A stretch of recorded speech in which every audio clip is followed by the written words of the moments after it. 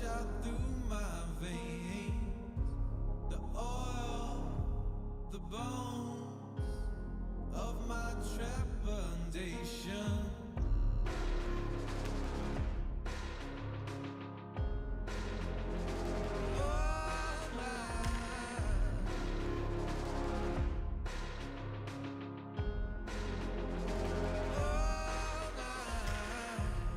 Let's shake the rust.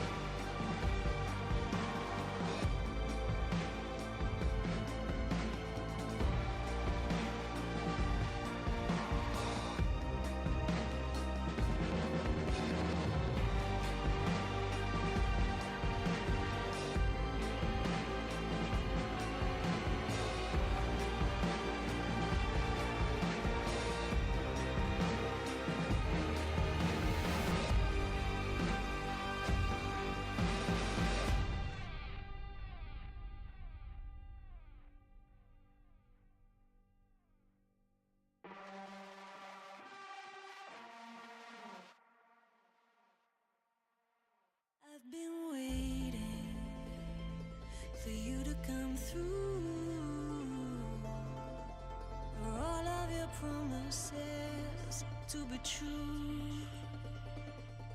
It's heartbreaking, and gray is the mood. I wanna believe in you. You can run and you can hide, learn to live with your denial. Oh baby, I'm losing faith, get to the chase. I can read between the lines, don't wanna live a borrowed time. Oh baby, I'm losing faith, cut to the chase.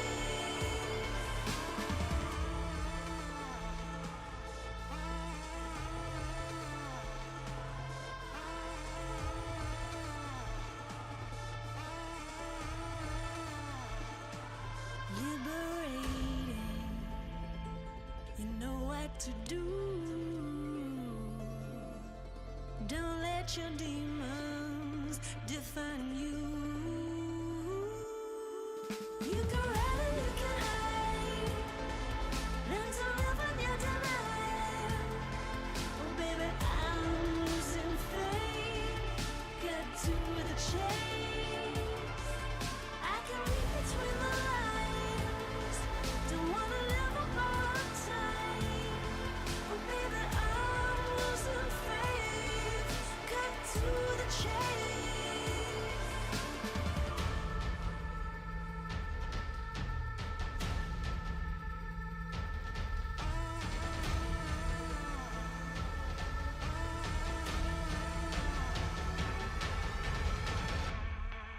You can run and you can hide, learn to live with your denial. Oh baby, I'm losing faith, get to the chase. I can read between the lines, don't wanna live a borrowed time. Oh baby, I'm losing faith, cut to the chase.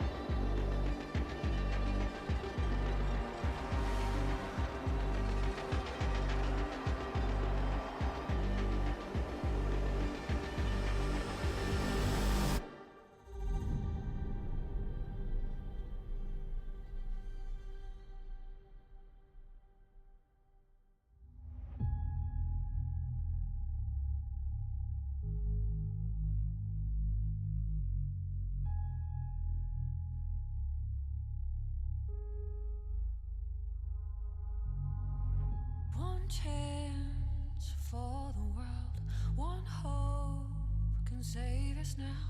Our time for history. Brave hearts will win the day. Run strong all the way. It's time for you and me. 'Cause nothing can hold us down. On the ground, nothing can hold us down. On the ground, we can be heroes.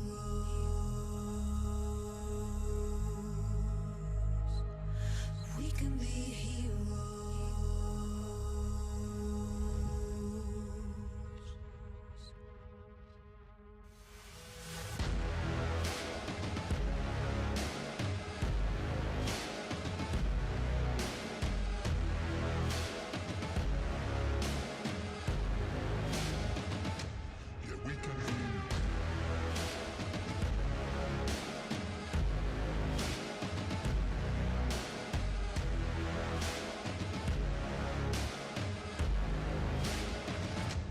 We can be heroes.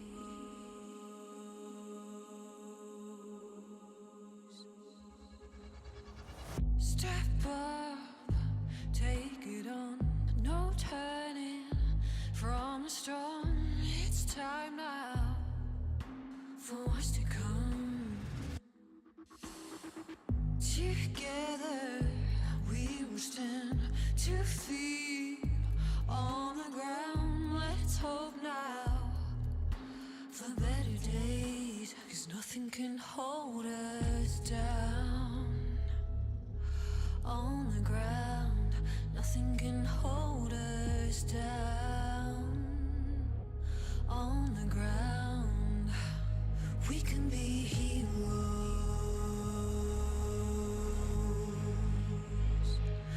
We can be heroes.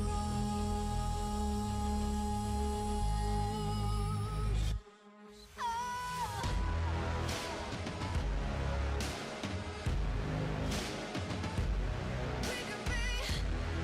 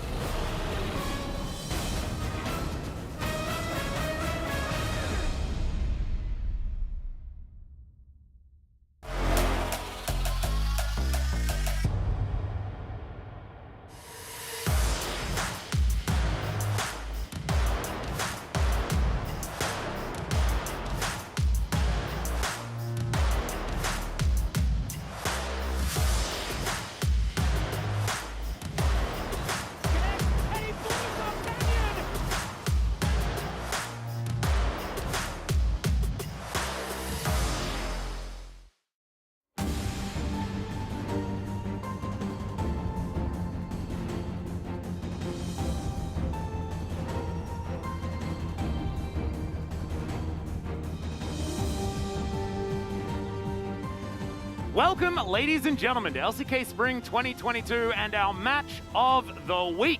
First cab off the rank. If you watched the POG State that released last night, you will know that this is a must-see game between Damwon Kia and DRX. And before we get into it, I guess we need to talk about the elephant in the room, which is the fact that Deft isn't going to be playing in the first game.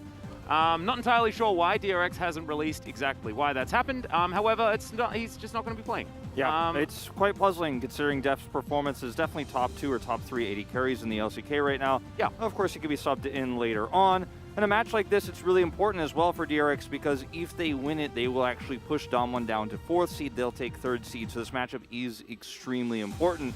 Yeah. And so, as a result, kind of a puzzling choice, but at the end of the day, we'll see how he performs. A bit of a Varus one-trick type character, this Taeyun guy that we've cast before, but we'll see how he performs tonight. Yeah, of course, he played last season for DRX, of course, before they ramped up their roster with the one that you see here today. But let's get into it. Let's hop into points of the match and see how this one is going to unfold. As defenders of third place versus those who want to seize it. And of course, the game score is what really matters here, and the fact that this is a head-to-head, right? There is a big swing in the fact that one of these teams is going to lose and the other one's going to win. Damwon here will confirm that 3rd place with a win here over DRX, with only one more match to go after this. That's right. So this is really a 3rd place decider, essentially, and it's really exciting to see how it all shapes up as we go into this final one because you know, we consider Damwon Kia one of our big 3 because they have taken a Worlds title along with T1 and Genji of the Samsung days, but they're not able to maintain top 3 consistently this season, and this would be their chance to finally put themselves back in that 3rd place spot as we round out regular season if they can take the win. And this is a DRX that basically couldn't take even a game off Damwon Kia for what felt like the longest time. You can go back to 2020, 2 of the most depressing best of 5s I've ever cast in my entire life were between these 2 teams. And this wasn't the same iteration of DRX, right? This was the iteration that had Carrier, that had Chovy, that had all of these huge names, not to mention Deft still being on that roster and then moving and then coming back, right? Like, it's just absolutely crazy. But you have to remember also, in round 1, DRX won. Yeah, and it's really going to be a big showdown here between these squads with the changes they've made, as we will talk about Taeyun a little bit more as we get into picks and bans and the game, but he's playing over Deft today, and player of the split, Canyon, already has confirmed 1st place. It's impossible for anyone to catch him, and he matches the all-time high of 1,400 POG points with Someday, I believe it was. So will he break the record? Yeah. Today is the question.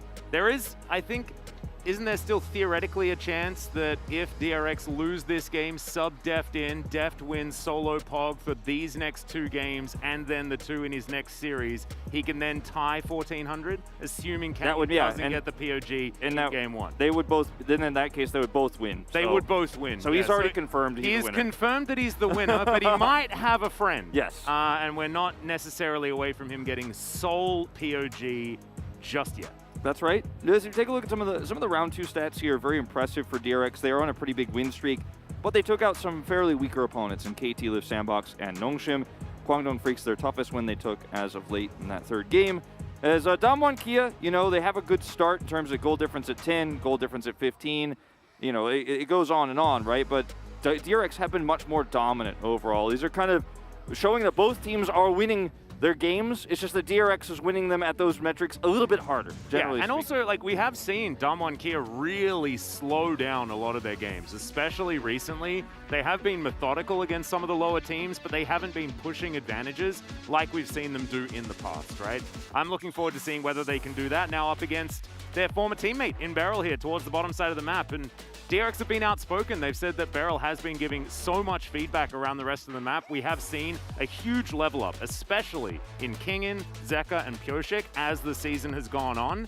And they've attributed a lot of that to Beryl's leadership and what he's given to the team. So they did a documentary about him, actually, and it basically revealed that he's the closest thing to a playing coach right now that we have in the LCK, because he's coaching the team. He's also giving feedback on VODs. He's like going through matches and picking out points so they could play better. And while also, you know, being a great support player in his own right, he's also micromanaging team fights. So where does he get all of his time for gacha games? Yeah, it's hard to say. Absolutely insane. This guy must never sleep whatsoever. But this is going to be your roster. Taeyun back on the squad, and we'll see whether he remains in for the remainder of the series. As here is Damwon Kia, our most recent world champion team that we have, but a new look now with the bottom lane changing up completely. Bertel making his way towards the top side, had a very iffy start to the split, but has been slowly ramping up and improving. It's been almost unfair the way Damwon Kia have been looked at this season, because this is a team that could still take its 4th LCK title in a row. Yeah, right. But because T1 have been so dominant and Damwon Kia have been rebuilding this roster, no one's really talking about that. This is a team that's fighting for 3rd and 4th right now, but they could have an incredible playoffs run and actually take that title. I think because T1 have looked so dominant, it's overshadowed a Gen G who's had some COVID issues, and Damwon Kia who are 3rd, 4th because they had to rebuild that synergy. They eventually pushed ㅅ out. Bertel's still been improving. But this team, making no mistake, is a powerhouse and a team that absolutely could make that run to the finals.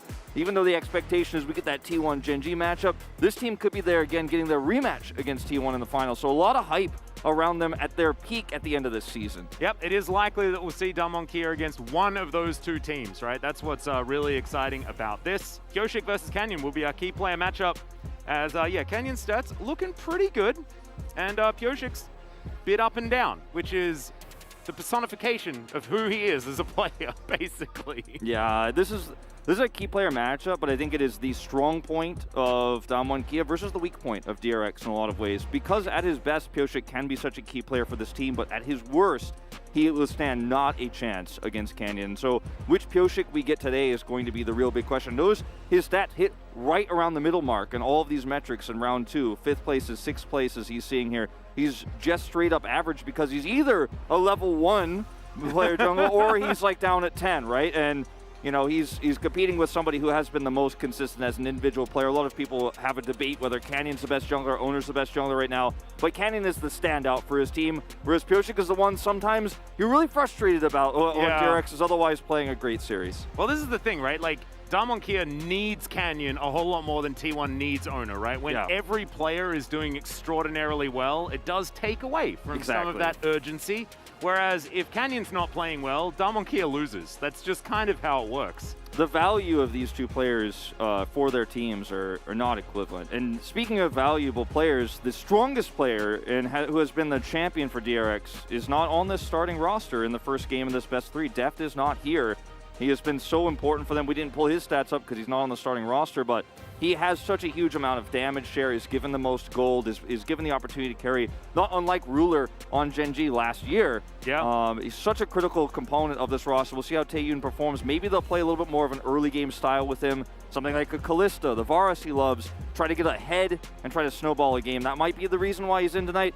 Well, the draft will give us a more clear picture. Yeah, and if, we know that he loves the Varus and things like that, with a purple theme and a poke theme, he could be another Kai'Sa enjoyer that we have seen Deft fall in love with recently. And also, we've seen the most success from this DRX roster with compositions that do revolve around dive just a little bit. Yes, they managed to come back in the Kwangdong series after losing a very disappointing game 1 with a diverse set of playstyles, but we really love seeing DRX on dive, and now they're up against the team that basically perfected dive, and that's what won them a world championship. Yeah.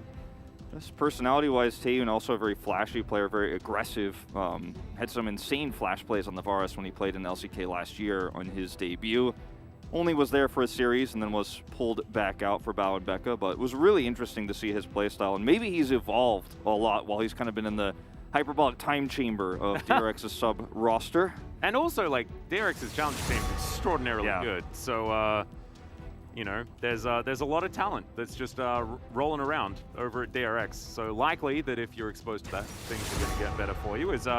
There is the Ryze ban and the Caitlyn ban, as we will jump into the champion select. The Jace to be taken away here from Kingen as well, as we'll see where Damwon Kia do keep their focus. So as we saw yesterday, if you don't ban the Caitlyn on blue side, you have a lot of problems with the Zeri first pick. So I think we're seeing some shifting here. A lot of teams are already blue side banning Caitlyn, but if you ban the Caitlyn, you feel a lot more comfortable about picking Zeri. Same with the Karma. That's going to force the Zeri ban to come out here in response for Damwon Kia. Don't want to deal with that, even if it is Taeyun in the bottom lane. So a lot of options still available here. Twisted Fate now removed, so no global mid champion here for I think Showmaker. that's a really good ban. And now DRX set themselves up for the Ari first pick if they would like it, or the Hecarim. Yeah. Depending on whether DRX leaves them up. And I think Hecarim is the most important. We highlighted the key player matchup for a reason. Pyoshik versus Canyon is the most important thing in this game because you can have a good conversation. We did this. You can have a good conversation about every other lane. You start talking about the jungle, it's like, oh, I Can't have that one. I guess dumb on 2-0, I don't know. You can't have that one. The Ari is banned here. As you said, the most likely first pick here for Zeka, and I completely agree with you. This does leave Pyoshik's Hecarim up, and you cannot really pick the Jinx on blue side here as DRX into Canyon's Hecarim. You don't feel comfortable doing that. That's definitely something you'd like to avoid. And so they will take the Hecarim instead. And I think Duckdom will also move away from the Jinx here just because it's very easy to dive that champion while she's sitting under turret, trying to farm it out against a lot of bad matchups. Volibear and the Karma to come in here for Damwon. A very flexible start. Yeah, I really like the Karma pick away as well because I feel like she does do very, very well alongside Hecarim. You get a lot of engage from the jungle if you pick the horse, so you don't necessarily need it as much on the bottom side. Same can be said for the Volibear as Canyon is a polar bear himself, so it obviously makes sense that he'll pick up Yorick Burnison. This is going to put a lot of pressure on the Jinx in lane. It's still a good choice here for Taeyun, don't get me wrong, but it will have its limitations in the early phase, regardless of what Karma is going to be paired with, whether it's a Jhin, an Ezreal, or even the rare Aphelios that you can play with the Karma in lane. Not as common as of a pairing. Will we see just a support lock in here? It was a question, but no, it's going to be Kingen early on here. So now Birdall, definitely going to have some bans targeted towards him if he doesn't lock in right now, and I don't think you necessarily want to.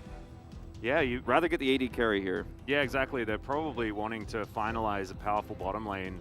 Ezreal Karma comes to mind now that the Caitlyn is banned away. But Ezreal Jhin could just be taken off the board, right? And then you don't have that sort of classic bottom lane. So they're just going to lock that one away straight away. I like this one. Now you outrange the Jinx. You have pushing power in the lane. You can dive with Volibear. And this is going to put a lot of pressure on Pyoshik to actually kind of hover that bottom lane, keep the Jinx safe. Now, with the Tryndamere choice, you're going to lose support priority, obviously. So we'll see the Leona banned. And I think there's a pretty good chance we will see the Nautilus banned to follow. No, it's okay because double horse is definitely going to be the priority here for DRX. And now, it gets tricky in terms of bans against the Tryndamere. There's a lot of lanes that we've seen attempted by Doran, failed. We've seen the Fiora into the Tryndamere. We've seen Graves into Tryndamere, but that's not one I think you want to try here. As Birdall into Zeka. Take away the Renekton. An interesting ban. Yeah. Of course, we've seen a fair bit of Volibear Renekton recently, but it hasn't worked. So it's a little bit odd. I think that is a missed ban. I don't know whether that might be a penalty ban. We're not entirely sure, but I'm pretty sure it's just a miss. It's a siege error. Yeah, because there's no way they. Yeah, it's not actually right? their. No, it's also not their turn to ban, so that doesn't make any sense. Yeah, it's it'll be fixed as soon as they replace it with a proper ban. What? Sylas removed here. It means that we might just see potentially a Gnar pickup. That's what that kind of screams at you. I think they're gonna just just ban Black Square. The square is it's really important that we remove it. Black Square taken off the board. The Black Square is gonna go away. Don't worry, it's gonna go away as soon as they log this. And we can't see the timer, but it will eventually be replaced. Yep. You have to imagine. Ooh, there it is. Okay. She was in her shroud. Now it makes sense. Okay. They really have updated just how much you can't see Akali. Gnar into the Tryndamere is a fairly risky choice, especially for a player like Birdall who's still finding his footing. I'd much rather like this. The Gragas, either way, you have great disengage and you can play late game team fights with the duality of the Gragas where you're either peeling against the Hecarim, then re-engaging with the Ezreal, or rather, doing that damage with the Ezreal with that peel, or you're setting up the fight, right, yourself. You have so much power with this pick, and you're not really going to get steamrolled in lane. It's not a lane where you're just going to fall over to the Tryndamere and he's going to start getting a bunch of plate gold and stuff like that. So, do like this one a lot. Yep. Ooh, double scary to come through from DRX. I like it. The Vex coming in here. As Beryl. Nautilus to come through. A lot of engage options. Feel really good about the Nautilus when there's no Ahri on the other side and there's no Leona on the other side into a Karma. It's a pretty strong pick. Obviously, in lane's going to get bullied, but in the late game, you have a lot of power with this. I think the Syndra pick feels okay, considering the Vex on the other side. LeBlanc feels a little bit worse, just with Vex being able to have a little bit of added synergy, but it's Showmaker, right? I like the LeBlanc here because I think it gives you a lot of power to blow up the Nautilus when he's trying to engage. Ooh. But we're going back to another Showmaker favorite this season with the Veigar, it looks like. Isn't it St. Patty's Day today or something? Yes, when it you're is. saying that? It is so St. I Patrick's guess Day. this is the day where we're all about picking up Leprechaun Veigar. He better pick the skin, Yeah. or we're all going to be very sad. But I only knew it was St. Patrick's Day because someone from America texted me about it. we don't really do that here. Yeah. I mean, there are quite a few like Irish pubs and stuff like that, but like, who's been in a pub for the last 3 years? Not Yeah, me. exactly. Well, that is very cool. It says, go DRX, let's win. And see the bottom part there. But anyway, compositionally, let's talk about this for a second. The LeBlanc does empower the Vex in some ways. The Vex is considered to be somewhat of a soft counter. Veigar is going to do extremely well to, utility-wise, protect the Ezreal on top of the peel that you have with the Gragas and even the Volibear. So it's going to be a great late-game scaling option. You're going to do tons of damage. You're going to burst down the Hecarim if he tries to get anywhere near you. And then you could, of course, block him and turn him out, buy some time for the Ezreal damage to come through. But if he falls behind, or if DRX get ahead early just in general and start pushing him out of the game, it becomes very difficult for him to farm. His scaling comes online much later. And there's a lot of poke and there's a lot of long-range engage here on the side of DRX. With the nameplates here, I think, most people will be inclined to trust Kia, especially with that kind of guaranteed pushing bottom lane. Once again, a lot of pressure on Pyosik in what is, I think, the weakest matchup here for DRX versus Kia in the jungle. Yeah, I think one of the greatest things, if you're a DRX fan, is that Hecarim is in the hands of Pyosik and not any other champion, right? This has been his most successful this season, and giving him comfort is so incredibly important. And I think that on paper, the DRX draft looks great, right? You should not run into too many Veigar issues with the fact that you have Jinx for long-range damage and an unstoppable ultimate to start things off, as we are starting shenanigans early. Thayun getting a fair bit of damage down with the rockets, but Beryl has to flash extraordinarily early. Can we we can cue the music. It is the right skin though, Showmaker has taken it, so happy St. Patty's Day, everyone. Yep, there you go. He's aware. He's thinking ahead. It's going to be annoying, harass with this Volibear poke, I guess. Yep. He's making things really shocky in that bush. And we are going to see, again, this invade that we've seen on red side, where you're going to mess up the jungler who's trying to stop the prio. So we saw this yesterday, where you invade the blue side jungle as the red side team. We saw this was the exact response as well. Yeah, exactly. Is to just fight for it. Because if you lose this, then your gank timing actually against the bot push is so terrible that you really want to fight for this. And if you get the smite, like we saw yesterday, Dread pulled it off, then you can actually basically waste Kia's time. Well, Beryl is going to sweep this one out. He does have Hex Flash, but let's see whether they're going to win this one, as 4 versus 5, as Kingen is going to wrap around.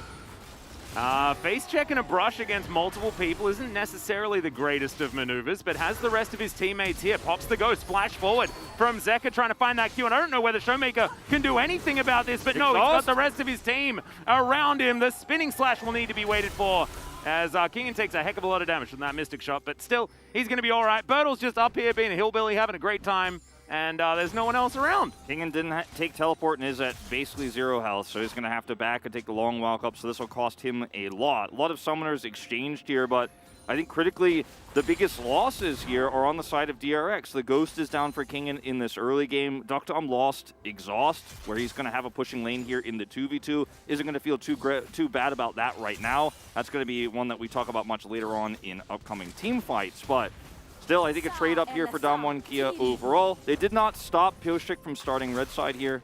Yep. Or starting red buff, excuse me, but successful exchange. Well, good hook going to connect here onto Kellen, but of course, range advantage will allow Kellen and Dr. to push pretty aggressively. Level 2, though, was gained early from DRX, which is why they were able to go for that play. Titan's Wrath now hanging around Beryl to keep him a little bit safer here.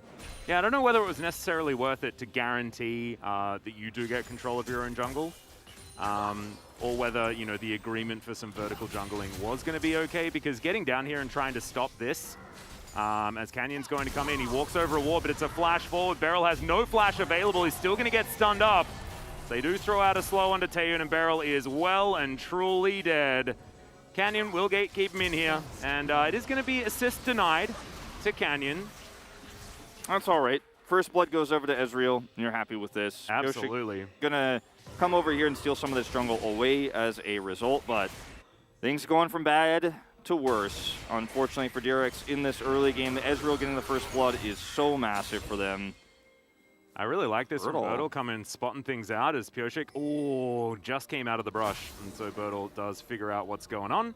And now Pyosik is kind of in an awkward spot. Barrel's going to come up here for the assist. We're just action all the time this game. I really kind of like this idea, though, is trying to keep Canyon behind, trying to punish him for his early bottom lane positioning as Pyosik's going to dive on top of him. Hook's going to connect there, pulls him into the wall. Showmaker's dealing with minions under the turret as this is too difficult for him to move over for, as Beryl might actually be the one caught out. Oh, no, he's in the baby cage. Dark Matter comes down as the red buff loses interest, and back in he goes. Beryl's trying to find it, and Pyosik picks up the kill. It was all a bait by this big daddy from the support role as Bertle's moving back in. He gets the flash body slam. Beryl stays alive for an inordinate amount of time as Kingan's now going to come down. The chicken being frightened is basically how I feel about this skirmish as DRX pick up another kill, and I have no idea who won here. Canyon, don't die! Oh my goodness, what is happening? He dives back in for the stun. Yeah, Kellen's exactly here. right. Kellen moves on over. The mantra is available. Doesn't throw it out just yet as we're going to look at the flash towards the bottom side. Taeyeon's trying to fight this one out. He flashes on over. Taeyeon's tanking minions, though there are so many casters. 2 more! And it's going to be the kill. What the heck was that? All right, 2 kills for Duckdom is the bottom exchange. Over here, Showmaker survives, had to chug through a lot of corrupting pots to continue that fight. But the biggest win here for Damwon Kia is that Canyon picks up 2 kills, is going to be a huge menace here. And Birdell sacrificed a lot to help set this up.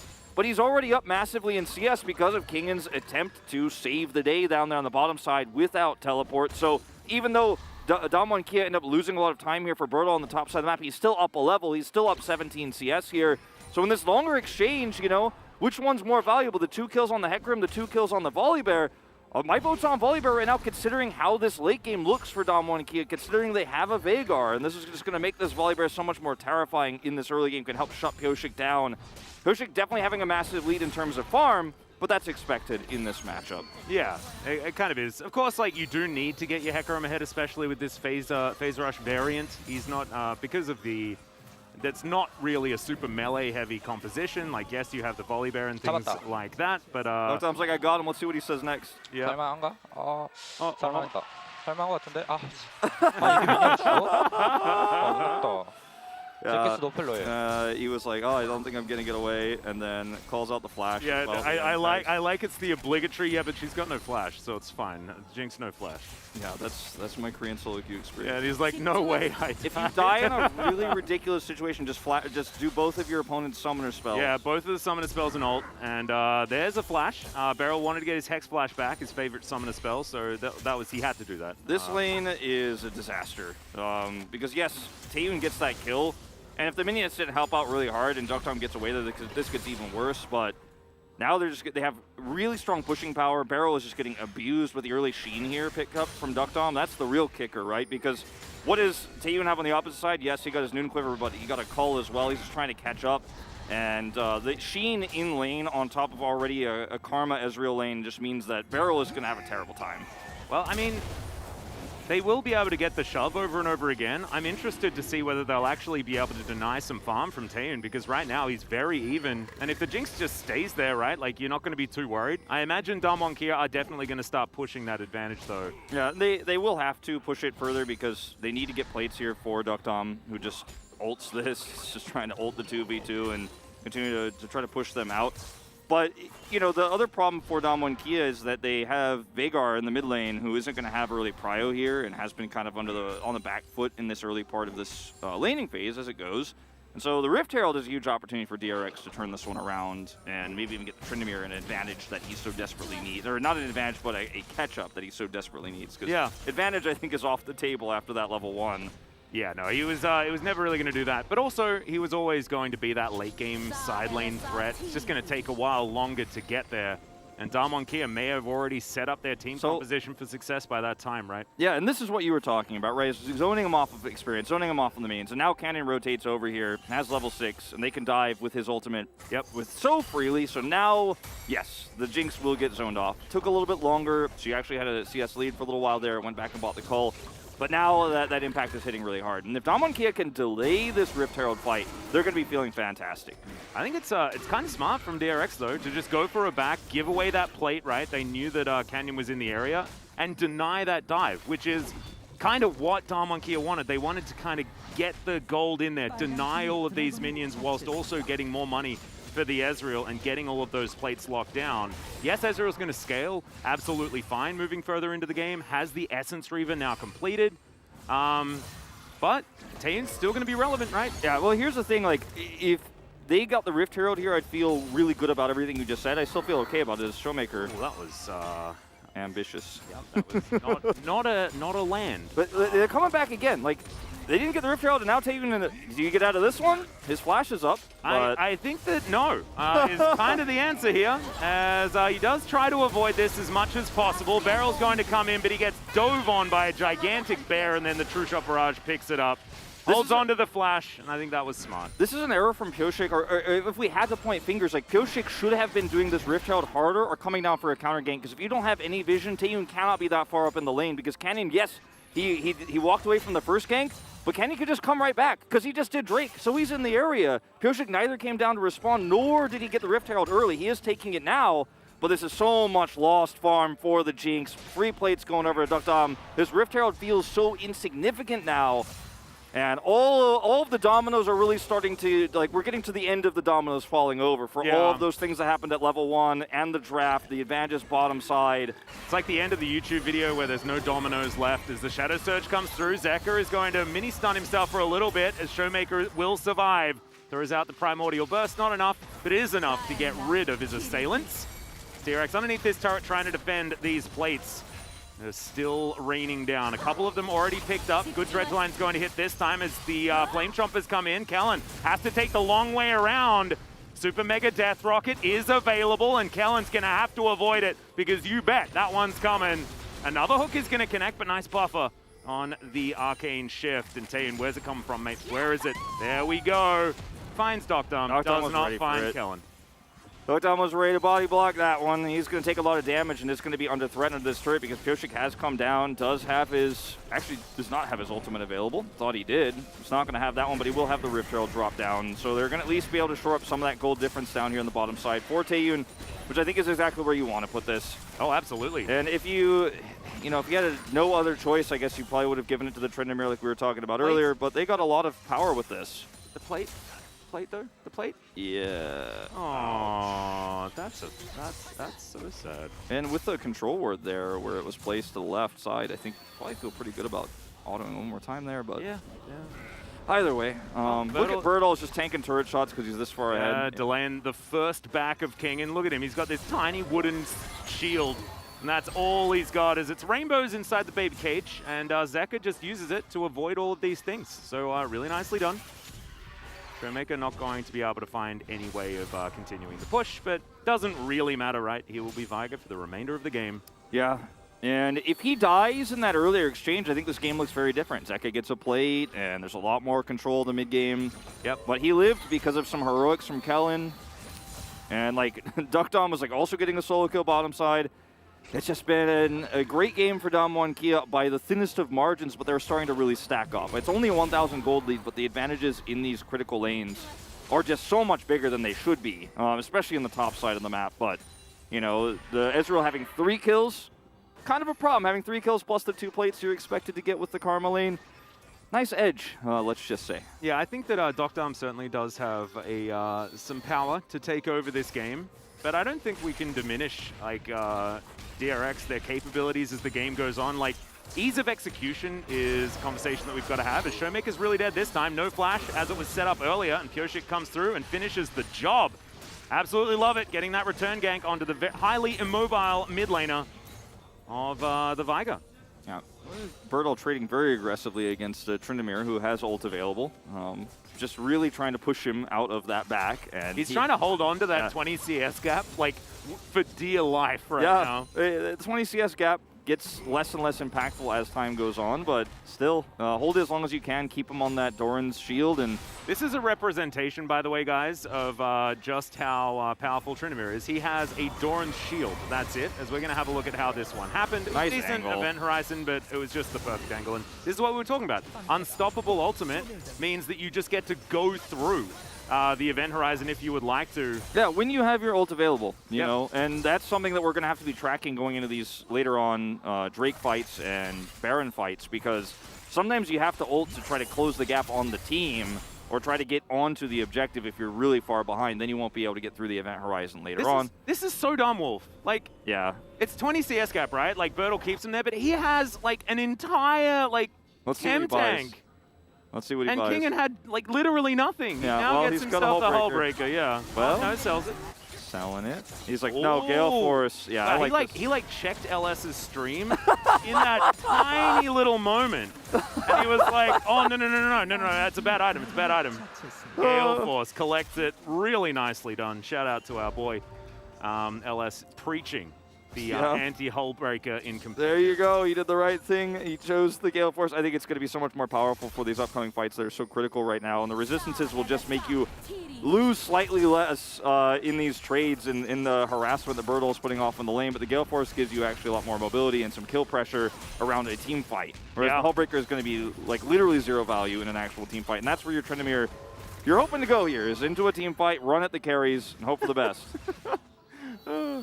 Zekker's like a Pomeranian that's like put in its like little Pomeranian cage so it doesn't get on the upholstery.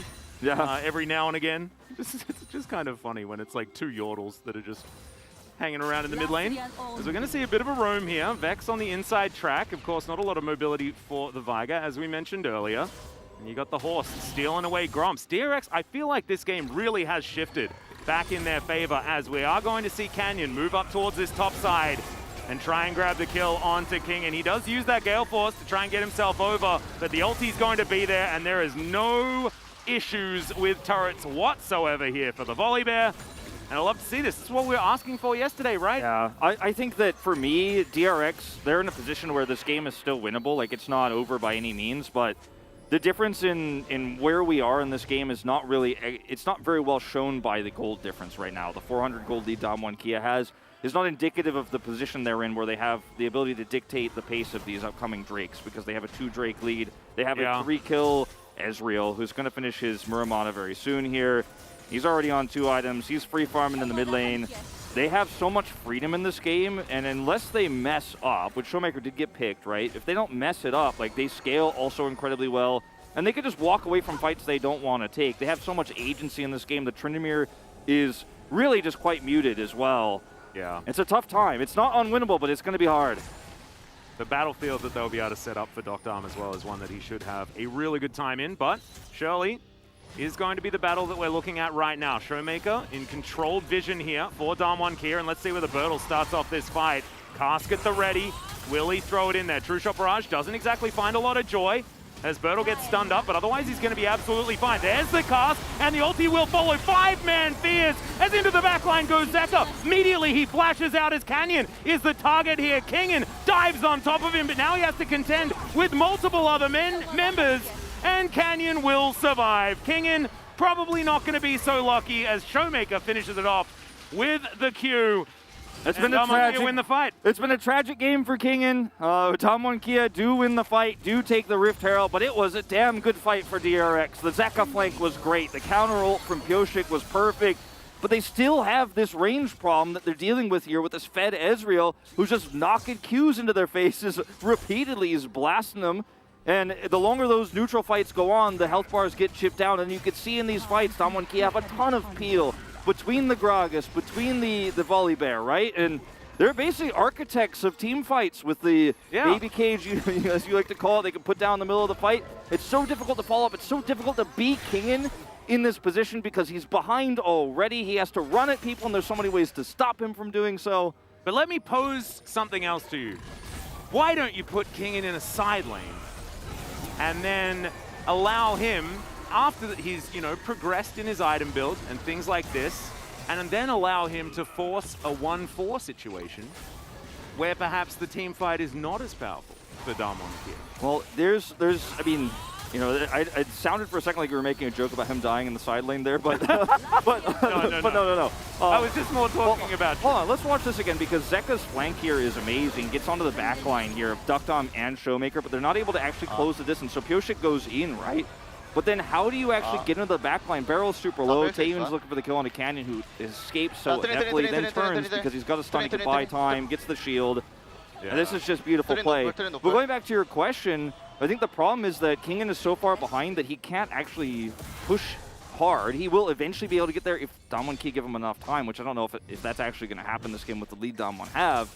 But then later on, he doesn't have teleport. So Birdall could just leave and go into a fight, and then you have a problem because he can't match. Yeah, if he can't actually threaten inhibitor turrets, then I don't think this side lane in Tryndamere is really going to be a problem for DRX. And look at all the turrets. All of them are still up across the map. Yep, the split pushing certainly hasn't been a win condition that DRX have gone after this time around. However, turrets have been falling to the hands of Damwon Kia. 1 second on this Ocean Soul.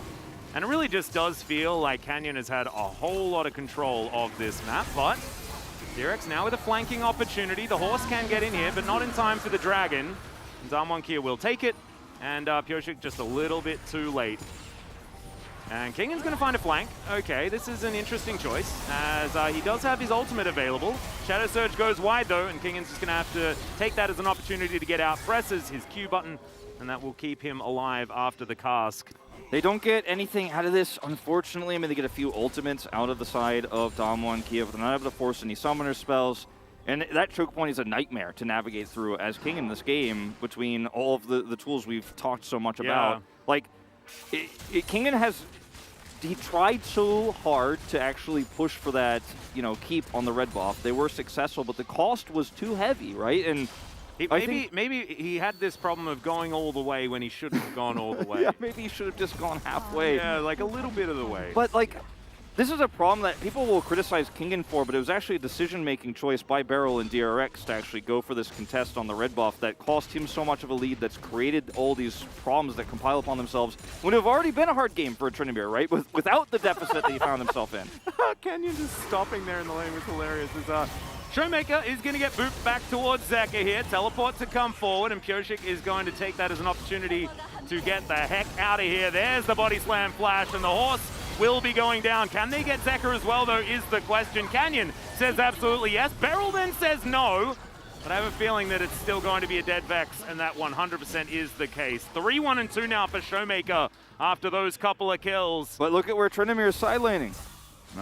He's not even across the map, right? That's how much control Damwon Kia have had on every single lane. Like, he's playing cleanup down there on the bottom side. He doesn't want to cross the gap like his teammates did on the top side because he knows the price is. They will be able to get a Baron for this, and there's just nothing DRX can do. At least that Tryndamere will get a turret. Well, it's a super mega. That's not what you wanted to see, Rocket, as there is no contest on this Baron whatsoever. And the good news is the bounty came up 3 seconds before. There we go now. 3 seconds before. He picks up the bounty gold at least. That was the game plan. Right then and there. It's not a happy time. It is certainly not. DRX behind 4,000 gold and a soul point. And Kingen's here towards the bottom side, taking a grump and looking to see where else he can actually challenge. But the answer is kind of nowhere. Damwon Kia really have just... They took hold of the map and then they never let go. Showmaker. Yeah, Dark Matter is going to spot out the Tryndamere. Immediately the sweeper comes through as there's the flash forward. Depth charge comes down. Baby Cage is a pretty cool ability. That's going to stop the push from coming ever further. Pyoshik now might need to ult defensively and does so. Canyon turns back to the horse, understands that he can take him down. They get rid of their ex-teammate and Taeyun as well. And Damwon Kia are just steamrolling now. Yeah, Pyoshik got 3 kills early in a lot of those skirmishes.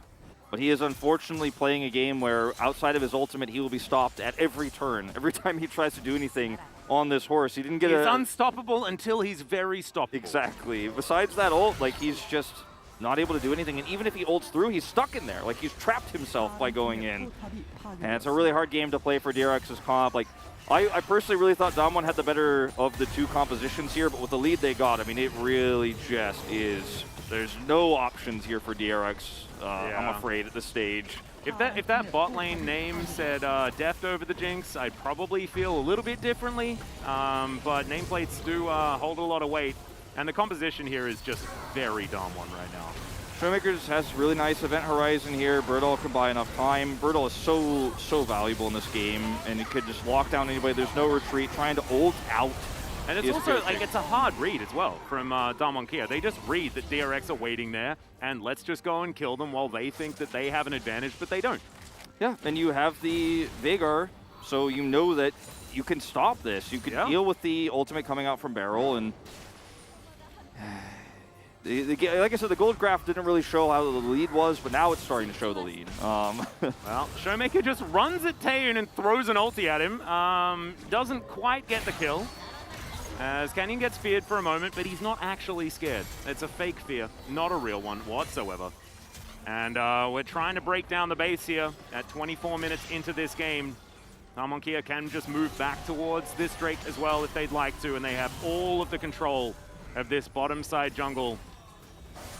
Birdall, he can play frontline so comfortably. Docdam as well here, standing over the wall. And he can just do this, right? The battlefield is created by Damwon Kia. He throws in the cask onto Taeyun, who's now just going to step his way back. But look at the AoE damage. Look at the event horizon. Taeyun has to flash to get himself out of the way, and Canyon is just a brick wall.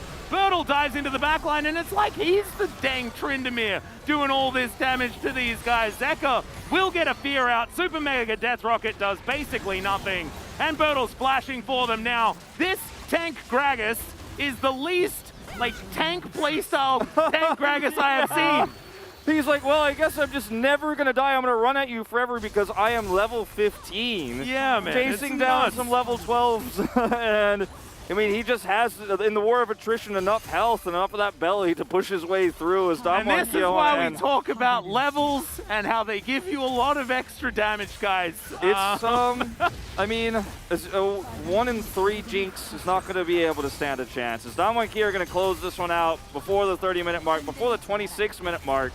Super early win for them. They had a very strong bottom lane. They shut down the jungle, and it's about as simple as that here, unfortunately. They absolutely did. It was relatively even at the beginning with all the shenanigans, all of the fiestas kind of working out a bit for both sides, but Kingen fell so far behind. It's another one of those examples of a game where if you give Damwon Kia even the slightest of leads, they can stretch it so hard and so fast into a massive control over the map. I think this is even bigger than that though, right? Because normally it's if Canyon gets a lead like that, if Showmaker gets a lead like that. This was Tank Gragas getting a lead like that. It was a Birdall. And Birdall just absolutely took that game and made it over at 25 minutes. He just consistently stopped Tryndamere from backing, kept him on a Doran shield for, majority of that entire laning phase. And Canyon's exchanges around those skirmishes were perfect. His gank timings bottom were better than Pyoshik, who, I think the huge turning point in the game was when Pyoshik didn't start Rift Herald, nor did he defend Taeyun bottom side, and Canyon got that kill on the Jinx, gave all those extra plates and the turret over to the Ezreal. Pyoshik got the Herald, dropped down later, but it was just too late at that stage to come back into the game. They didn't have control over the jungle. And I imagine we will have Deft subbing in for game number 2 here for DRX. But it was not a terrible game for Taeyun by any means. But you want to have one of your irrelevant. It wasn't really about him whatsoever. Birdall missed some pretty key hooks throughout that game as well. But DRX are just going to go over exactly what happened. Remember, their game 1s have not looked super great, so there is a chance they can come back here in game number 2. But Damwon Kia certainly looked like they had so much control, and once again, it's one of these examples of Canyon just being better in the jungle as well. Like this new early vertical jungling style against the Jinx, the weak side, bottom side with the Karma or the Caitlyn or both, is something that teams are going to have to start preparing a little bit better for, because it threw both DRX now and Nongshim into massive disarray in the early game. Dread was lucky enough to get the smite, DRX not so much. Damwon Kia had a much better leash on the jungle, dropped it early, forced a fight, and then what Kingen is that had to tank Gragas damage? It's pretty big. He was smacking around at Tryndamere on the top side of the map and things like that, but that is still pretty absurd. It's crazy. Damwon Kia, dominant lead here. Yeah, ridiculous stuff. Fantastic work from them in game number 1. Let's see whether DRX put deft in on the bottom side and whether they can take game number 2 after the short break and the analyst carpet space.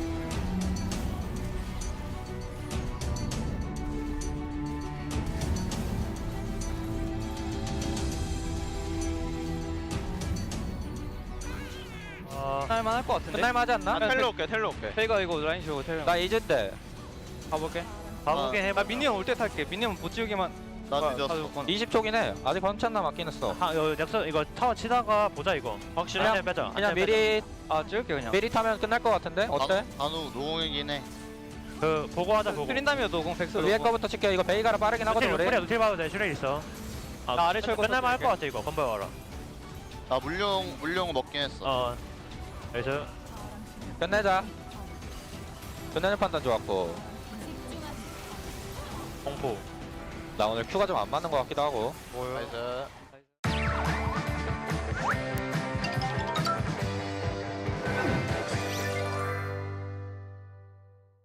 롤도 보고 LCK도 복습하고 영어도 가르쳐줘서 엄마 난 이거 게임에서 배웠어 라고 말할 수 있는 콘텐츠. 슬슬 영어 공부할 때가 됐는데 언제 하지? 라고 고민하지 말고 지금 바로 여기서 시작하세요. 울프쌤과 정현쌤의 레어 클래스 지금 시작합니다. 매주 LCK 중계에서 나온 표현을 가르쳐주는 Call of the Week. 젠지 대 담원키의 경기를 다시 볼게요. Just amazing from the Nautilus. Massive depth charge. Orin, They're not going to see it. it's hilarious how the vision works on League of Legends. Can't see around corners. 캐니언 선수가 숨어서 아슬아슬하게 귀환 성공했죠. 그걸 보고 제가 It's hilarious how all the vision works 라고 말했는데요. Hilarious, 완전 재밌다, 웃기다, 골 때린다는 단어예요. funny가 그냥 재밌네 크크 정도면 hilarious는 와 미쳤다 대박이다 크크크크크처럼 깜짝 놀랄 정도로 웃기게 재밌을 때 써요. 방금 본 경기에서 젠지 선수들이 한 발만 더 갔으면 캐니언 선수 들켜서 죽을 뻔했잖아요. 롤에서 비전 시스템이 엄청 디테일하게 만들어진 게 hilarious, 신기할 정도로 재밌다고 말하는 거예요. 친구랑 오랜만에 만났는데 친구가 진짜 웃긴 옷 입고 나왔어요. Your clothes are hilarious. 너 도대체 뭘 입고 나오는 거야? 미치겠다. 이렇게 반응할 수 있고요. 엄청 웃긴 영화 보고 나왔을 때 That movie was hilarious. 친구가 롤에서 엄청 많이 죽었을 때 Your KDA is hilarious. 이렇게 노릴 수도 있어요. 재밌다, 웃기다는 뜻의 hilarious였습니다. 롤 챔피언 대사로 영어를 배우는 챔피언 세스. 이번 주 주인공은 망나니 요들 클레드입니다.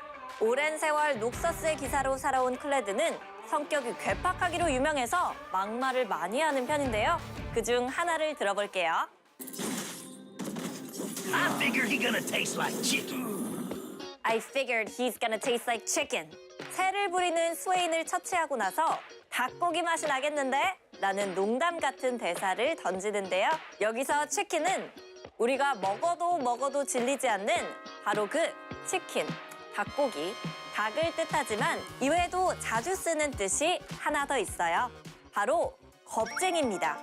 coward와 같은 단어인데요. 탑에서 1대1 중인데 상대가 싸우다 말고 갑자기 뒤로 빼요.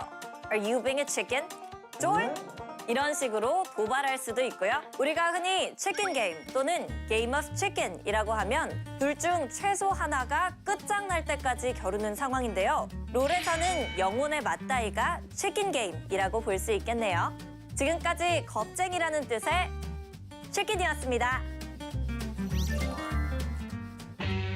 협곡에서 자주 쓰는 단어나 표현을 딥하게 파고드는 Rolling in the Deep. 오늘은 레어 클래스 댓글 한번 읽어볼 건데요. 어떤 분이 한국에서 쓰는 피지컬과 영어권에서 쓰는 메카닉과의 비교 부탁드려요 라고 남겨주셨어요. 프로게이머들이 엄청 좋은 무빙 보여준 거나 완보 콤보 스킬 잘 쓸 때 와, 저 선수 진짜 피지컬 좋다 이렇게 말하잖아요. 근데 사실 피지컬 단어는 신체의, 물질의 뜻이라서 영어로 He has really good physical 이러면 말이 안 돼요. Physical what? Physical health? Physical strength? Physical 뭐가 좋은지 설명이 없어서 뭐가 빠진 느낌이에요. 그래서 피지컬이 좋다 영어로 하고 싶을 땐 He has really good mechanics 라고 하면 됩니다. Mechanics, 기계적, 기술, 기법이란 뜻이에요. Physical mechanics, 손기술이라고 하는 게 오리지널 표현이지만 그냥 줄여서 mechanics라고 써요. 비슷한 뜻으로 저희는 He has really good hands 아니면 He's got hands 라고도 합니다. 댓글 남겨주신 분이 physical이랑 mechanics 비교해달라고 했는데 이렇게 둘이 완전 똑같은 뜻이에요. 이제 훨씬 이해하기 쉽죠?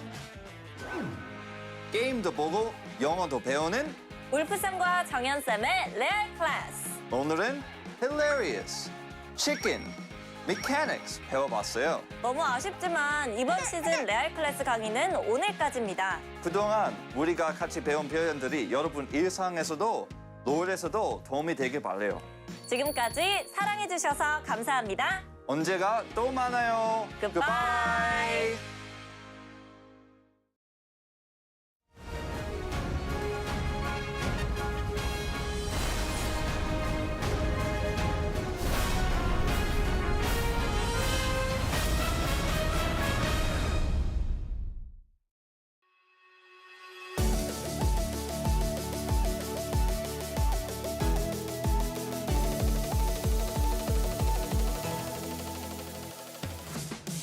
Hello and welcome to the Analyst Carpet Space. It is me, Valdez, with Chronicler once again, and we're going to break down that bit of a stomp that we did see from specifically the Hillbilly Gragas. Bertle really putting it down there on that one, but we are going to take a look at the draft as well, Chronicler. What was your original take from just seeing the champions here? I was a little worried because Pioshi did get his hacker in, and that is always, I think, cause for alarm as a champion he looks by far the most comfortable on. But the Volibear has been a decent response, and more importantly, I really like the Karma lock-in. I think the T1, or the Mokia rather, is one of the few teams that consistently keeps prioritizing this champion, and then people keep just picking Jinx into it, and then pairing it with an engaged support, and then it doesn't work out very well. So I thought that was a great response. I think Tryndamere blind should still not be allowed, and I was calling, of course, as I always am, for the Malphite. But the Gragas in this scenario, actually even barring the lane state, which we'll go over a little bit later, is really good at neutralizing the pick and works better, I'd personally say so at least, with what Damwon Kia has drafted, especially with the Veigar as well. You want the disengage, so that once your Ezreal comes online, you can just kind of run them over. And that's what happened, effectively. Yeah, it's a composition that's ridiculously good at keeping them all away, right? You've got Cask, you've got Karma, you have Arcane Shift, you have the Event Horizon. Yeah. If you don't want to engage, you can just say no, right? And they had a million no buttons. Malphite a little bit more of, we're going to kill you, we're going to dive in, and we will make you say yes, essentially, in these fights. We will make you handshake them. So, yeah, as you're saying, it worked really well in the composition, and it ended up just being super overpowered, as we did see once he got super far ahead in the lane. Bertle having an exquisite game, and we are going to take a look at the replays as well. We can take a look at fight number 1 here in the enemy jungle of Damwon Kia. Yeah, because it starts off with some fake action on the bot side of the map, but nothing actually transpires. This is effectively Korean solo queue, where everyone just fights. Do you want to fight with a Veigar this early on? No, you don't. But they do it anyway. And crucially here is that as this extremely long fight plays out, that Showmaker is not able to contribute that much, but crucially with Bertle having the prio on top due to the level 1, where King was completely unable to join the lane until a very late part, they are still a lot stronger here. The continued sustain coming through. Volibear in these situations incredibly strong, right? As long as he can keep using his W and repress the attack, there's a lot of power to be had there. And while that is happening, Dokdam, who was already able to pick up a kill himself, is going to get even more fed by going for the 1-for-1. And if he hits that Mystic shot, that's game over. It was game over after all, even though he did trade, because again, he got an Essence Reaver at like 10 minutes in. And Dokdam was snowballed, but that's the worst part. Like, just that Ezreal by itself will be enough to carry a game. But because of the level 1 that happens, Kingen didn't get to play the game at any point at all. And Bertle took over. And honestly, I think the first time we've seen him do this the entire split. Yeah, it was really nice to see, and it's something that we don't really get to see too often in the LCK too, because oftentimes they don't go into the enemy jungle and fight with 2 or 3 members. No. With your supports roaming up at level 2, like that doesn't generally happen, so it was nice to break that down and kind of see how that formed the game in this one. As we're going to take a look at highlight 2, and this one over the Rift Herald. And this is a last-ditch effort, right, from DRX. If you lose this Herald, it's all over. Beautifully started fight here by Bertle.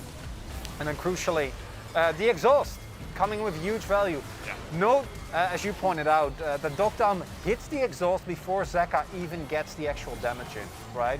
He comes in with the Shadow Surge, get hit with the exhaust mid-fight, and then here you see the fact that Kingen has been put behind so far. In a normal game, he would have gotten the kill on Canyon there, right? He would have been a little bit stronger. A single longsword could have made the difference there. But instead, it all goes downhill from there. And honestly, the rest of the game is just Bertle not dying at all and being unkillable. And Canyon also walking the limits so well. And because of all that fighting early on, the game was so accelerated that, the Volibear was tanky, the Gragas was tanky, Jinx was behind, so Jinx isn't doing damage, the Tryndamere isn't doing damage, and of course the Vex with all of her bursts set behind can't do much either. So, guys, we are going to take a look at the POG here from game number 1. It will be Canyon, who does pick up 1,500 points, and he did a good job. He had a really good game. Personally, obviously, I went for Bertle. But Canyon would be my close second in his early mastery of the Volibear, something that we've seen a lot of people kind of struggle with, and really highlighting the extended power that this champion has in these type of skirmishes. Great positioning around the map, and really, as the caster also pointed out, kind of punishing Pioshik for playing that more reactive style of Hecarim play, where you're going to be a little bit more intensive on the farm. And again, like, his limits, he knows them so well. This is waddles off. So clean. Yeah, it's insane. It wasn't like super flashy from Canyon, but he did have a pretty pristine game as well. So I don't mind that he does pick this up, and he's getting up there. Pretty good. Yeah. I wouldn't be surprised if some of those votes as well are just like, hey, I mean, let's see how far we can push this. But as you can see, the split is very nice. A lot of votes going from every single category as well, even one from Wolf does go there. We got 3 votes for Bertle and a couple of votes there for Showmaker. Kenyon is just really good at jungling. Like, he always finds the angle, always finds the position, and I'm really glad to see him also get better on these aggressive early game junglers like the Volibear. Super clean from him and from the side of Damwon Kia. Can they do it for a second time in a row rather? Let's go over to the casters for game number 2. Thank you so much, gentlemen. My vote, if I still had one, would have definitely been for Bertle. I thought he was absolutely amazing. But with that POG victory, Canyon moves to #1 highest ever POG points that we have ever seen. Sunday and Smeb, both of them picking up 1,400 in the past. But this is the very first time we've ever reached 1,500. And there is a chance that it goes to 1,800 if he wins all of the POGs. Yeah. As Taeyun is out, Deft is back in once again. Not a surprise, although it was not performance-based. I think they might have wanted to try something else where they went a different way in the draft than they expected to, and then it was just Taeyun on Jinx, and we all know that we have a better Jinx player on this team, but there definitely is one. There was also rumors that Deft wasn't feeling so well, so it might have been one of these issues where rosters were put in, Deft feels better, and they're out of time and they can't change those rosters back, right? Like, these things happen. So Deft back in now. Let's see whether it's going to work out. Another one of our LOL Park audience members heading off to the army, I believe. Yep. And well, he said I think he said someone else was going off to the army. I couldn't actually. I didn't read the sign until the last second, but I mean, I read the salute, and that was about as far as my translation could go. But it was about the army. It said Kunde Tarakatawara, but I don't know who he was saying it to. At the end of the day, a lot of people going to the military around this time, and it's good to, whether you say it to a friend who's watching at home and whatnot, but hope everybody has a very nice service they get, and they get to watch as much League of Legends as they can before us. Enough about that. Let's go into second game here. DRX will pick blue side again. Deft's in. I think we will see some changes here. Yeah. I think that's a big one. That's a big one right there. Now, if you want to have the Jinx, you definitely want to ban the Caitlyn as well. If you want to have Zeri, I think that's why we're going to see that banned on top of the Karma, just because Lux still exists, and there are a lot of ways that Karma can be replaced in a Caitlyn lane into the early Zeri. I think it's there. It is. Yeah, they're just going to ban both. We're doing it. I thought it'd be okay if they banned the Ryze and TF after that, if they wanted to try and limit Showmaker's champion pool a little bit like they did the first time around. But they just go with both of them, and so they'll just add Karma in. We'll see whether they get rid of the Ryze or whether they get rid of the TF. It's hard with teams like DRX that don't have a very strong Ryze or Twisted Fate player in draft like this, as you say, because now Showmaker might have it and you don't really want to pick it away, as Zeka's not strong at either champion very particularly. So they can only ban away the Twisted Fate here. I think the one that he has a skin for is probably the way to go. Yeah, and the Zeri ban is smart for Damwon Kia, considering the Karma and Caitlyn priority. You only have to ban this on red side if those are removed, otherwise you feel very good about leaving it open and picking the counter, as we saw last game, to a weaker lane. It's a happy Showmaker today, by the way, and all DRX fans should be scared, because happy Showmaker is a very dangerous Showmaker. They are going to ban Leona, as of course you ban a champion that Showmaker has a skin for, and he's like, yeah, ban Beryl's skin as well. I think they want the Pyoshik, Hecarim to come through here, and then they can pick up the Ahri, they can pick up the Ryze. They can go Ahri Lee Sin off the back of this if they'd like to. Yeah, that's such a fantastic setup for them.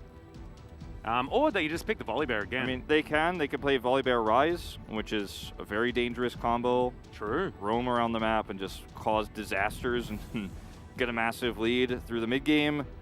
It's almost like there's too many options here for Damwon. There's so many choices. Like, they've got 4 seconds to go. They're like, oh, but there's too many things that are good. Renata Glask is going to come in, though, so she will be their option. Kellen, definitely one of our more range support leaning players, and so he is going to grab that one for the bottom side of the map. Will allow them to have that pushing power, although her level 1 isn't necessarily the most fantastic. Yeah, they can now pick up the Volibear if they want it in the third slot, because DRX have already locked in the Hecarim, so they didn't need to lock that one up, or any jungle for that matter. I think they really want to respond to the AD carry pick more than anything else. And against the Jinx, you already have a little bit of pushing power with this Renata, not quite the same as the Karma. But I think you'd feel pretty comfortable considering the Rise pick here going for the Aphelios Renata bot duo. So mid Kaisa is always exciting. Ooh, I'd love that. Get the num. It's like the better wave. Get the better wave. But it's going to be Galio, so not Tryndamere. And I don't necessarily agree with, you know, Galio for following the Rise is going to work out. We haven't necessarily seen that be extraordinarily good, although more recently it has been. But just not picking the Tryndamere here makes me very happy for DRX. Really curious to see what AD carry they go with, because Xayah is so perfect. Like, this is... you have... Ezreal or Xayah here both are great at what they're going to do into a comp that runs Galio Jinx, because your AD carry, if you survive the Galio engage, Jinx doesn't get excited, like Xayah can burn through the front line so quickly, even if it's a lethality build, you know, you still feel very good about it. You have a great front line with the Rise, the Renata makes it so difficult to kill the Xayah. I think DRX might want to pivot actually to a little bit more damage outside of the Jinx, because if you're Jinx only for damage here, I'm a little bit concerned about how you're going to do it up against a team like Kia. And the Galio could be flexed to support, but such a risky call, especially into this lane. Yeah, if they do ban away the entire support pool, then there is a chance that that could happen. I think with a Hecarim, you can go with something like a Nami if you want to, right? Because they do have fairly reliable engage with Hecarim Galio both there. So you don't need to put that towards the bottom side. I just kind of like the idea of having a wave off on the bottom side of the map. It's kind of cool. Yeah, Maybe Maokai support could come back for like an even cooler ultimate that does basically the same thing. I think we'll see, you know, it's tough. Maybe a Tom Kench ban here for against Beryl to make sure that Jinx is a little bit more vulnerable in some of these fights, make her have to step forward pretty hard before she gets excited in these fights with the Galio engage, with the Hecarim engage. But they go with the Rakan, which is going to give them another angle of attack, because the game plan here for DRX is probably going to be, let's kill the enemy AD carry, the one source of damage. It's just that Kia's AD carry is much more survivable than yours. And that's somewhat of a problem, and I think that's part of why we're seeing Xayah into these Galio comps so often. Weird that they don't ban the volley ban. It's not going to be picked up here, of course. This is a Canyon special from the past, so still a flex theoretically, but I think I like the Gragas just with how well Bertle played it in the last game. I think you just want to save that last pick for counter, though, instead. Yeah. And they changed their mind several times, do end up blocking the Graves, which it's possible. Could be. It's still a flex, so we're okay with it. Yeah. As it will be the Lulu baby here for Beryl. It's been a long time since we've seen the Lulu Jinx bottom lane here. Yeah, definitely been a while, but this goes back to exactly what we were talking about, right? You don't necessarily need to have a lot of engage from your bottom lane. I'm not a huge fan of this, because what they're doing is assuming that Graves is in the top lane, and it doesn't have to be. And even if the Graves is in the top lane, as much as Tryndamere has been, you know, attempted to be a counter pick for the Graves, it doesn't always work that way. And we have seen top laners lose this matchup pretty significantly with some small errors. I really like the Lulu, though, with the Tryndamere. If you add all these things together, how much this comp can run at the enemy team. Ooh, speaking of running. I mean, even better. Now we don't even know. Wait, is it Zilean support or is Galio support? I think it's going to be Zilean support. Is it Hecarim mid lane? Where am I? Let's see. We'll wait and see. But this is where we're going to find out where the comp gets rounded out here for Kia. Will Bertle try to challenge the Tryndamere in the Graves matchup? Nope. This is a no-brainer, right? Like, this is pretty much DRX opting in for the same top lane matchup that Bertle kept at. Hey, there it is! Oh, the Malphite will come.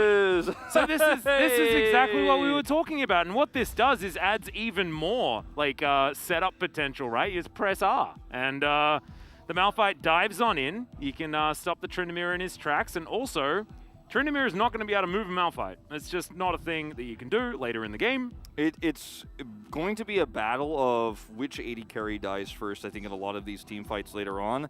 Xayah can Featherstorm away from almost everything, but there was a lot of things for her to Featherstorm away. Like, she only gets one of those, right?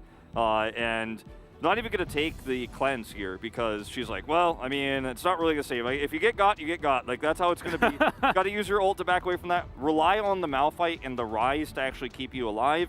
And if they overextend, the turn is amazing. And it's crazy because both of these supports after a res in different ways, right? The Zillion Yeah, ultimate is going to give you the ability to res. If you're winning the fight, you pop out of that one, you're great. On the opposite side, the Renata Glass bailout, I always forget the name of that one. Yep. The bailout is going to give you the ability to continue fighting, actually, so it kind of extends your life, and then if you get a kill, it's res, quote unquote, like it's going to keep you alive. So really interesting how these comps are different versions of the same thing. The big difference here for Damwon Kia is they have insane peel and hard engage. Like they kind of have both. They have so much survivability with this Xayah pick. Overall, I like their draft a little bit more. Yeah, I kind of like it. I think they are lacking a little bit in the magic damage department when the game gets very late, but we've seen that Damwon Kia likes to accelerate the game to where Arise's damage, theoretically, at the 25-minute mark is going to be absolutely relevant. We saw Tank Gragas's magic damage be relevant at the end of the last game. The most relevant of any champion. Exactly. So it's you know, it's a chance that happens once again. Of course, Malphite does a lot of magic damage himself. He is going to be going the Grasp this time around. Bit of Barnacles. I'm really sad. It's St. Paddy's Day, man. You can take the green Malphite if you want to. Oh, never mind. well, I mean, it's a very boring skin, but I think Coral Malphite is also pretty boring. Someone's going to have to pinch him. Yeah. That's the rules. Hopefully, Bertle actually doesn't get robbed this time around if he has a great game on the Malphite, and we can talk to him about why the heck he didn't celebrate St. Paddy's Day after Showmaker did so beautifully in Game 1. I can tell you, Chronicler's probably already writing it down. Yeah. We'll see what happens, though. I just love to tease Chronicle for his Malphite love. But I am glad to see more diversity in the LCK and more counter picks. I thought you meant like Challenger player love and newer player love, which he also has. There's also that, yeah. It's the double whammy here. It's the perfect storm. Is Damwon Kia will actually come over here and take this red buff away. Not going to be as impactful into Pioshik's pathing on the Hecarim this time around, as he's not even starting it. It doesn't need to start red side here because they're not looking for big ganks onto the Xayah, who's just so tough to kill anyways.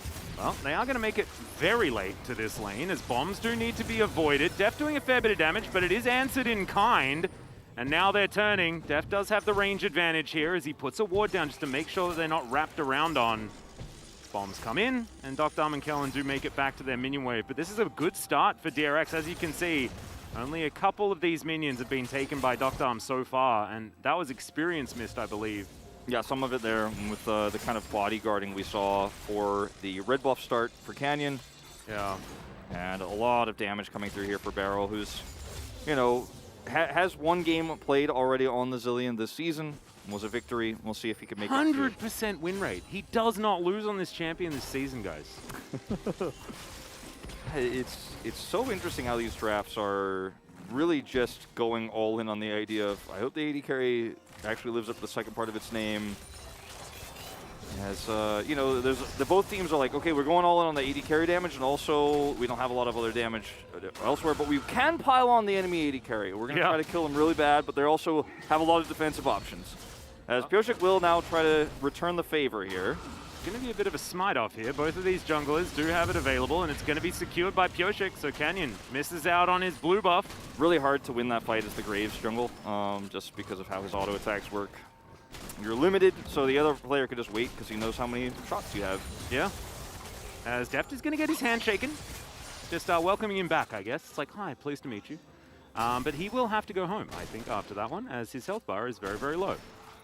Definitely good news for Damwon on the bottom side. This allows Canyon to come over here and take this scuttle because the bottom lane is pushed in. Deft has low health, so it's not a 1v1 for that exchange and might even be able to go for the double here. And Showmaker is going to hold his teleport walking back to lane with the push he has mid.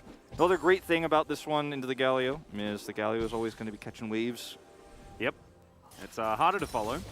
And the farming's going to become even easier for Showmaker as the game goes on. We see it so many times. So Canyon does get the double scuttle. And pre-6 for the Tryndamere could actually make a visit on the top side of the map. He avoids the ward. Yeah. Isn't going to go for it, though.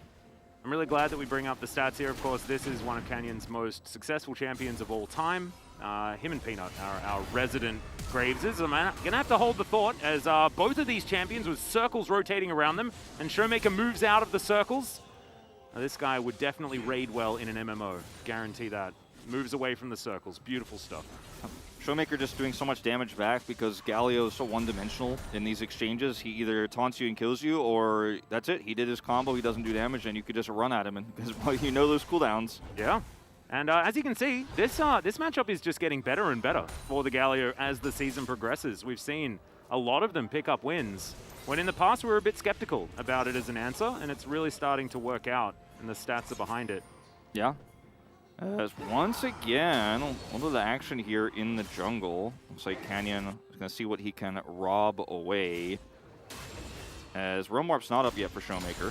Yeah, and that is going to be Canyon returning the favor. Takes a big wolf, and will be able to back away towards this Gromp as well. Kellen out. And it's another handshake that's going to connect there as Doctarm with a really nice Blade Caller for some damage onto Def, but Kellen is going to bear the brunt of it. Kellen's also been very lucky with some of his side steps. Like, I think he's played it well, but, you know, if a lot more of these Qs hit for Beryl, his health bar goes down very low. You see, he dodged that last one, but still nearly is taken out. Got to be so careful about playing this aggressively into the Zillion, who could trade back damage. Yep. Well, flash available for Zeka here in this mid lane. No flash for Showmaker, so Showmaker will want to play a little bit further back for the foreseeable future. Running out of mana though, looks like he is going for a bit of a back timing as Pioshik going for an early Drake here on the bottom side of the map. Definitely a different focus here for DRX. I like the change up because something didn't work in game number 1, and if it ain't working, fixing it's a good idea. As Callan's going to come on over, we'll see whether he does shake anyone's hands. As Beryl with bombs at the ready, Callan knows that he's not going to be able to walk on in here. Smite comes through early for Pioshik to keep himself alive, and they are going to be able to lock this one down. Hextech Drake going to be the next one, as it could be an Infernal this game. Well, I like what you mentioned about Pioshik because he's often played, especially in matchups like this, into Canyon, into Peanut, where he is the underdog. He often plays too reactionary and too safe and doesn't take risks like this. And I think given how much of his jungle has been taken away, I mean, look, this is a Hecarim who's down 16 CS. Yeah, no, this is ridiculous. Like, it's ridiculous. Like, you have to make a call like this. And Kellen came over to maybe look for the punish. He's like, he's got to be really low, right? After that trip mid. But he is able to get away with it. Just barely had to smite early, but you know, moves like this when you're behind like this are risky, but I think necessary. And knowing that Showmaker had to flash earlier and was in a position to back, he pulls it off. So finally a little bit more early success for Pioshik, because I mean, he's still behind, but at least they're able to get the objective. Yeah, no. I'm trying to be cup half full here. No, it makes some sense. Right now, Canyon is farming obscenely well, right? He's even with his solo laners. So the Graves doing its job, of course, picking it so that he can keep up in farm very comfortably. This is something like, he was our best herbivore when it came to early jungle pathing and making sure he maximizes the most out of his and his opponent's camps. He's just so insane at it. And even with some of the Graves nerfs that pushed him out of the jungle, he's still been viable. We've seen him as a very niche pick for Canyon, and despite the nerfs when no one else is really playing it, he's got an obscene win rate on it. Yeah. Post-nerf as well, Showmaker is like, all right, you can have that. That's all right. They'll let you take that early money because you're going to be a much more integral part to the late game team fights. In terms of damage, well, Canyon is over here taking a Gromp. Pioshik gets the bad news, but that is both of these camps taken away. Zeka's going to try and meet Canyon, but there is no Onslaught of Shadows available for no Pioshik. 6, yeah, he's just so far behind. So Canyon just walks on over and starts up Shelly right in the face of the horse. Yeah, because Showmaker has Realm Warp, so he's not really alone here. Now with Def coming over there, we might actually have to see it utilized. He completed his back, and Canyon's just going to walk this out, but still no 6 for Pioshik. He has very few minions. He's like, going to do wolves. He's like, hold on, guys, let me get 6 real quick. Yeah, okay, he's got it. The whole team's rotating over now as Canyon kept them busy for a little while. And now the startup of this Rift Herald, but I think Canyon bought enough time there. Bertle's going to rotate back over. Unstoppable Force is available. Pioshik does have level 6 now. He picked that one up just earlier. Just went to the wolves and picked it up. Now he's got his ult. Yeah. Now Showmaker coming on up. Kellen and Doctarm in position now as well as Shelly will reset. Canyon, he spots a camp that is up, so he's going to go and kill that first. The volatility of both of these comps is so high. Both teams playing this so slow, so patiently. Yeah. Showmaker will get the shove in the mid lane, and now they'll move on over once again. Bertle with a great flank position right now, but Beryl is holding onto him, gets the stun as the eye's going to get popped. That's the flash out of the way of Bertle. Doesn't find a lot of value with the ulti as Pioshik's running very, very quickly. Good cancel there of the heroic entrance, and Def still keeping his distance from Bertel. The Renata is going to pick up the kill on the Tryndamere, who bought a lot of space. But it's Canyon that managed to pick up the Rift Herald once again. And Damwon Kia also get first blood. And, you know, when you're running this phase rush version of Hecarim, if we watch that team fight again, you'll see it's basically the same fight on both fronts. The top laner trying to get on top of the back line in the fight that ensues. Does the AD carry win as Bertel? Yeah, he's probably real dead, but he's just going to sidestep the Flame Chompers. Surprised they didn't actually arm. So he's just going to walk his way out. He's got a Warden's Mail. He's all right. He's very, very tanky. Yeah, he's quite okay. And there's not a lot of magic damage. And a Malphite that can very happily build as much armor as possible is like the happiest Malphite that you can possibly get. He's going to be so tanky this game. Canyon's just going to come up here and help him out. Def going to pick up some extra experience, but this is a really Kingen was choice. saving his ultimate, by the way, for this dive. Realm Warp is up. After that last team fight. But they're not going to go. They can't go for it. It's way too high risk with Realm Warp being up. Zeka doesn't have vision of Showmaker. Helen's here, speaking of which. Rotates over. There's the Rune Prison. Not able to get the taunt onto Showmaker, but otherwise it's going to be fine. Zeka holds onto his flash. Just a little bit more control here. Duckdom, meanwhile, with all that pressure topside, is going to be able to grab a plate. Yep.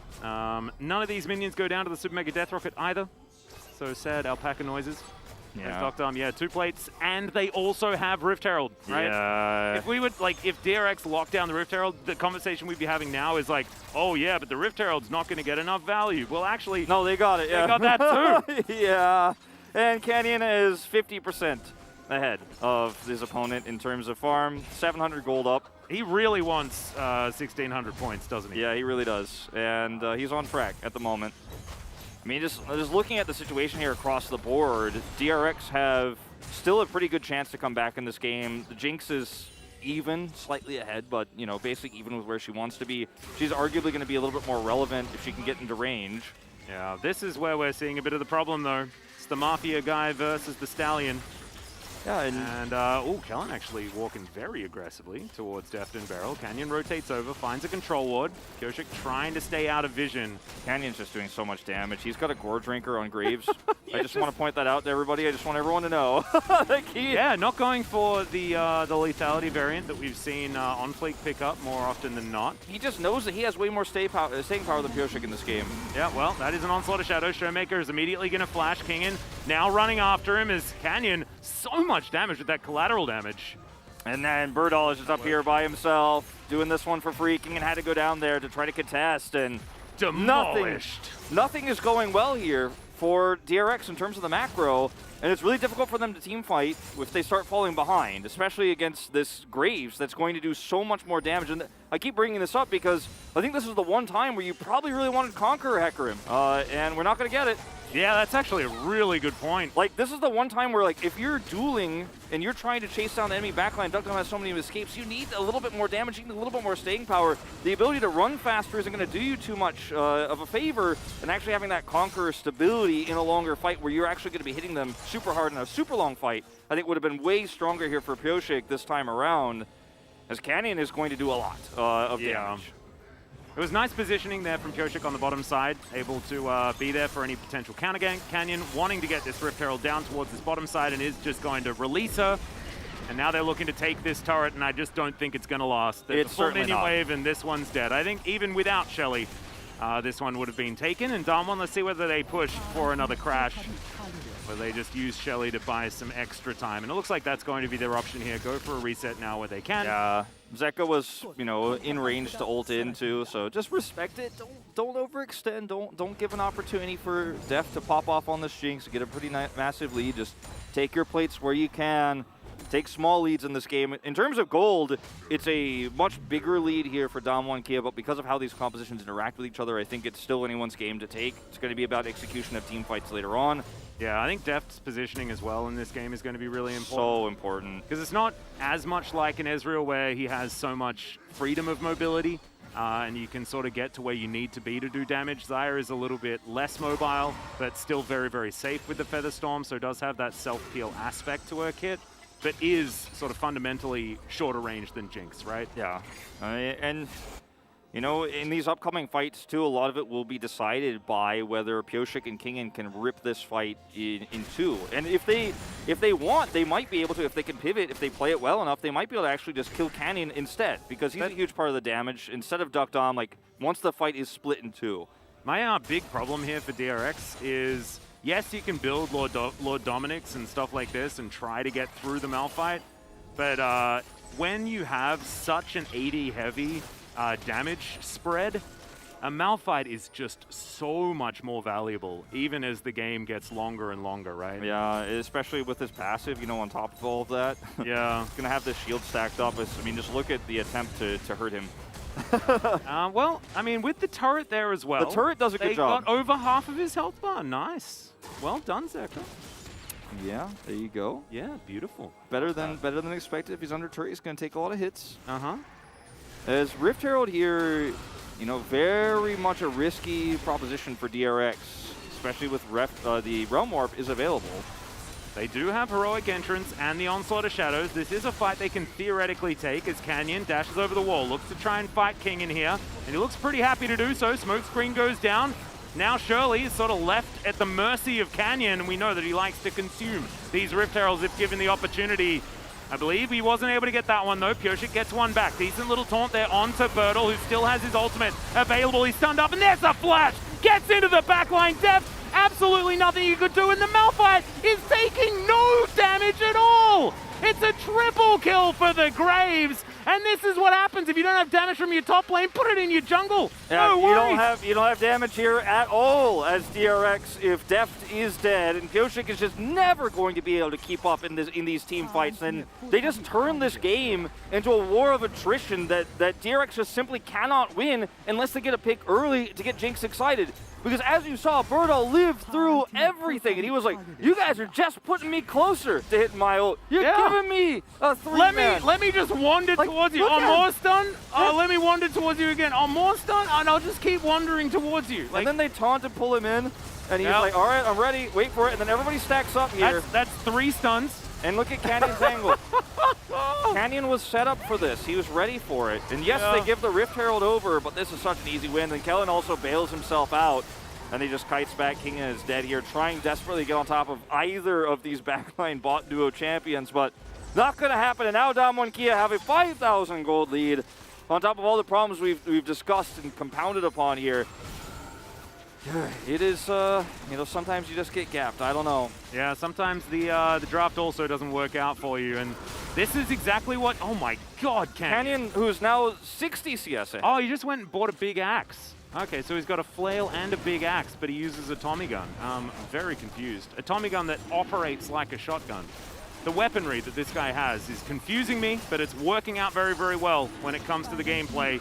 Zeka might just die here. Does manage to get a decent taunt. Everfrost goes down as well as Def throws out a zap, but now Kellen's flashing on top of Pyosik. He's going to go berserk for a moment, as does Bertle. He throws out an ultimate into the middle of nowhere, just wrongly guessing where Pyosik was going to run. Bertle has teleport, so he can actually just go top to defend, which he did ping, in fact, he's going to do. So there's no opportunity for King to be like, you all grouped up down here, let me grab that bounty on the top turret. No, he had teleport, and he's just going to go right up and defend it. So they're going to now try to push mid, but they don't have a wave. There's no options here. It's a very sad position that DRX find themselves in. Yeah. The volatility of this game was always going to be high, but it's out of control now. Well, Depth's going to get sped up, but the Rune Prison is still going to be there. Great Everfrost, Heroic Entrance comes down, and there is a Chrono Shift as Depth is trying to keep himself alive. Doc Dom's there, though. He's got a lot of damage as Canyon is just tanking 3 people. He managed to get bailed out as well. It's not quite going to arm because, of course, the Tryndamere this time is going to press the ulti button, but he's not going to survive it for long enough. It's so crazy to see the bailout kind of cover for Canyon's weaknesses with this build. He didn't go for the Immortal Shield build that we normally see, but he's got a Gore Drinker, gives him a little bit of time. The bailout gives him a little bit of time, and if he gets that kill, he lives. Yeah. And if he doesn't, he buys enough time and it doesn't matter. And when the enemy AD carry is in the middle of your team coming out of a Chrono Shift, doesn't matter that he reses, he's just going to die a second time. And this is what I was talking about earlier in the draft, is like both of these res abilities are really reliant on you winning the team fight, because otherwise it doesn't matter. And, you know, the one that you get from Renata is just frankly better because it actually allows you to keep doing damage instead of just dying. And do more damage, right? Yeah. It's a steroid on top. And notice So, that Def just instantly pops here, is chrono shifted, but like look at where he is in the rest of this team fight. And then the bailout comes through onto Canyon, so he just buys more and more time. Doesn't actually end up doing that much damage in this particular case, but you could see the theory behind this draft in moments like this. And this was also Damonkia fighting without the unstoppable force available. Without, I believe, Renata's ultimate available as well. So, I mean, that was one of the best options that DRX had, right? With a lot of buttons then on cooldown. And it still looked extraordinarily one-sided. 6,000 gold now the lead for Damwon. And it's really looking like whenever Malphite is picked, it's a stroke of genius. Yeah, I mean, this is one of those times where you feel really good about this pick. It's so strong into the damage profile, and Damwon Kia can dictate the pace of this next Soul Point fight, and it's Infernal Soul, which is going to be great for either team. It's going to really give Malphite a little bit more oomph in these team fights too. You know, makes Rise more relevant later on. Holds onto a bit of extra relevance for Showmaker. But Canyon and Doctarm are this team, right? Like, you're stacking up Black Cleaver so that Doctarm can utilize it, right? Like, whew, it's getting a little bit scary with both of the carries, which are Canyon and Doctarm. And both of these games, Pioshik had the priority jungle champion in the Hecarim, but just got outplayed by Canyon. It goes back to the storyline we set up on Pog State, we set up at the beginning of today, is you can have more consistency across the board as DRX, but at the end of the day, it's Pioshik versus Canyon that is your weak spot. And in both games, you know, it has really shown through here as Canyon is just, honestly, at least top 2 in the LCK, if not the best jungler right now. He's the leader in POG for a reason. Yep. And I don't even know whether he needed very much help here on this Baron, but they want to do it as quickly as possible. Kellen takes the Super Mega Death Rocket, so DRX know what's going on here, but can they actually stop it? Great flanking position here from Bertle. Keep your eye on the Rock, making his way out of the brush as here he comes. The Baron down very low, Canyon just staying in the pit, wanting to deal with this Baron first, and then DRX later, as Bertle just stands in amongst everyone. Pioshik gets into the pit, but he's unable to take down the Baron, and now the horse is extraordinarily low. Kingen almost helps out, taking out his teammate, and someone here, they can't die. They can't lose a fight. It's just insane how far ahead they are. Deft is going to die. It's another chrono shift, which just allows him to die twice in these team fights. Am I crazy, or also did Beryl channel the experience onto Deft as well? Like, as he was dying, like, I'm pretty sure he did. Here, take my memory. He's like, yeah. Like Severus Oh my Snape. God. Oh God, no. Oh, please. Oh. That's why my patroness is a doe. Oh boy. Well, this one is all over about the Cryan. Damwon and Kia are in prime position to guarantee themselves that third place seed, which will give them theoretically the weaker opponent. You know, it's going to be so close at the end for who's 6th place. We really just don't know who that's going to be yet. As Canyon sidesteps Pioshik here, and the smite is better, and Pioshik has just attempted a Hail Mary to save the game, delay it by stealing Baron away. But he gives his life for, unfortunately at the end of the day, nothing. And that's the end of that. Meanwhile, this is the start of this. Pioshik is going to be able to push Canyon away. Canyon says no. He's going to collaterally damage his way backwards, gets over the Flame Chompers before they arm, and he will take the prize that he was looking for. Of course, not kills on champions. He wants that Bramble back that you see right there. That is what he's looking for. 4,000 gold the advantage for Canyon. Yeah, no, this is absolutely obscene. I think that it is 1.6k plus I think so. I don't know if anyone's voting for We have another new record! New record! Remember that Mario Party voice? Yeah, no, I like that, like, T1 are getting new records every single game, but so is Canyon with every single POG, which is pretty cool. And Damwon are just going, like, they can do this. Bertle, why don't you just walk in front of these Nexus turrets? Just walk up to the Nexus turrets, man. They don't do anything to you. Like, look at Deft is like I'm gonna shoot him with my big rocket launcher. Dom has both summoners and his ult, so like Kingan's on the back line being like, maybe I could get some summoners and then die. It's really sad. I mean, Canyon is like second highest level in the game, higher than anyone on DRX right now. Like, his Graves is just huge. Yeah, and he's got his Wardens done. Yep. He just will be unkillable in every scenario. He's a melee shot. He's a like sawn off shotgun user. This guy.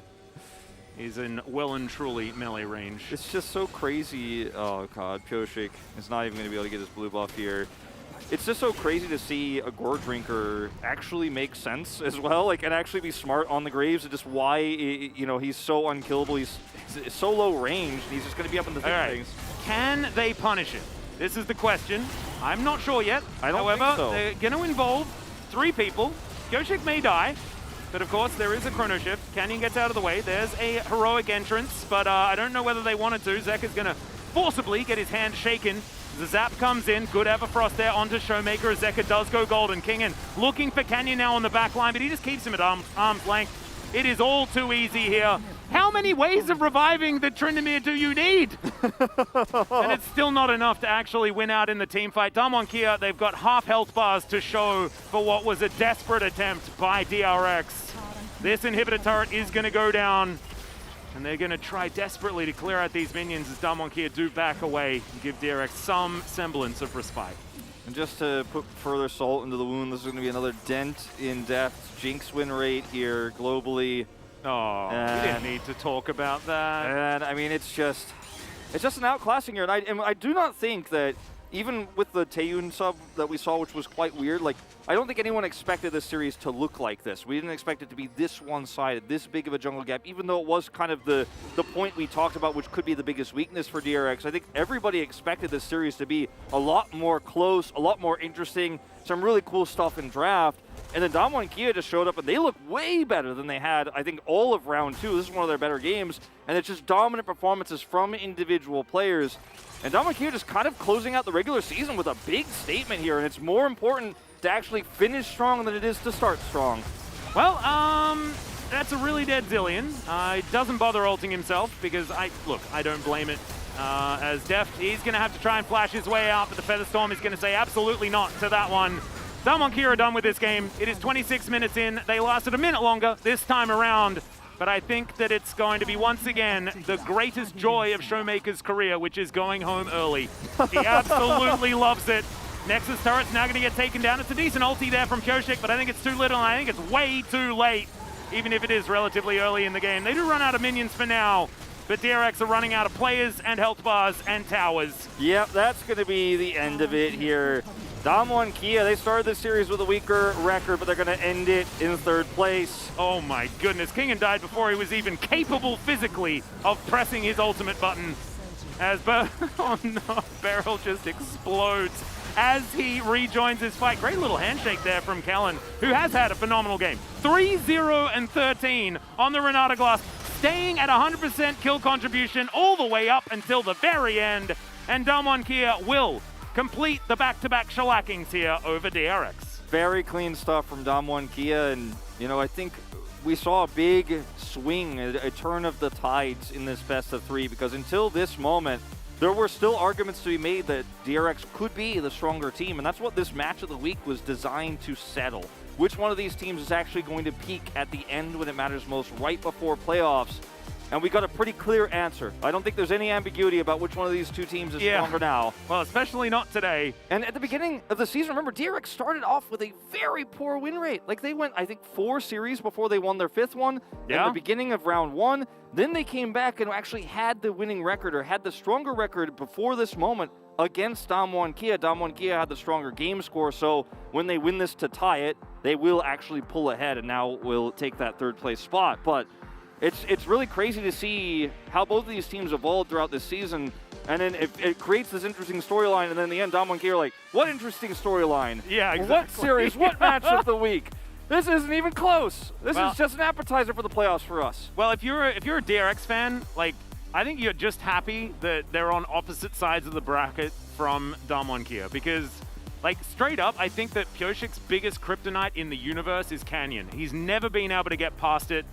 We have to remember back to that 2020 DRX team, which was Doran, Chovy, Deft, and Carrier, right? Like, these are 4 of, like, the better players in the LCK. And Damwon Kia just made them look like a joke in back-to-back best-of-5s every time they met, right? Like, it was ridiculous. That only continued in the DRXs, the iterations of said team that followed. it's basically impossible. It feels impossible for Pioshik to do it against him. And yes, they did it in the first round, Robin, but that's been the only time in what feels like 3 years. Yeah. Up against this squad. So many fans of Bertol, I think, as well. I'm noticing he's become quite popular here amongst the Damwon Kia fans. He had 2 fantastic games, overshadowed a little bit by Canyon in the second one. The first one, I think it was anyone's vote to take. Like, I could definitely see it going either way. You know, I voted for Canyon, but at the end of the day, like, I think he's built up, as we close out his regular season, a consistency to be proud of, because we weren't sure what to expect with him. His first few series after Hoya was subbed out were a little bit rough, but at the end, they call him Byukdol, the stone wall. That's his nickname in Korea, and on the Malphite, it just makes perfect sense. It does, and especially after his Gragas performance as well. He was absolutely fantastic. He's really coming into his own, and what perfect timing to do so as well. It's exactly what you want to see. Still feels like leagues behind his former teammate on T1 in Zeus, who is really developing at a slightly faster clip, but still great to see that Bertol is living up to some of that potential that we did see last year. And, you know, DRX, they have some time to work on how the jungle is going to work for them, some of the early game parts, and they still are a big contender to win that first round matchup in the playoffs, and I think expected to win regardless of whether it's going to be Kwangdong, KT, or Fred Brion they face. But still, you know, there were some issues here that were a little bit exposed by Damwon Kia. Absolutely, and this was also some vintage Damwon stuff, right? Like, this was them taking a lead, running with it ridiculously quickly, and I don't think that the same leads will be given, right? Like, I don't think Owner or Peanut make the same sort of plays that Pioshik was making or wasn't making, right? And Canyon is just so good at playing from ahead. Yeah. And they're just teasing, calling the skills they want to shoot into the fountain. Nice job. They close it out. And Canyon, how many Pyoshiks can you fit inside the amount of damage Canyon did? Over 5. More than 5. We can do that quick math. We nailed it. 5.5. 5.5 Pyoshiks worth. Coming out of that sawn-off shotgun. Really great stuff from Canyon. Great to, like, we knew this was going to happen from the draft. It was very interesting that DRX didn't really look like they made any sort of adjustment based on the possibility of a jungle Graves. Yeah, they just didn't pivot. They were hard focused on putting this Galio mid. They decided they were going to win that 80 carry battle of attrition, but they lost the frontline battle because the Graves existed and Pioshik couldn't do damage. Well, thankfully, we also have the Analyst Carpet Space to break down further this series in the Damwon Kia win. Take it away, boys.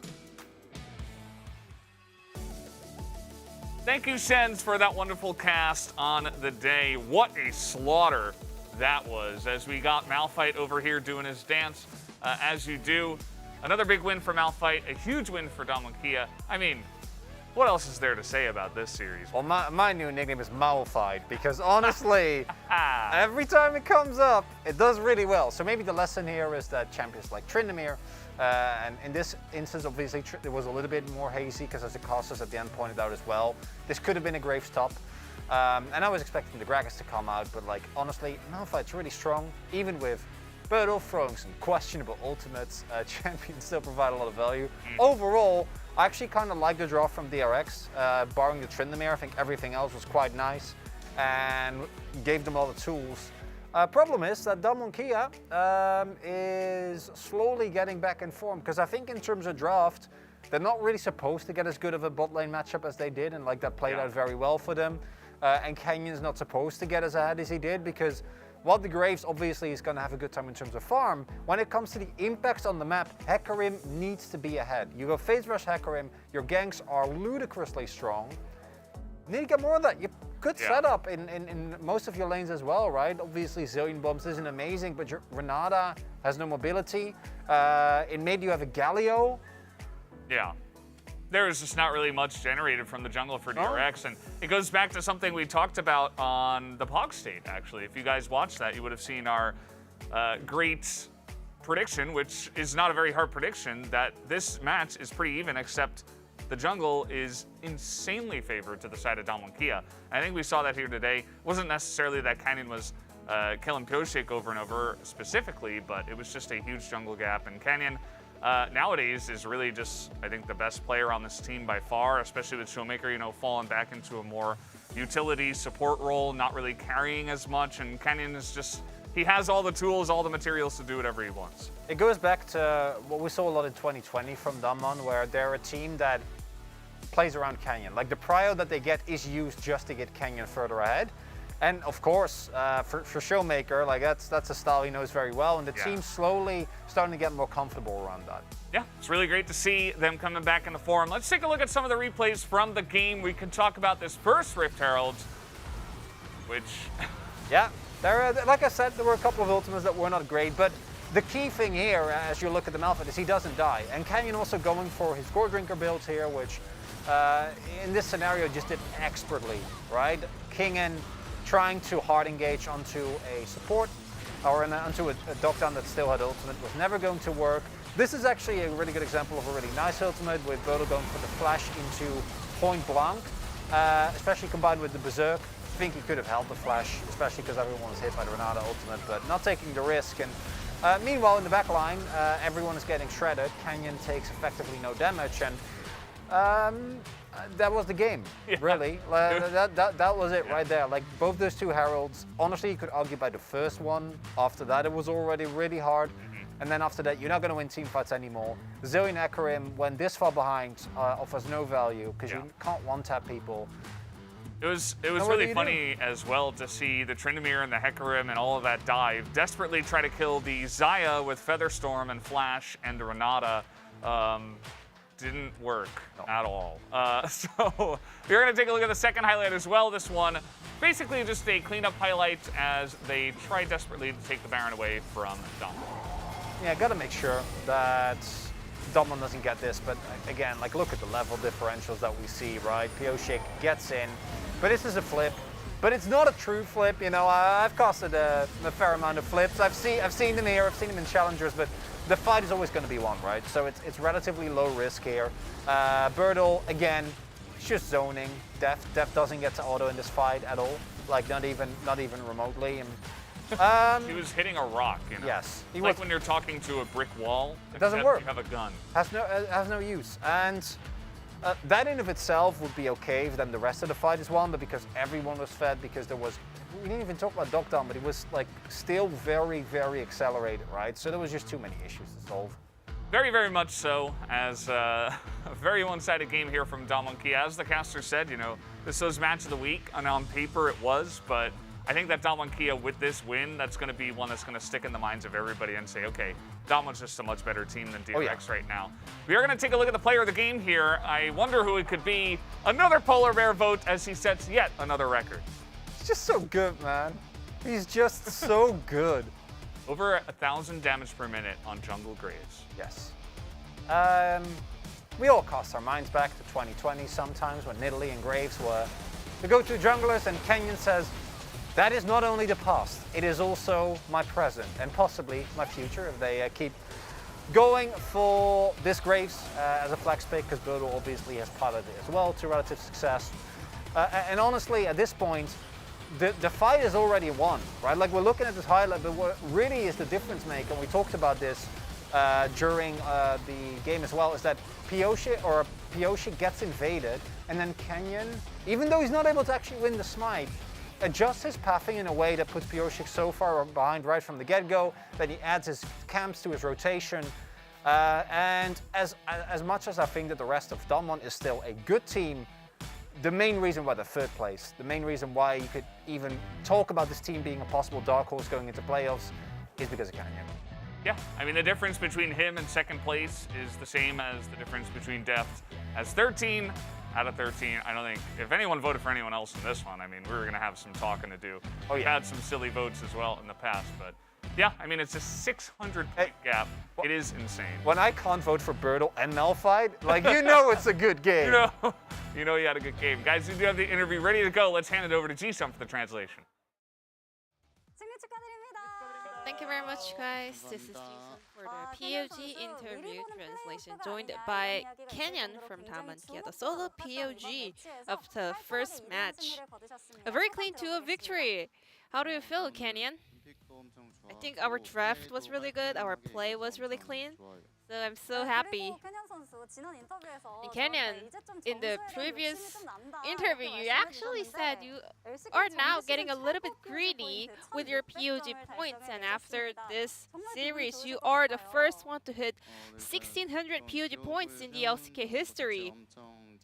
I mean, it feels great to kind of write down such history, and also outside of that, I was just performing so well, so I'm so happy. Speaking of performance, yes, this series was so important regarding the upcoming playoffs. And how are Daman Kia able to kind of step up so fast?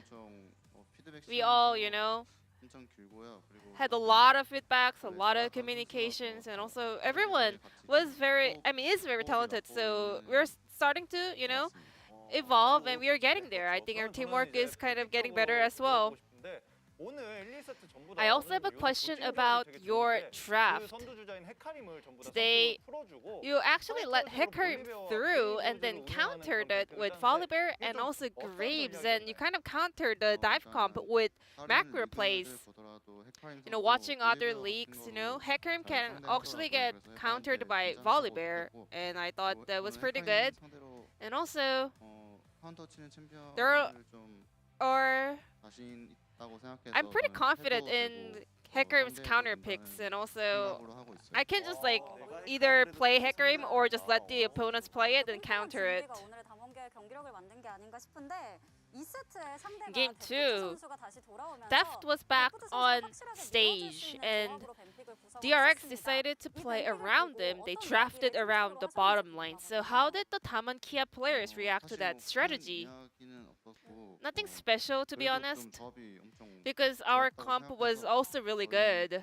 So we kind of only focus on our comp and how to play out the game. Speaking of picks and comps and draft, game number 1 and game number 2, it was both very fast. Was that the kind of a style that you guys are looking forward to have based on the draft you had, or was it just something you guys unexpected? I mean, our laners were doing a fantastic job. They were really good at laning and also avoiding the ganks from the opponents, so we were able to kind of accelerate the lead very fast. And Bertle has become a 벽돌 in the LCK, being a brick wall, playing sometimes solid picks. What do you think about that?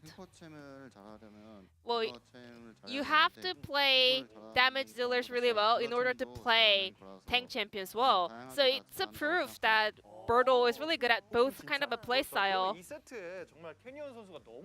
Game 2, you got so fed, and you had 4K gold lead up against Pusic on the side of DRX, and I could tell that you were having a lot of fun in Game 2.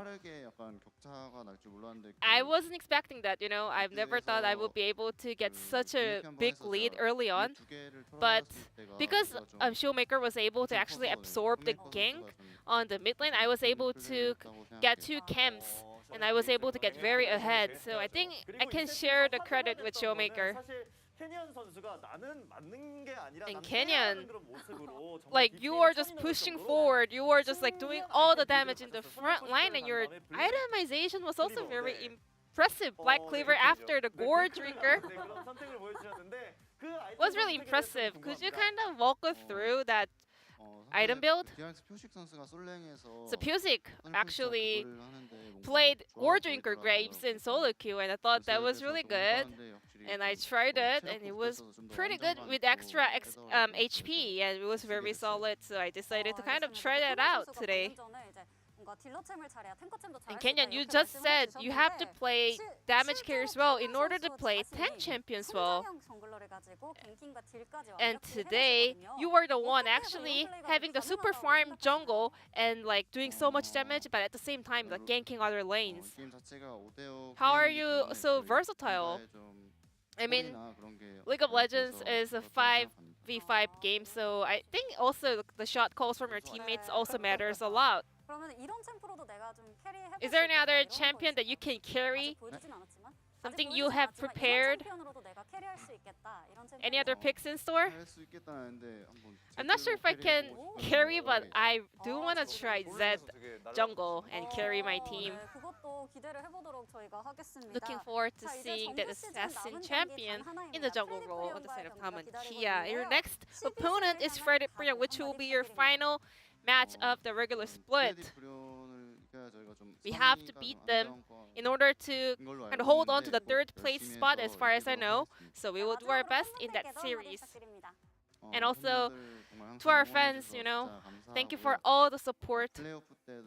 And we will play better and come back stronger for the playoffs. I will do my best and keep grinding. And this will be the end of the interview from Kenya. Back to Valdez and Chronicler. Thank you.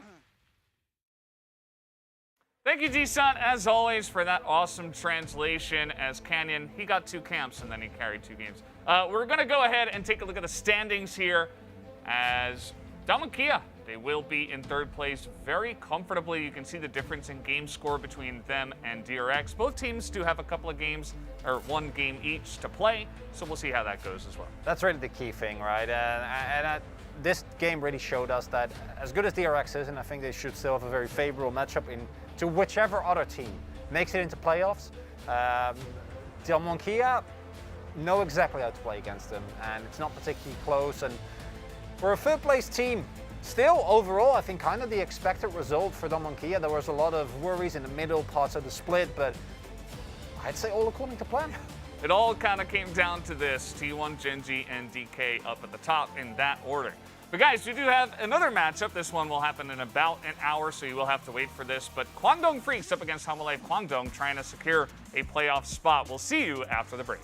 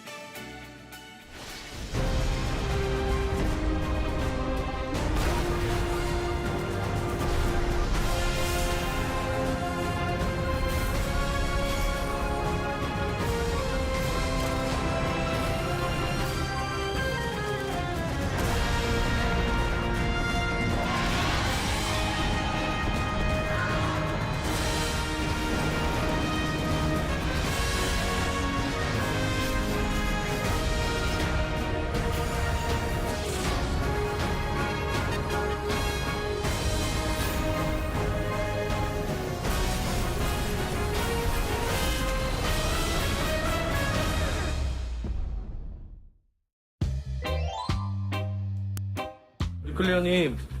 안녕하세요. 뭐 하고 계셨어요? 저 핸드폰 하고 있었죠.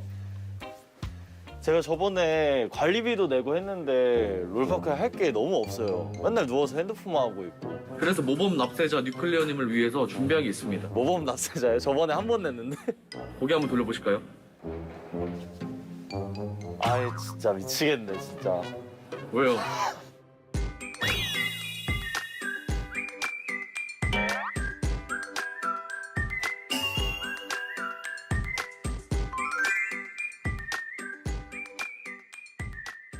어?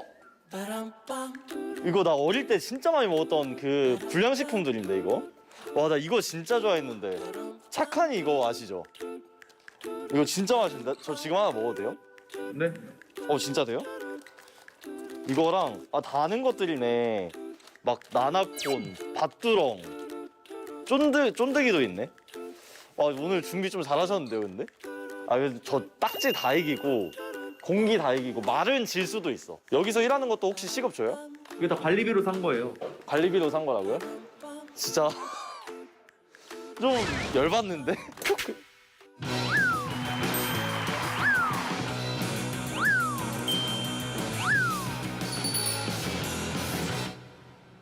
지금 DRX 선수들 온 것 같아서 DRX 선수들을 문방구 첫 손님으로 한번 제가 섭외해 볼게요. 갑시다.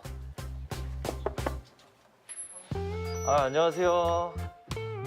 표식 선수, 저랑 게임 한 판 하시겠습니까?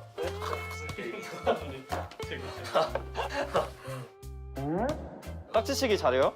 옛날에 좀 쳤는데 좀 쳤어요? 제가 저랑 게임에서 이기면 상품도 드려요. 지면 싸대기 맞나요? 제가 여기 문방구를 차렸어요.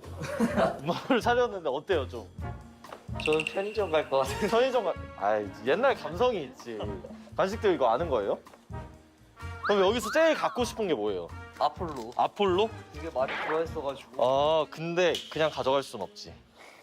뭐 해야 될지 알잖아요. 일단 딱지를 2개씩 가지고 저희가 가위바위보를 해요. 순서를 정해요. 네. 안 내면 진 거 가위바위보? 하면서 배우는 거야. 네. 따서 가져가는 거예요. 네. 2개 다 따이면 끝나는 거예요. 이러면 이제 표식 선수가 하는 거. 이거 연습이니까. 자, 가위바위보 다시 하고 하죠. 네. 이게 숫자리죠? 네. 안 되신 거 가위바위보? 표식 선수 오케이. 바로 할게요.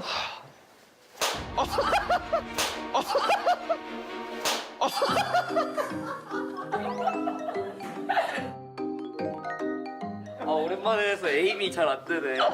오케이, 그럼 제 차례. 네. 근데 좀만 더 뒤로. 이게 게임 예민하다 보니까. 오케이! 이러면 이제 하나 더 까는 거예요. 이게 룰. 너무 불리한데 이거? 그러면 이기셨어야죠. 따이면 끝이에요. 네. 따기 좋으시라고 뒤집어 놨어요. 좀 쉬웠습니다. 다리가 아파가지고. 이거는 근데 제가 볼 때 그거는 너무 가깝다.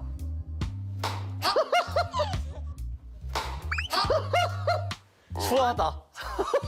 바로 이어서 갈게요. 끝내도 되죠?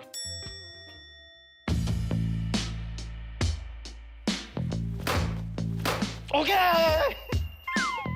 아쉽게도 패배하였습니다. 아쉽죠? 네. 저 달고나 잠깐만 갖고 가고 싶죠? 그러면 바텀 듀오 데리고 옵시다. 달고나, 오케이? 네. 데리러 갑시다. 시청자분들이 진짜 원하는 분들이 있어요. DRX의 바텀 듀오. 갑시다. 건이야 이거 알아? 오! 문방구를 차렸는데 여기 이상한 사람인데요? 그거 말고 여기 있는 간식들하고 게임들이 있어요. 탐나요? 탐나죠? 건이는 못 탐나. 그거밖에 없긴 해도. 착하니? 그러면 저랑 게임 하셔가지고 이기면은 더 드릴게요. 가져가고 싶으면, 오케이? 일단 이거 한번 돌려보시겠어요? 어떤 게임 하고 싶어요? 딱지나 공기? 오케이. 갑시다. 딱지예요? 네. 안 내면 진 거 가위바위보. 이렇게 하고 까세요. 저 먼저 바로 갈게요. 아. 오. 오.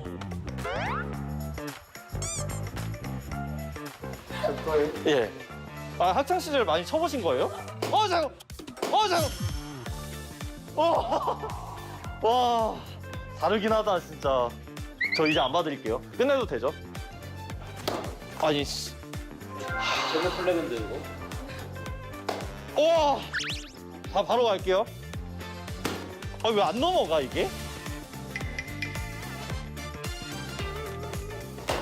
와.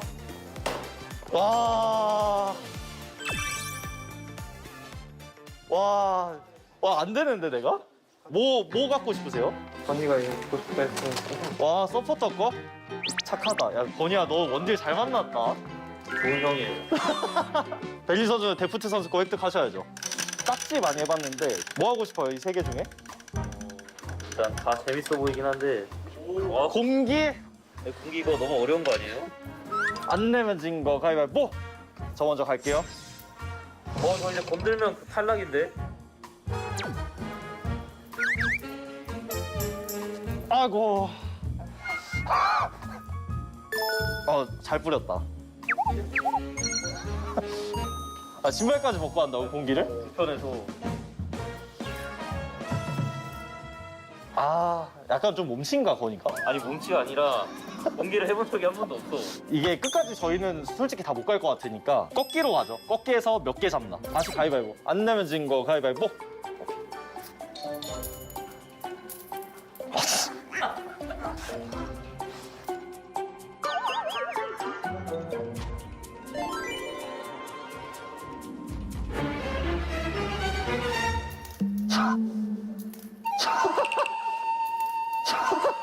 나 진짜 한 번만 더 기회 줄게요. 서비스 게임 준비한 게 하나 있어요. 쌀보리 알아요? 이거요? 이거요. 알아요? 해봤어요? 알긴 알죠. 안 내면 진 거 가위바위보. 가위바위보. 이러면 제가 쌀. 시작. 쌀. 쌀.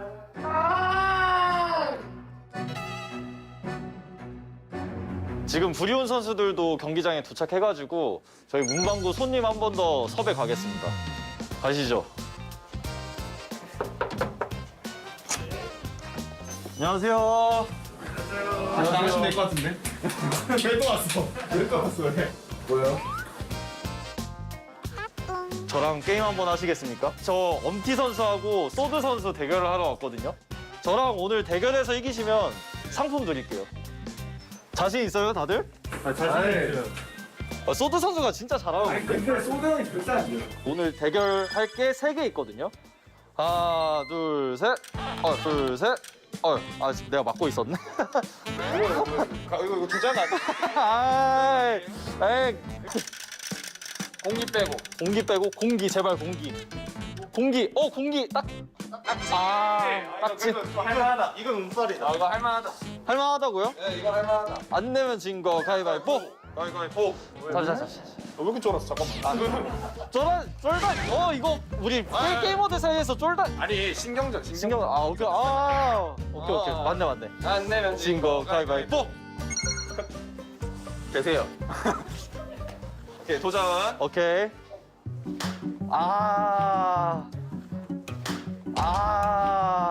느낌이 없는데? 느낌이 없었는데? 자, 제게 이거였죠. 갈게요.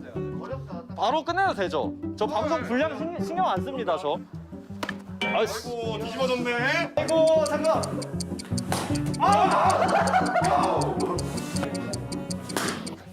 진짜 끝낸다. 끝내기 한다. 보여줘.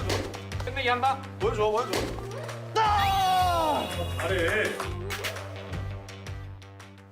5개씩 가지고 안 내면 진 거 가위바위보.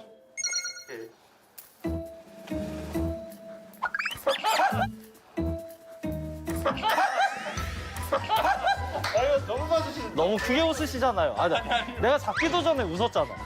반칙 아니에요? 아니야. 아니, 너무 좋아서. 알겠습니다. 소드 선수. 자세부터 지금 좀 다른데? 만약에 여기서 승부 안 난다? 그러면 꺾기로 승부 갈게요. 어림도 없죠? 어림없는 볼? 꺾기로 갈게요. 오. 오. 아니요. 두 개, 오케이.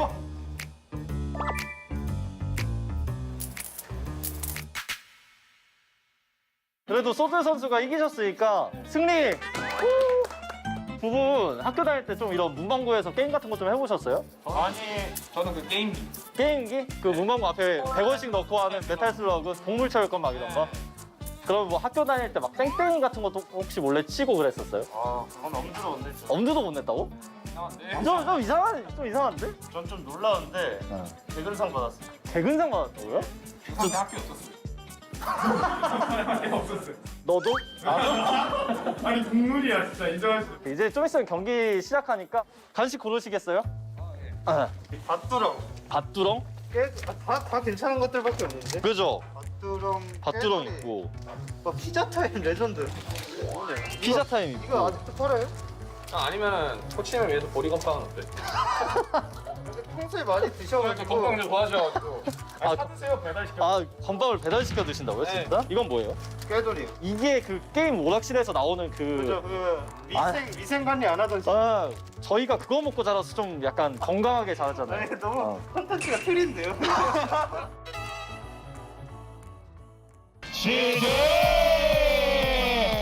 그러면서 2022 열파 이렇게 아름다운 마무리. 아이고.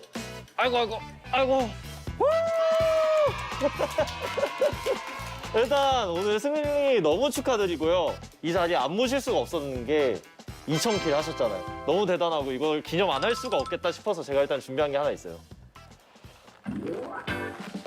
뭔가요? 이거 선물인데 이거 아무한테나 주는 거 아닌데 이게 혹시 껴드려도 될까요? 제가 여기다 네 번째에다가 끼고 약간 그 안정환 선수 반지 세레머니 알죠? 이렇게 와 이걸 해줘 너무 감사합니다. 여튼 그래도 오늘 경기 이겼고 두 분 POG까지 받으셨는데 경기 전에 핵방구 좀 들렸다 간 게 도움이 됐던 것 같아요? 일단 여기 있는 사진 보니까 힘이 났던 것 같아요.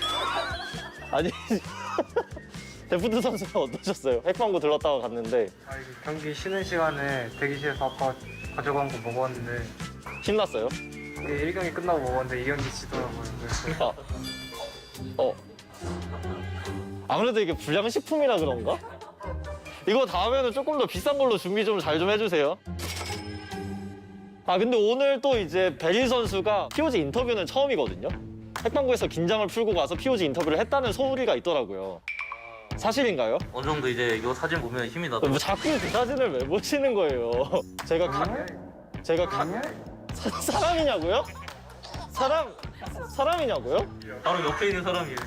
코스프레 하신 거예요? 예, 제가 개인 방송에서 카이사 코스프레 했던 건데 오, 강쪽 같아요.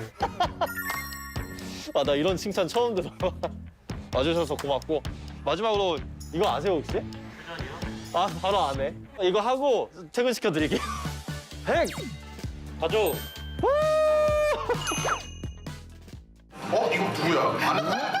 집에 안 가니? 진짜 여기 사는 친구가 누군가 했어요. 핵가족 많은 사람. 네, 부탁드리겠습니다. 나 그럼 뭐 어떻게 해요? 어라?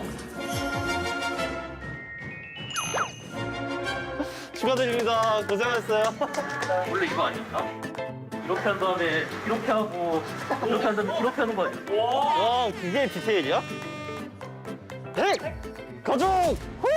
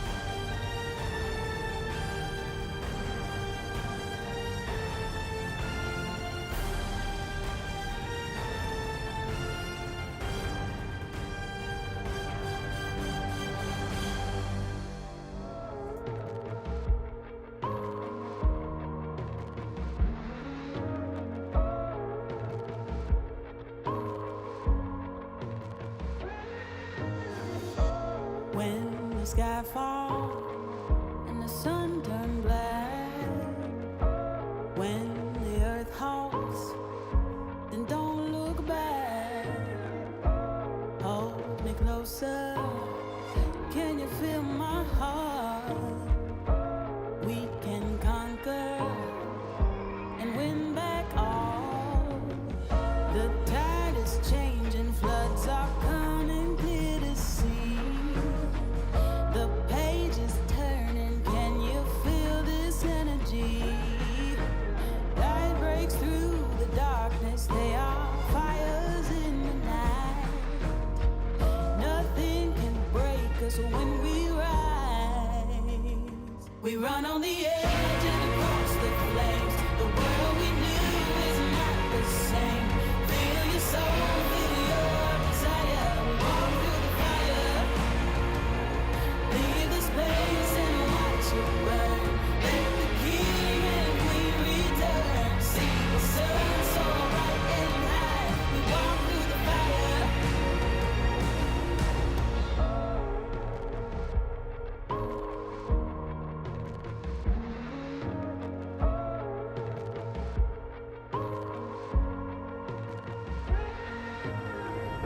The embers glowing, we're waiting for the blaze, ascending from the ashes, bonfires in the haze.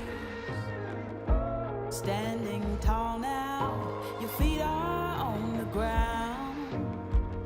You fought your demons, nothing breaks you down. The tide is changing, floods are coming clear to see. The page is turning, can you feel this energy? Light breaks through the darkness, they are fires in the night. Nothing can break us when we rise. We run on the edge and across the flames. The world we knew is not the same. Feel your soul, feel your desire. Walk through the fire. Leave the space and watch it burn. Let the king and queen return. See the sun so bright and high. We walk through the fire. Fire, fire. We walk through the fire, fire.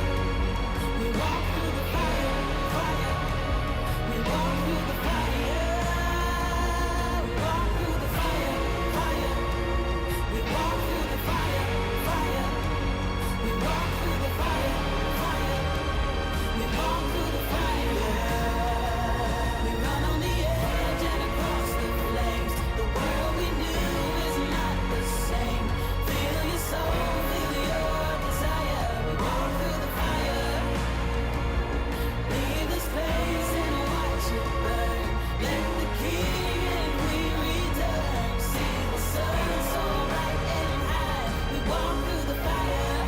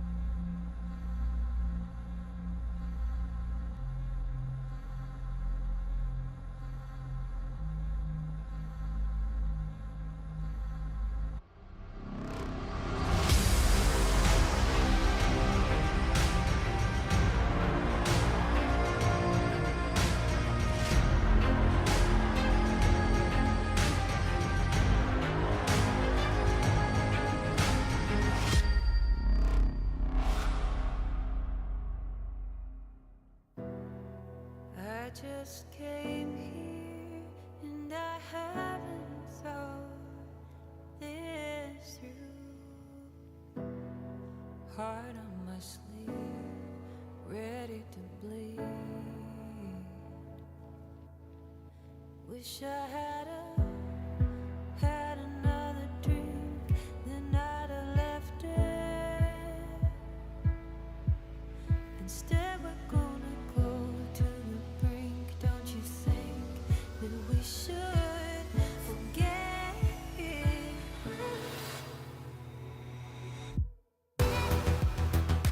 Give me all your love, give me all your love. Give me all your love, all your love. Give me that pain, but it's light from above. Give me all your love, all your love.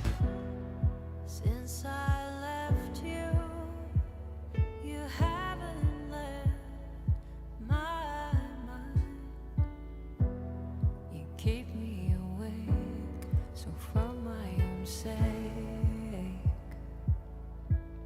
I had to come and see your face. Can't erase you anyway.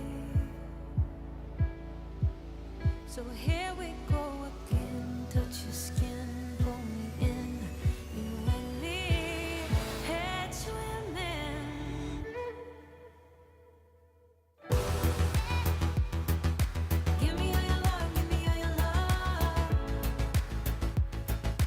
Give me all your love, all your love. Give me that touch, give me strength from above. Give me all your love, all your love.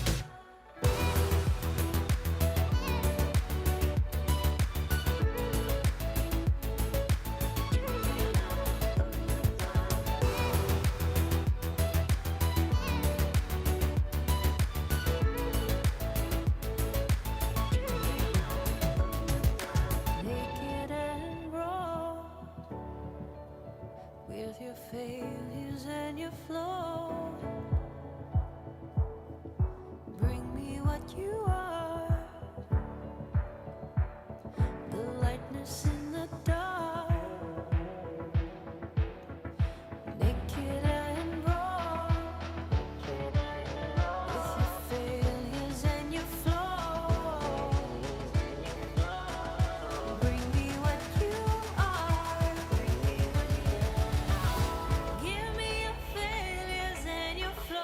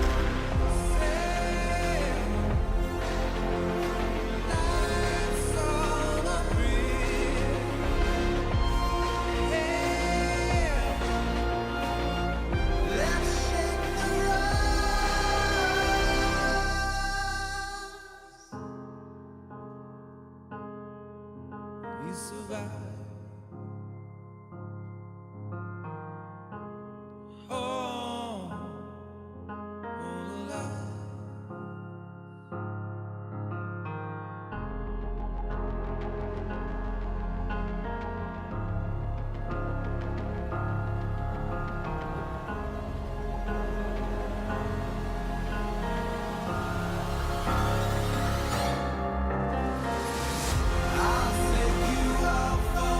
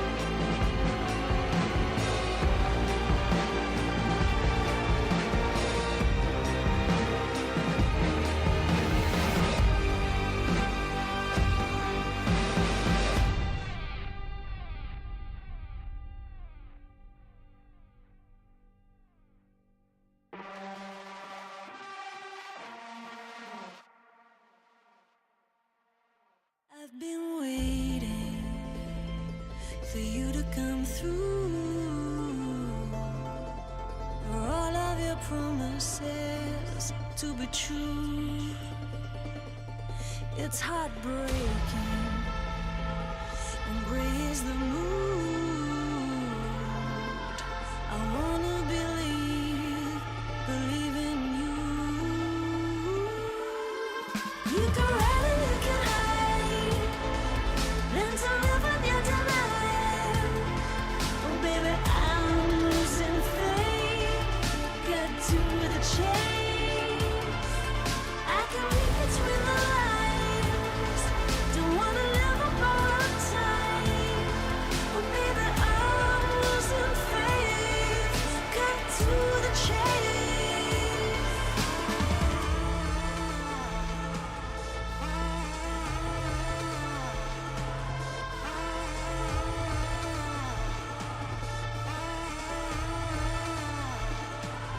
Liberating, you know what to do. Don't let your demons define you. You can run and you can hide, learn to live with your denial. Oh baby, I'm losing faith, get to the chase. I can read between the lines, don't wanna live a borrowed time. Oh baby, I'm losing faith, get to the chase.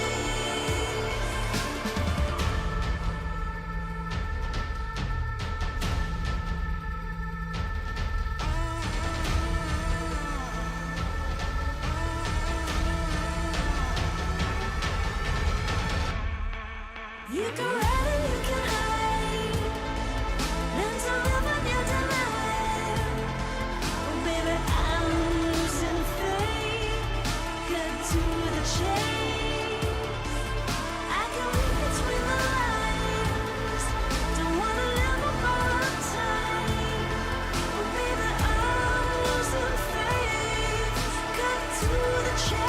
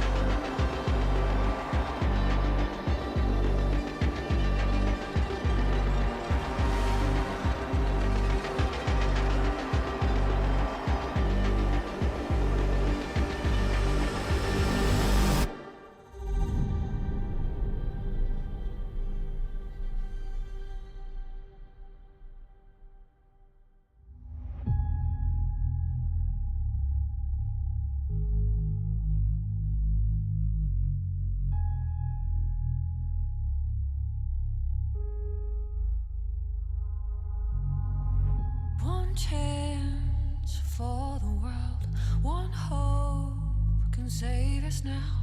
Our time for history. Brave hearts will win the day. Run strong all the way. It's time for you and me. 'Cause nothing can hold us down. On the ground, nothing can hold us down. On the ground, we can be heroes.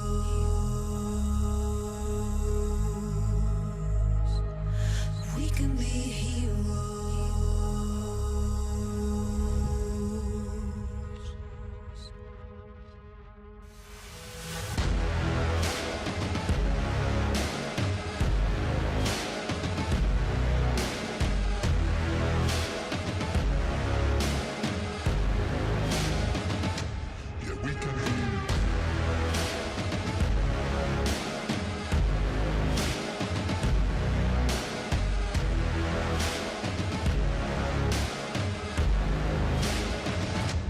We can be heroes.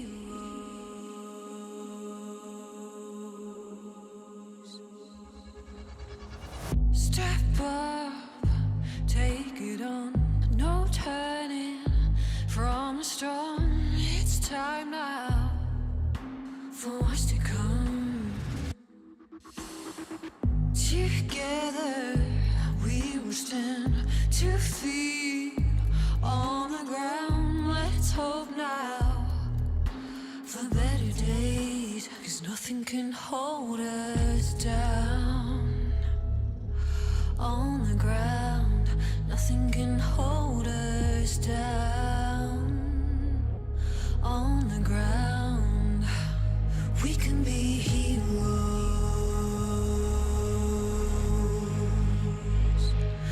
We can be heroes.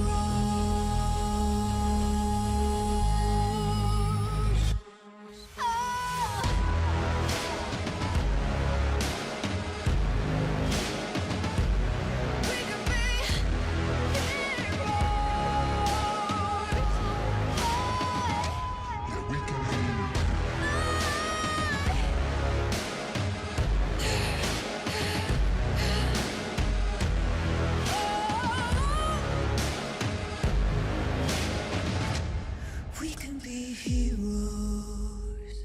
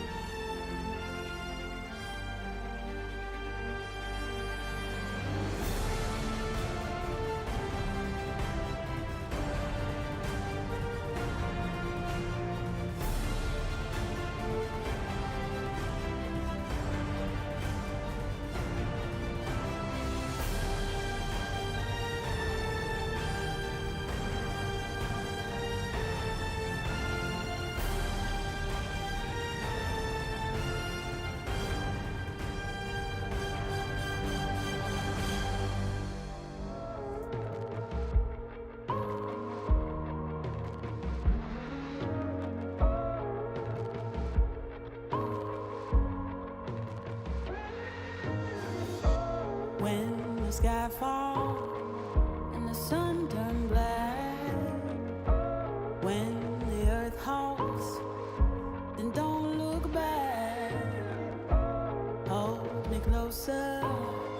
Can you feel my heart?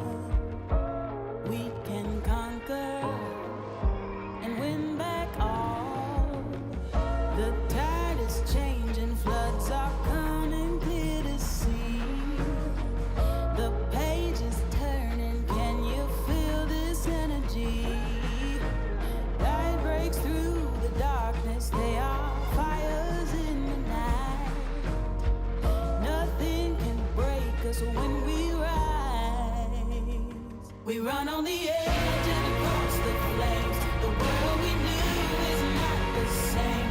Feel your soul, feel your desire. We walk through the fire.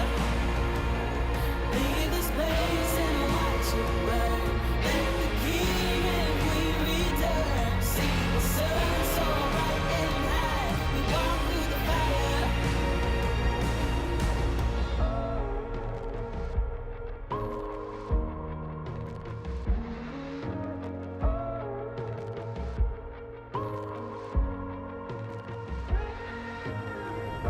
The embers glowing, we're waiting for the blaze, ascending from the ashes, bonfires in the haze.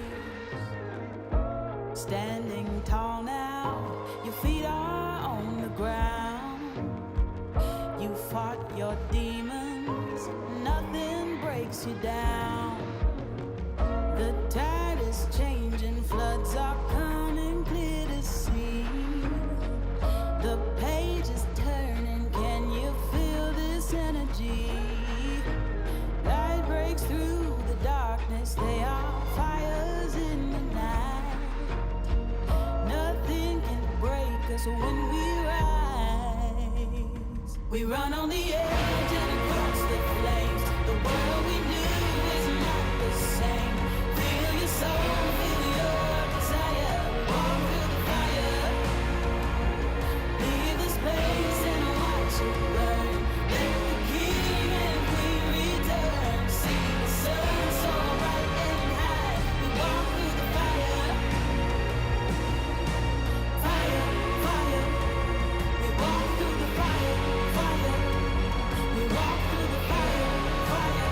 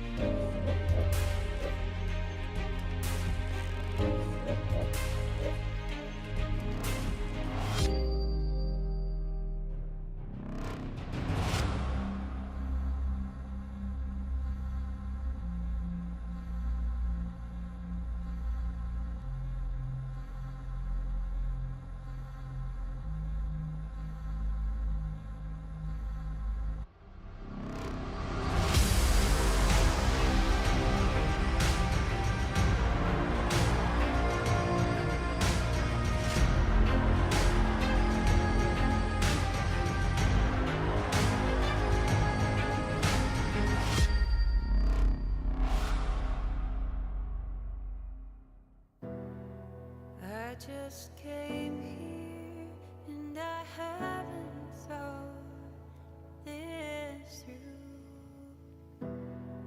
Heart on my sleeve, ready to bleed. Wish I had another drink, then I'd have left it. Instead we're gonna go to the brink. Don't you think that we should forget it?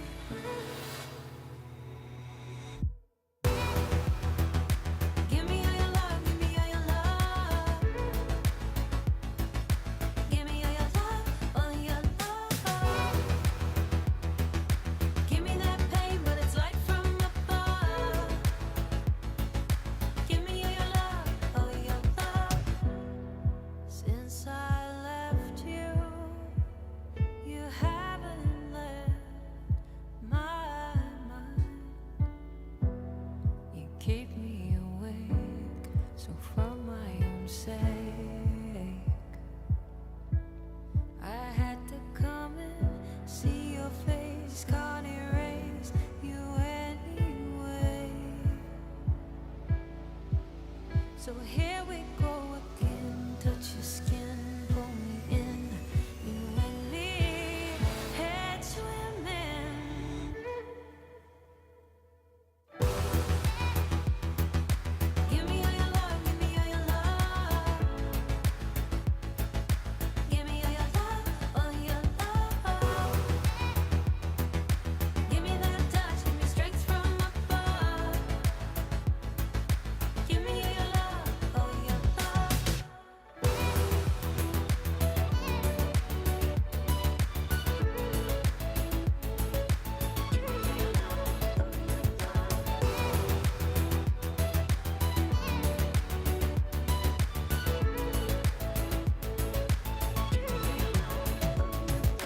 Naked and raw, with your failures and your flaws. Bring me what you are, the lightness in the dark. Naked and raw, with your failures and your flaws. Bring me what you are. Give me your failures and your flaws. Give me all your love, give me all your love. Give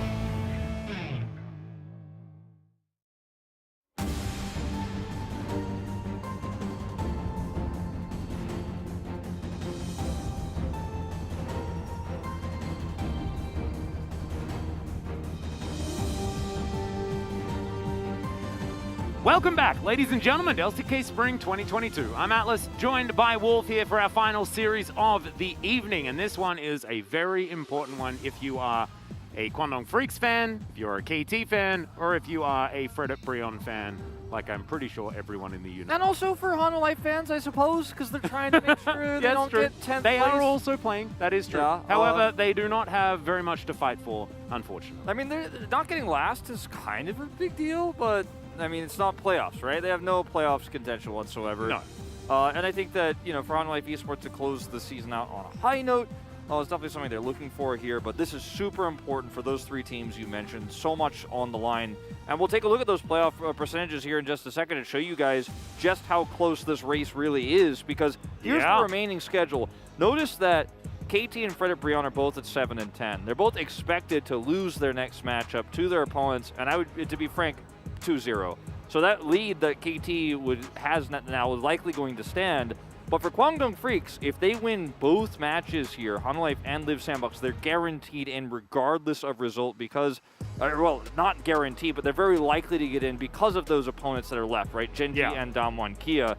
So if Kwangdong Freaks drop the ball in either of these series, it becomes much more likely that Fredit Brion could actually sneak in and take a spot in the playoffs. Exactly right, and there's also a head-to-head that's tied between KT and Fredit Brion. I believe Kwangdong Freaks also fit into there if there is somehow a three-way tie, which is still theoretically possible. We have, in fact, moved the matches up, so we're going to be starting at 3 p.m. on Sunday as well, which is pretty cool, just to make sure that we've got room for as many tiebreakers as we could possibly get.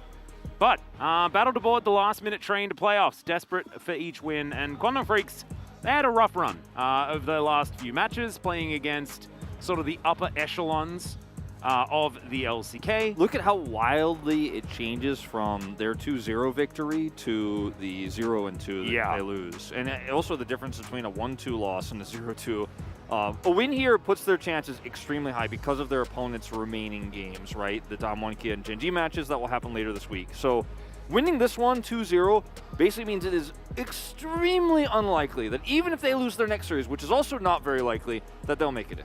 Yep, exactly right. And then any sort of win against Live Sandbox should mean that Kwangdong Freaks make it through, assuming the losses that we're expecting from the other two playoffs contention teams. So definitely looking good here for Kwangdong Freaks right now as far as the percentages are concerned. They're considered the second highest percentage, but I think after this game, if they are able to come up with a victory here, then their position is certainly a whole lot better. But a 6-match and 7-game losing streak here for Hanwha Life Esports, it really has been a bit of a fall off a cliff. I think they had an okay middle of the season. There were certainly some things that we were talking about, like OnFleek's performance looking up, Dudu having a bit of a resurgence throughout the middle of the season. Karis as well, someone that we've spoken about a lot, especially whenever Chronicle is on the broadcast.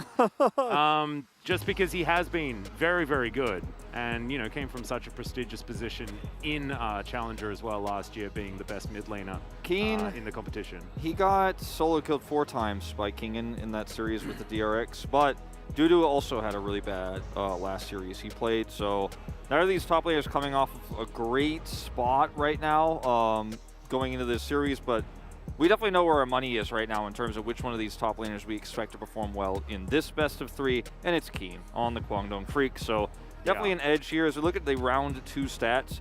Big resurgence for Kwangdong Freaks. Hanwha Life Esports, great in terms of first objective takes, as you can see here, but everything else is a little bit lackluster. First blood for both of these teams also very low. It's been Kwangdong's mid-game and their transition from mid-game leads to late games. That's been their biggest improvement, and I think it's where Hanwha Life Esports falls off the most. It certainly is. It feels like an OnFleek thing, right? Like, even when he was back on Sandbox, it was a lot of, we know how to play this early game quite well. We'll pick, like, Aatrox and Olaf, and we're just going to run at you, and we managed to get early leads. Then they fumble it as the game goes on, and that a bit of that has certainly caught up with the Hanwha Life squad right here. But let's introduce the Kwangdong Freaks, who will be on the blue side this time around. I find this actually very curious. They are the home team. They have side selection, and their win rate on red side is way better than their win rate on blue. But just their idea of what the meta is doing at the moment, and I think they have some priorities in mind. I think the meta has changed a lot as well over the last few weeks to some of these really strong priority picks, like the Ahri, that's really strong right now, that Fate could pick up, but also the AD carry meta has kind of settled down. Like, for a long time, we were just seeing, like, I like this AD carry, I'm going to pick it. And now we're finally seeing enough punishes to where, okay, if we're on blue side here, we will have the opportunity to pick Zeri and also ban away the Karma and the Caitlyn and things like this. It gives you a little bit of extra prio there. I think blue side is extremely powerful when you consider that the LCK is finally really thinking a little bit harder about those bottom 2v2s. Yep, exactly right. But the Quantum Freaks certainly looking better than what their most recent results have shown. Last week was a rough one. Now looking to come back and solidify their position in the playoffs against this team right here. Humble Life Esports with Dudu on fleet, Karis, Samdi, and Vista. This is the whole team. But remember, like last time, we saw a Yuumi top damage. You know, like it was against a Gen G that had reached their full power once again. And they certainly demonstrated that, right? It had some shenanigans in the early game as well. It was a messy series, but it was one where there were a lot of gaps that were exposed for Humble Life. Humble Life Esports, this roster, when you look at it on paper, you know, we said it at the beginning of the season, this looks like a number 10 team. And that might be where they end up if they lose this series, but it's also a team of really talented players who have a lot of potential, but some players who have had a long time to reach the potential and haven't, right? And you get what you pay for in terms of your roster here, and it's too late to fix this season. But I think the Humble Life experience this season has really just been a big proof of this team is in a league of giants. Like, this team is actually a team that didn't spend as much money, didn't actually build a roster full of titans, and you will sometimes just become the punching bag in what is an extremely competitive league here in Korea. Yep, there are some teams that really did manage to, like even teams that should have been good, like Nongshim Red Force, not good enough.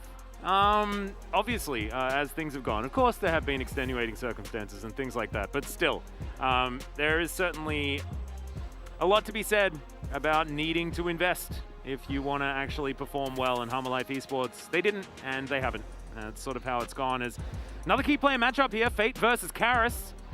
Two very young mid laners, and I think Fate has really risen to the occasion in the second round robin. At the beginning, we were like, what happened to this guy, right? Like, he's the guy that, like, you remember Yamato came over to Korea and he's like, damn, dude, this guy in the mid lane is insane, when he was, of course, coaching Sandbox. And Fate has now shown us that side of himself here in round 2. Karis, though, has also been great, right? He's had some rough games more recently, but I think this is a time for Fate to really shine, I think. Yeah, I think so too.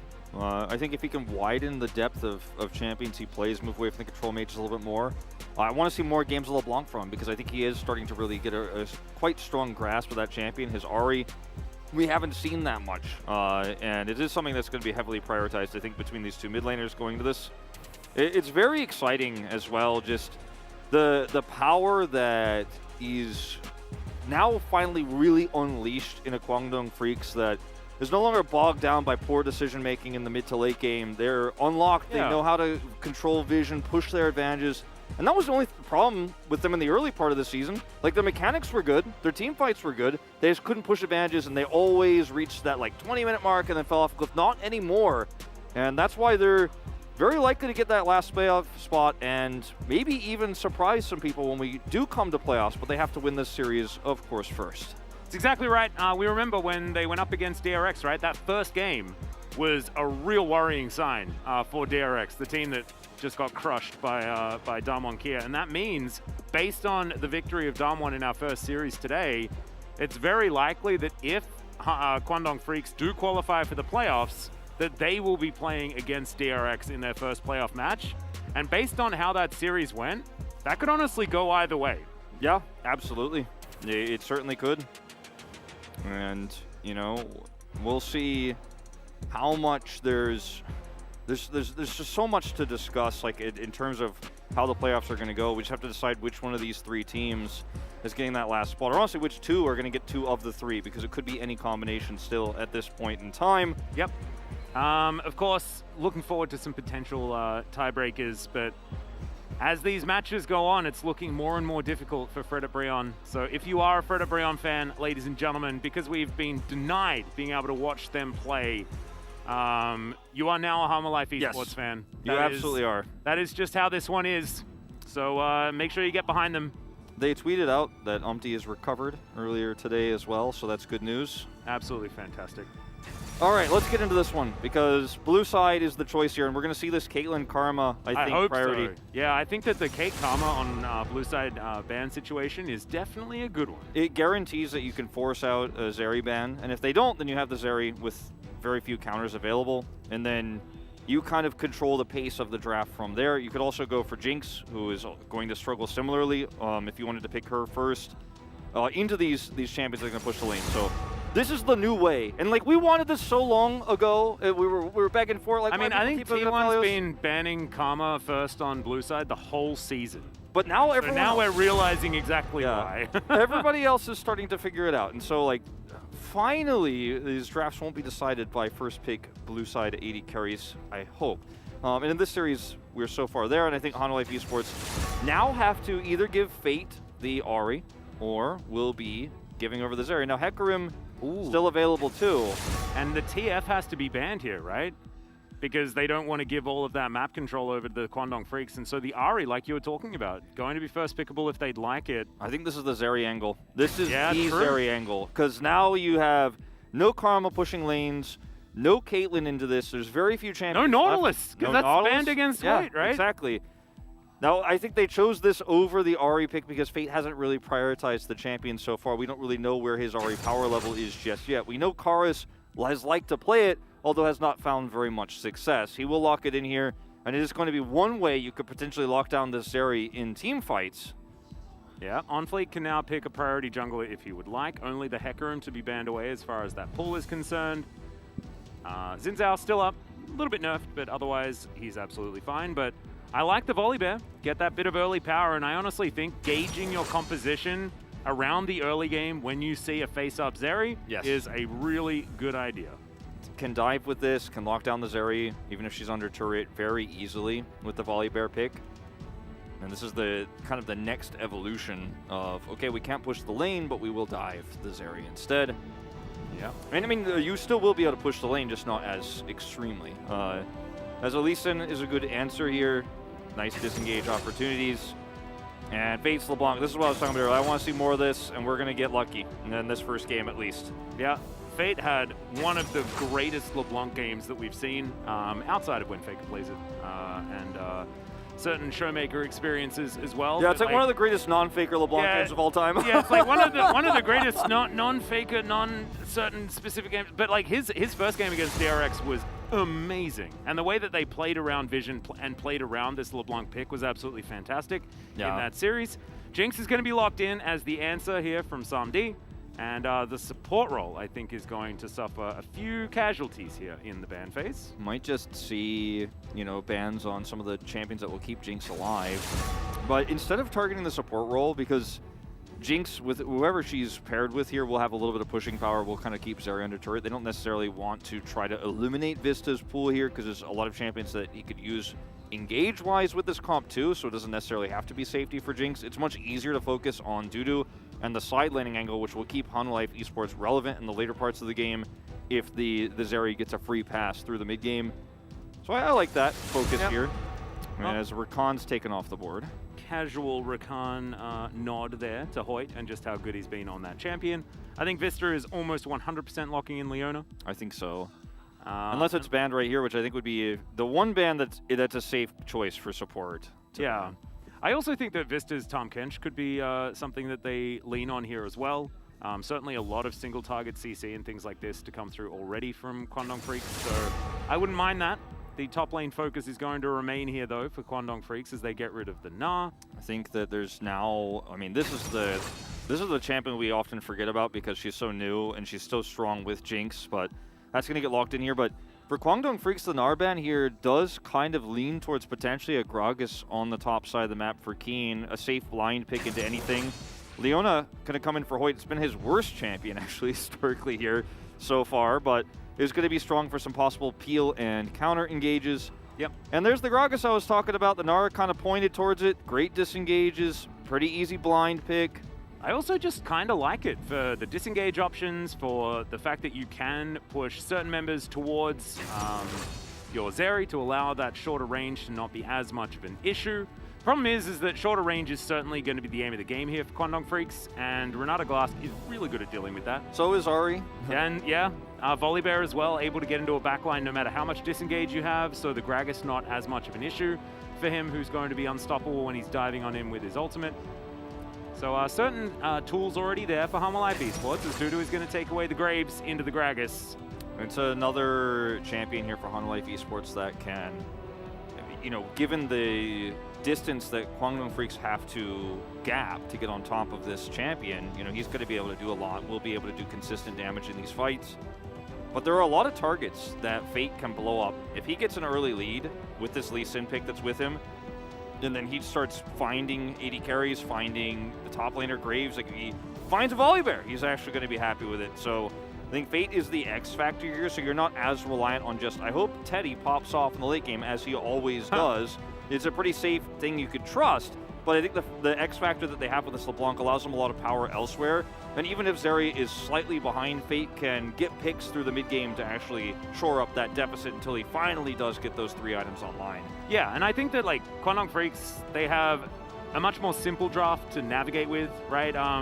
It is far more teamfight focused. I think that the side laning from Hanwha Life Esports potentially is going to be stronger, but they haven't demonstrated the mastery over controlling the map and controlling vision that this composition is going to require of them, right? So we're going to have to see a big level up from Hanwha Life Esports if they really want to take down Kwangdong Freaks in this particular game. On Fleek is going to have a lot of power to dive on the bottom side of the map, but if he is matched, you know, by Elam down there, and Elam just counter ganks, you know, you'll be fairly safe as the Zeri on the bottom side of the map. It's going to take a lot of coordination, as you mentioned. Not to mention that if Renata's pushed up and there's good gank timing from Elam, she will explode. Like, she just does not have much of a health bar. So some opportunities here for Kwangdong Freaks as we hop onto the Rift here for game number 1.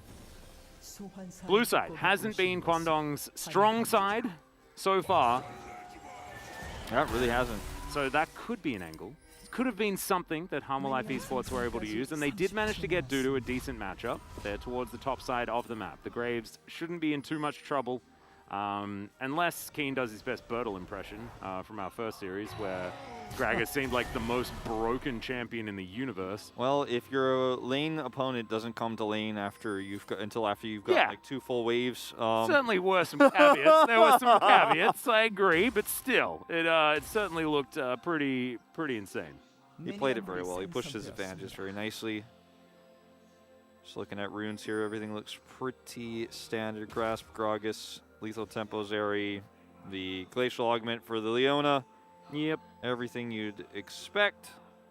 And it's an execution game between these two. I'm just glad that we have a Zeri on the map that is not going to be playing into a losing lane, and we don't have to like look at that portrait and go, well, this is done. Yeah. Like more of these commas, you know? Yeah, I'm just like, please don't do that. And actually now the LCK is, we've gotten to the point where we actually have a game where Zeri like will be able to either live or die by the person who's piloting her and the team that's around her, and not based on lane matchups. Nope.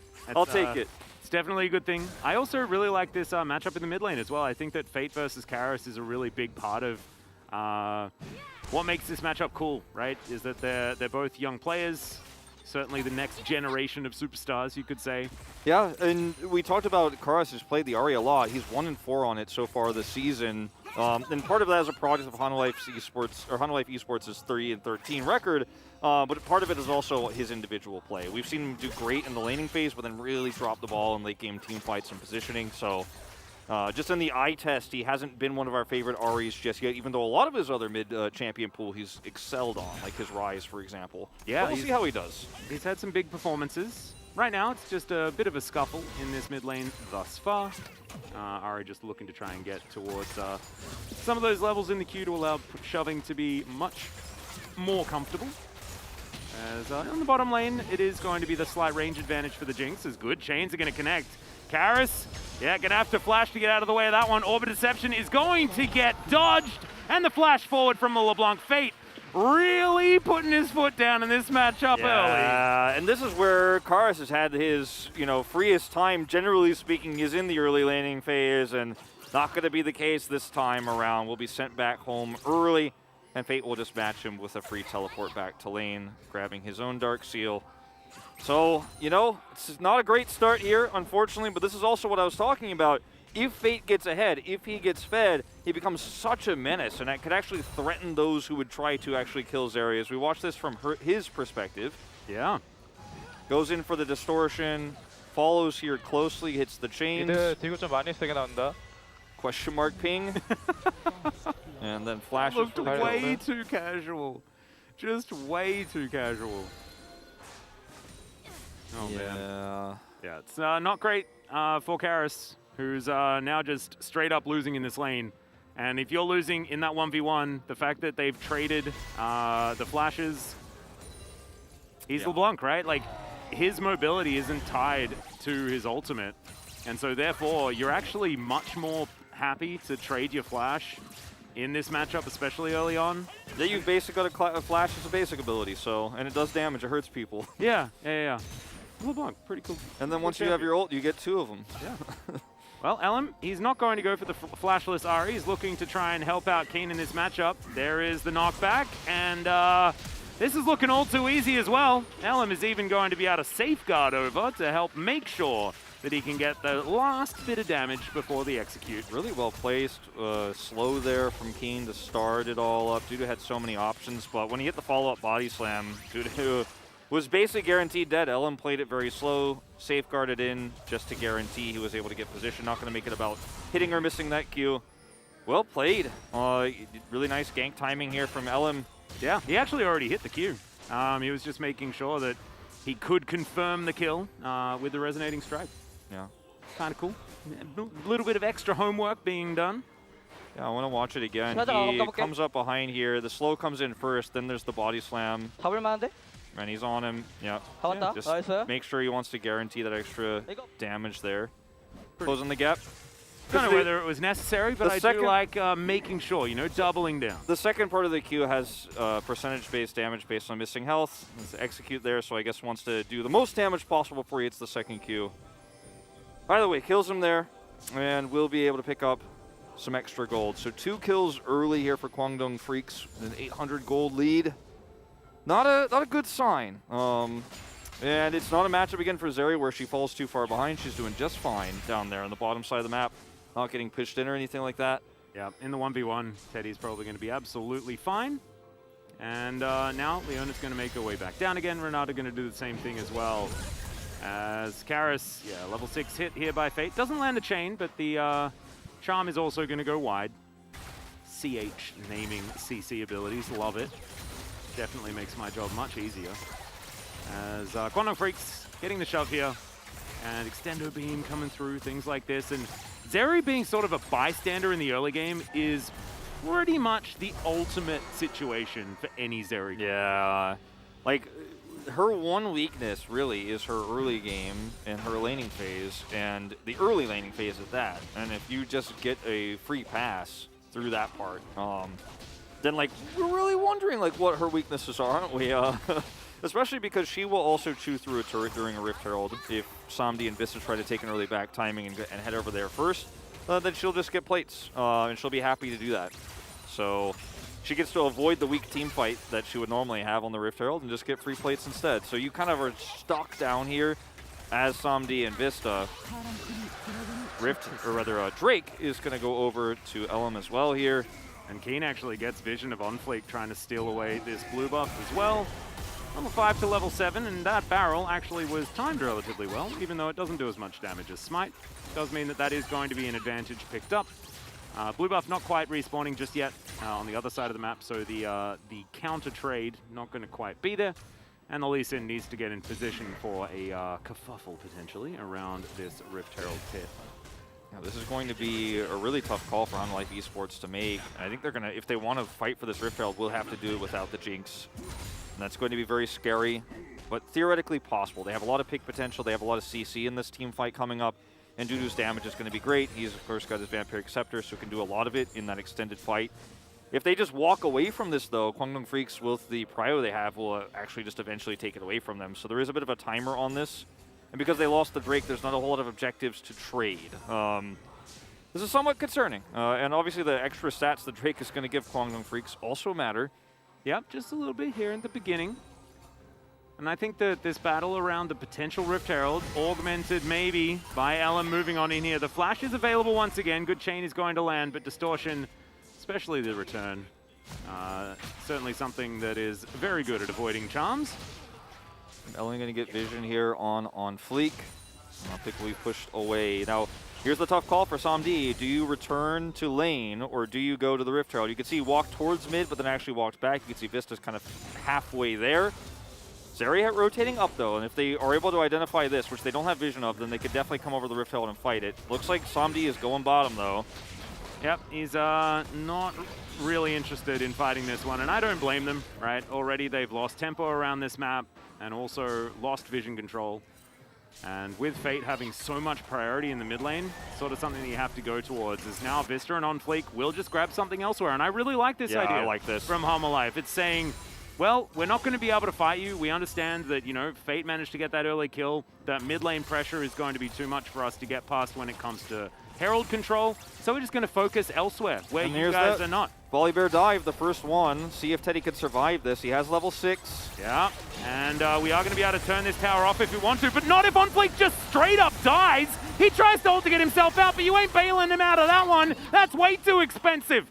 As Homolife Esports try and run away, but that was a flop if ever I've seen one. Yeah, and they just waited too long to actually pull the trigger on this. And, you know, unfortunately it's Renata, right? Like, she's not hard engaged. She has her ultimate available. Well, speaking of ultimates being available, Teddy's still happy to skate around this one as, yeah, they're under a turret, Teddy. You can chill out just a little bit, but he's certainly asserting his dominance. Yeah, so they do come over, take away a red buff, but that's all they're going to get for their troubles here. The dive is not a success. It's a fail. It's a third kill going over to Kwangdong Freaks. And I like the idea of this, right? Like, go over and steal the red buff. They didn't just go, oh, this is so unlucky. We're gonna lose the Herald. dive was also a good idea. Yeah, like, exactly. Not supposed to ult into a wall instead of turning off the turret. So it was not great. But at the end of the day, like, the idea here is really good. And then look at the play here from Hoyt. Like, he just instantly solar flares him, Zenith blades him, and he's like, oh, I got to ult out. And then he ults to the wall and... Well, Dudu also gonna take a turret shot here as Keen looking for a little bit of follow-up. End of the line comes through, not able to actually kill off the Gragas. It's pretty tempting right now, as we could see. And LM's just clearing out his jungle. Keen is actually dealing with this pressure super comfortably. Yeah. On this Gragas right now. He's going for the grass build, the full tank option. And it's really good to see, knowing that you can weather the storm up there, and then with this defensive Leona pick, in this case, for Hoyt, you can weather the storm against the Volibear bottom side. Where is the angle for Homolife Esports, especially this far behind? Like, their opportunities are so few and far between.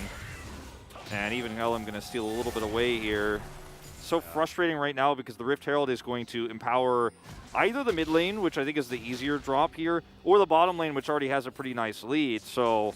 And it's going to be, again, so much more... I mean, I don't want to say Jinx can't fight better than Zeri, but it has a lot more high potential in the late game. And it's so win-win wherever this Herald drops. No, absolutely. I don't think that they can do anything wrong. And as you can see, there's so much vision all over the map for Kwangdong Freaks. There's now OnFleek possibly caught out of position. Flash and kick available for LM. They're not wanting to go for it, not wanting to bite off more than they can potentially chew without full information. As now Fate has decided that he wants to come in. Lands the Mimic Chain onto the Volibear, and it's another Solar Flare there as well. That was really cute. That's LM baiting out the ultimate there, I guess. That's a guaranteed setup for Drake and a Rift Herald drop here, just from, once again, great positioning from both Hoyt and Fate, threatening the Volibear, pushing him away. And now, you know, OnFleek's like, I guess I'm just going to go steal this blue buff again. Might even look for a dive here, but he doesn't have ult, as we know, so yeah, I guess he can't really pull it off. Yeah, consolation, blue buff. Yeah. Yikes. Oh, that's not a yikes, though. That is a Cloud Drake. That is a Cloud Drake. Of course, one of the reasons why LM didn't go in on the Volibear is that Volibear is very good at pressing R and then not getting moved. And so playing around with the baiting of the ultimate was definitely what they were going for there, and that guarantees the Drake, right? Doesn't have his biggest tool available. And Make him a sitting duck for any kicks. Hoyt has a solar flare, it's perfect. You know, I mean, everything about this setup when Kwangdong Freaks have prio in all 3 lanes is super easy for them to do. They're also holding a guaranteed Drake in their pocket with the Rift Herald if they wanted to use it earlier, but they knew with the choke point controlled there and the prio they had mid, if Hanwha Life Esports were going to that choke point, they were going to come out in the death chamber. And it's just unfortunately for On Fleek and crew, they're like, well, we just can't force this. They didn't make any errors. They actually used their ultimates well. Elam's in the choke. He can kick us away. We can't fight this. We got to walk away. 3 plates to Fate, and now a 2 Drake advantage to a team that's already really starting to take the control of this map away.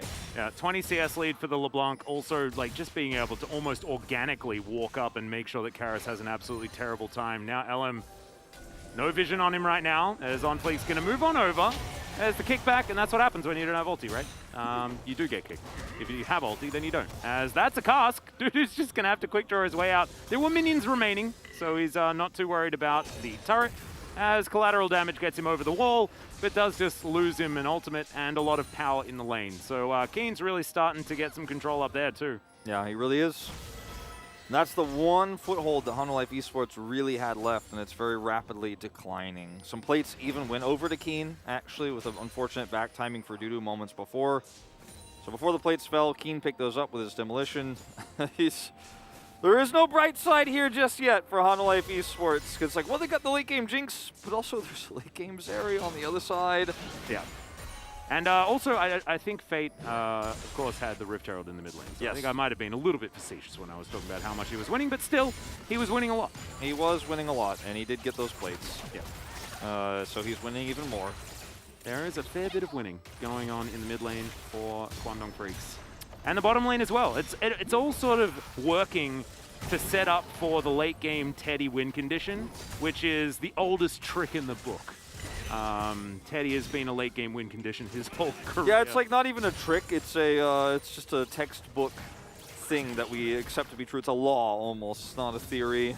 Yeah. And I think that the story of this game is hold that thought on fleek. Yeah, that's a Q that's going to miss. So LM not going to find that, but not going to get punished either, as that's a really nice quick draw to avoid the body slam. Keen's going to have to wait a little while longer for that one. The story of this series in this first game, at least, has been, you know, Kwangdong Freaks saying, you're the 10th placed LCK team, and we're a team fighting for playoffs, and we are a playoff team. Let me prove it to you. That they are absolutely demonstrating that they are worthy of the. They're just one tier above in every matchup, in every lane. They got prio in all 3, even the ones they shouldn't have had. I mean, the top one has been oscillating between, you know, the Graves and the Gragas here, but they are just winning on every account.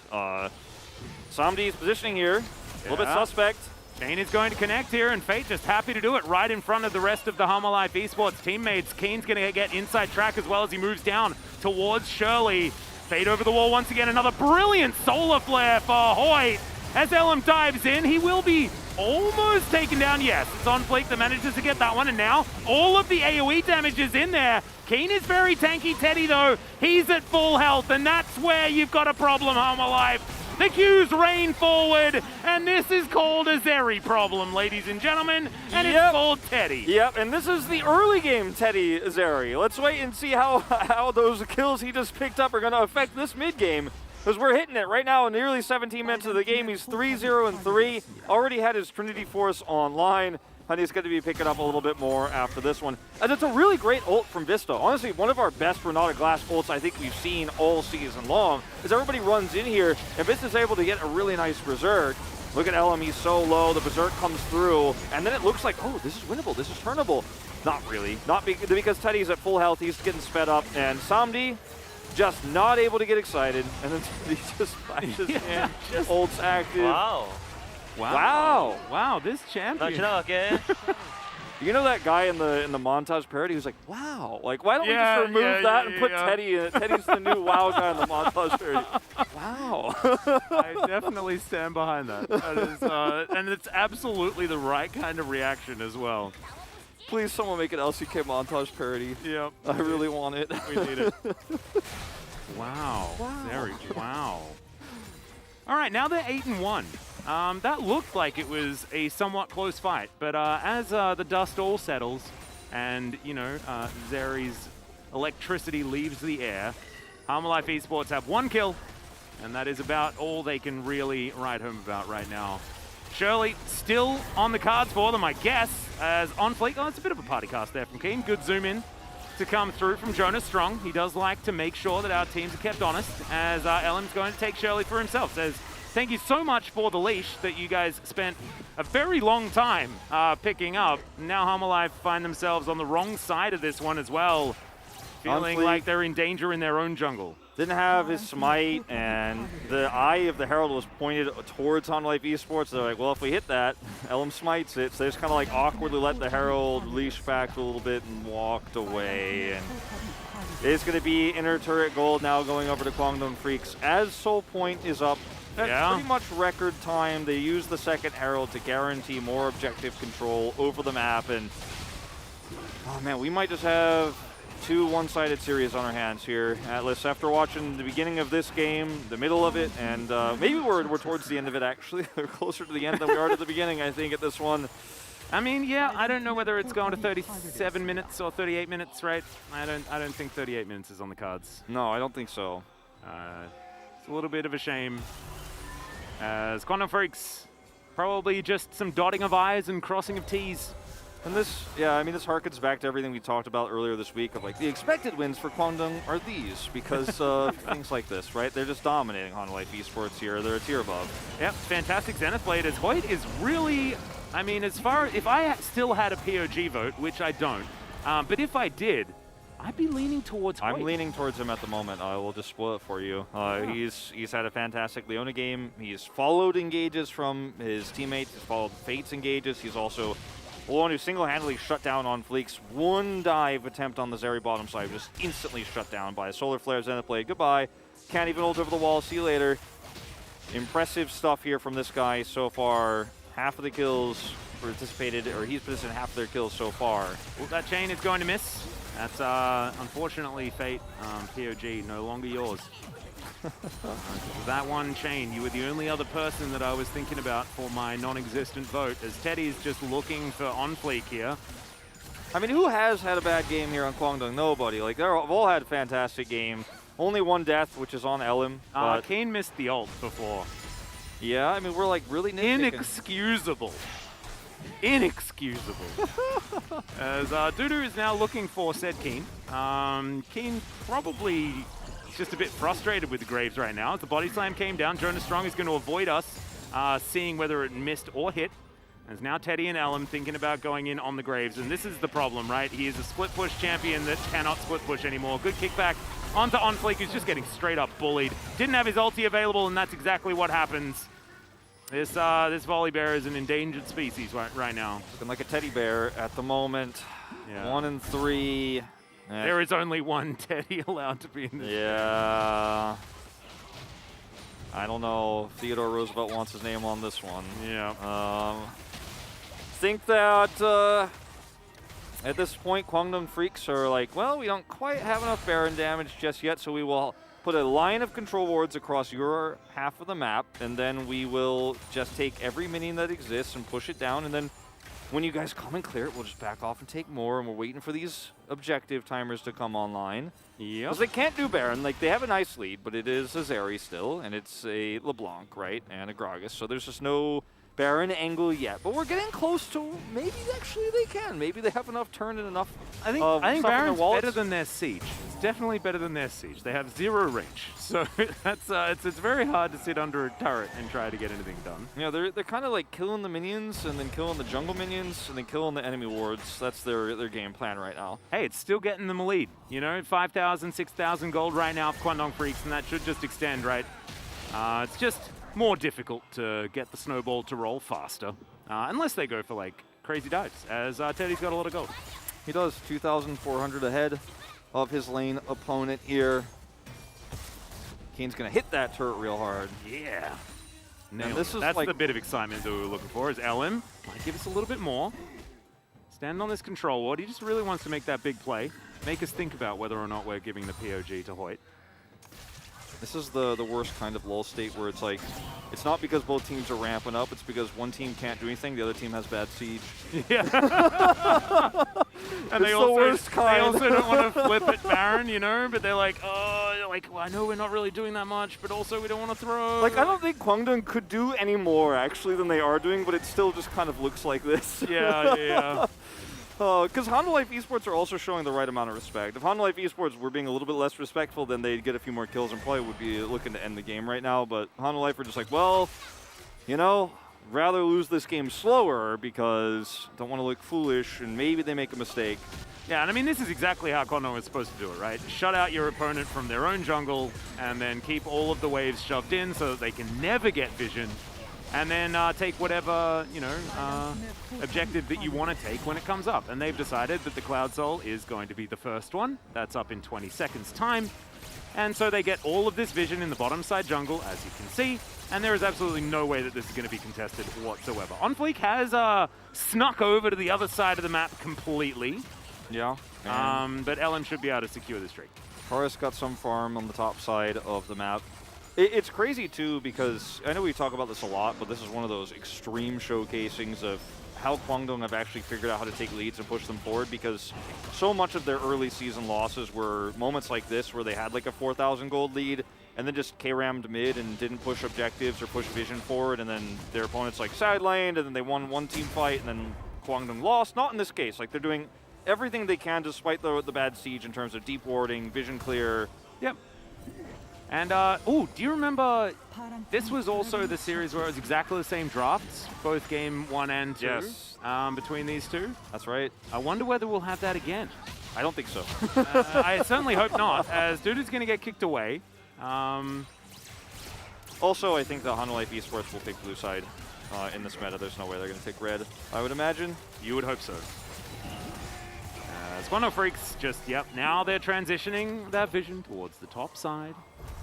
It's slowly but surely, they're getting there. And we mentioned the crossing of I's and dotting of T's and dotting of J's, maybe. Yeah, dotting of J's and, yep, crossing of F. Making sure the G has like a right angle on its little tapper there. Yep.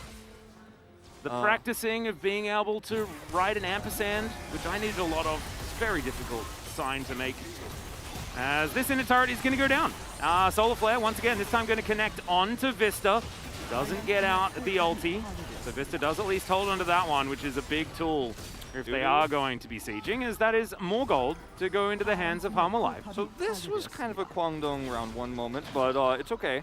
As they do push, you're trading evenly. I think we should, like, going back to the Baron and killing the Baron could have been a good idea. Yeah. Also, I mean, they gave some bounty gold over, but with the advantage they have, despite the gold bounty here and what Dudu is able to accomplish, they're still in such a commanding lead that I think that was actually a trade up for them, because they're getting more valuable structure damage done towards Honda Life Esports, which is just going to open up their route to end the game and kill the Nexus. Whereas, you know, Dudu, he accomplished something, maybe like slowly like pushed some of the gold lead back, but like it's not that significant at the end of the day. And now it looks like we finally are in Baron territory. Okay, Runins is done for Teddy, so he's ready to shoot him real good and hit everybody.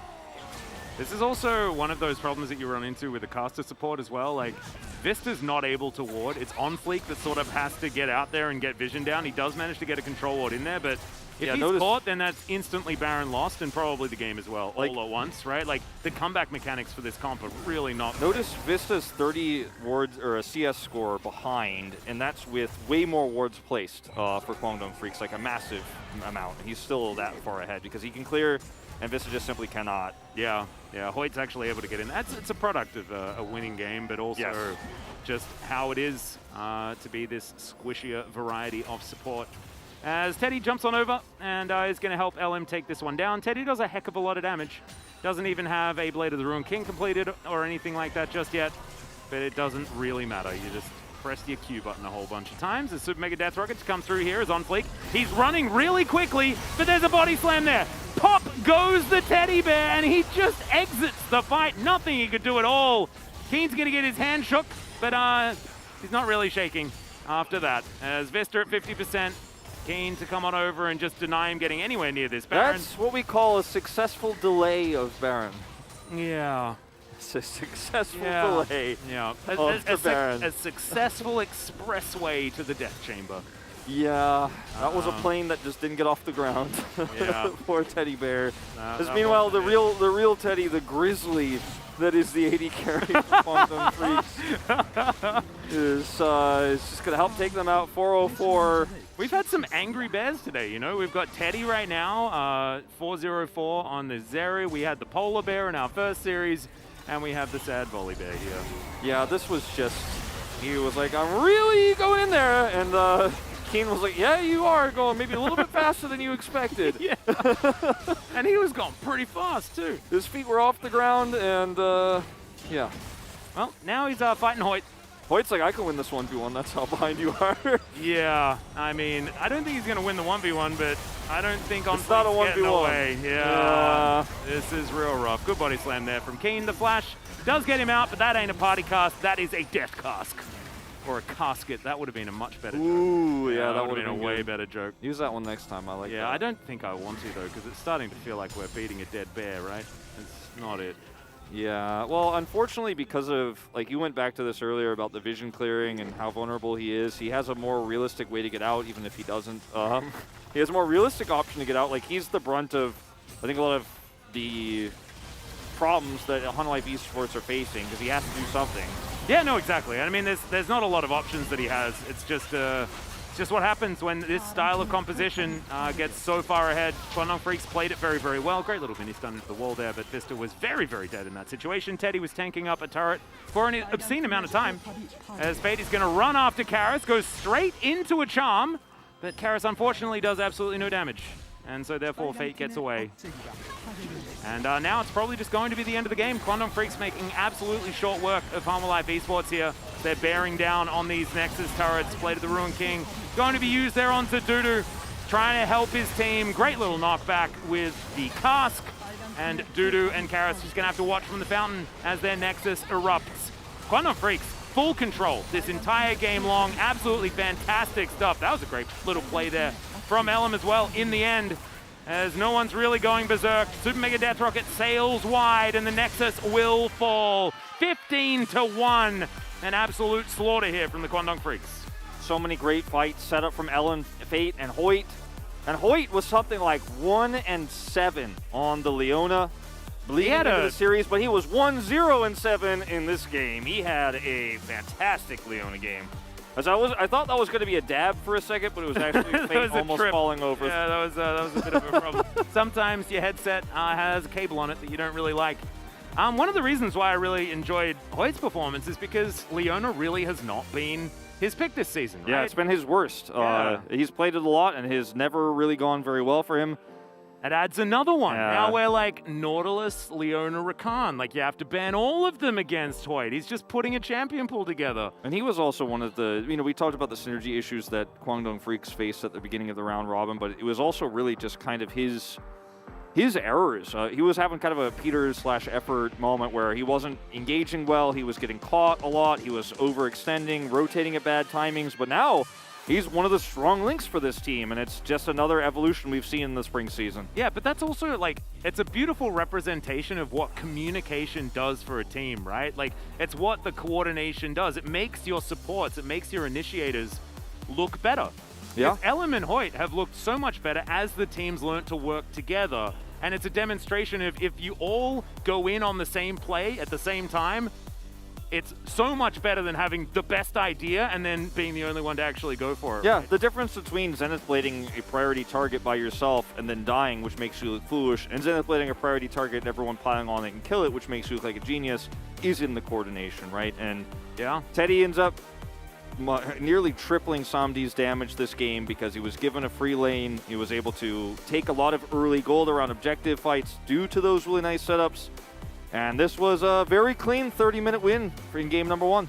Absolutely was. The low range stopped it from being too quick, but Quandong Freaks, 30 minutes, you'll take that any day of the week. Now, we are going to go to a short break. When we get back, Analyst Carpet Space, as well as game number 2. We'll see you there.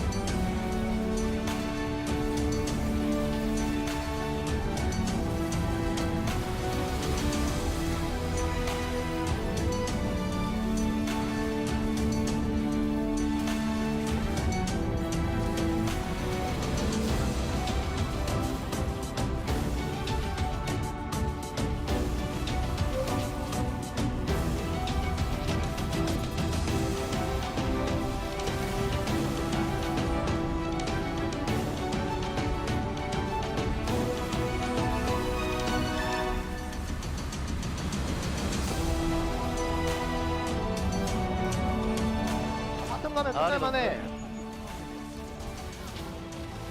바폭 가면 끝나겠다. 나얘 쫓을게. 노플 노공이야. 노플 노공이야. 어라? 도망갈게. 그거 이거 얼마나 더? 가자. 아니 나 Q 눌렀는데 Q 안 나와. 볼베 노플이야. 볼베 공안 돌만해. 알이 전혀 없어. 나 상태는 안 좋다. 타워만 쳐봐. 타워만. 징크스 15초. 야 볼베. 쌈부터. 타워. 징크스 10초. 타워. 야나 상태 안 좋아. 해줄게. 애매하면 빼야 돼. 이거 광란 있어 얘네. 그거 노공이야. 알이 전혀 없고. 알이 노플이야. 광란. 한 번만 빼고. 제리 봐줘. 징크스고. 했어. 나 넥서스 칠게. 오케이. 나이스.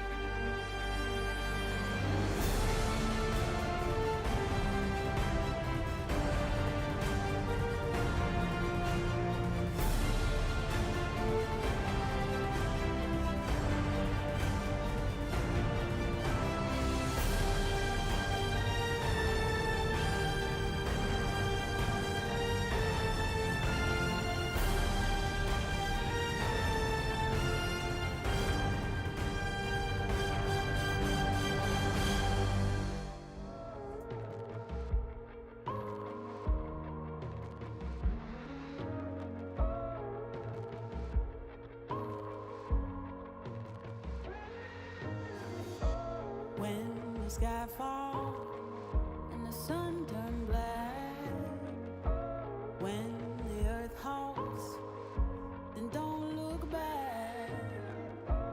Hold me closer, can you feel my heart? We can conquer and win back all. The tide is changing, floods are coming clear to see. The page is turning, can you feel this energy?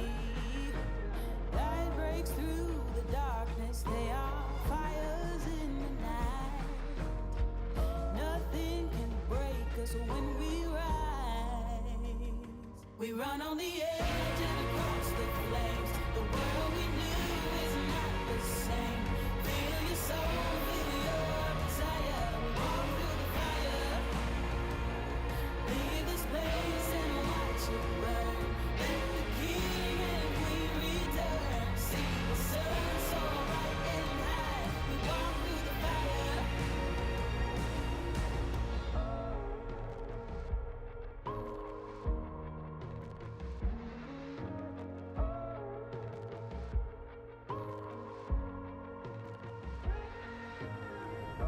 The embers glowing, we're waiting for the blaze, ascending from the ashes, bonfires in the haze.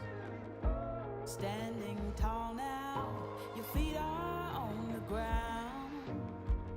You fought your demons, nothing breaks you down. The tide is changing, floods are coming clear to see. The page is turning, can you feel this energy?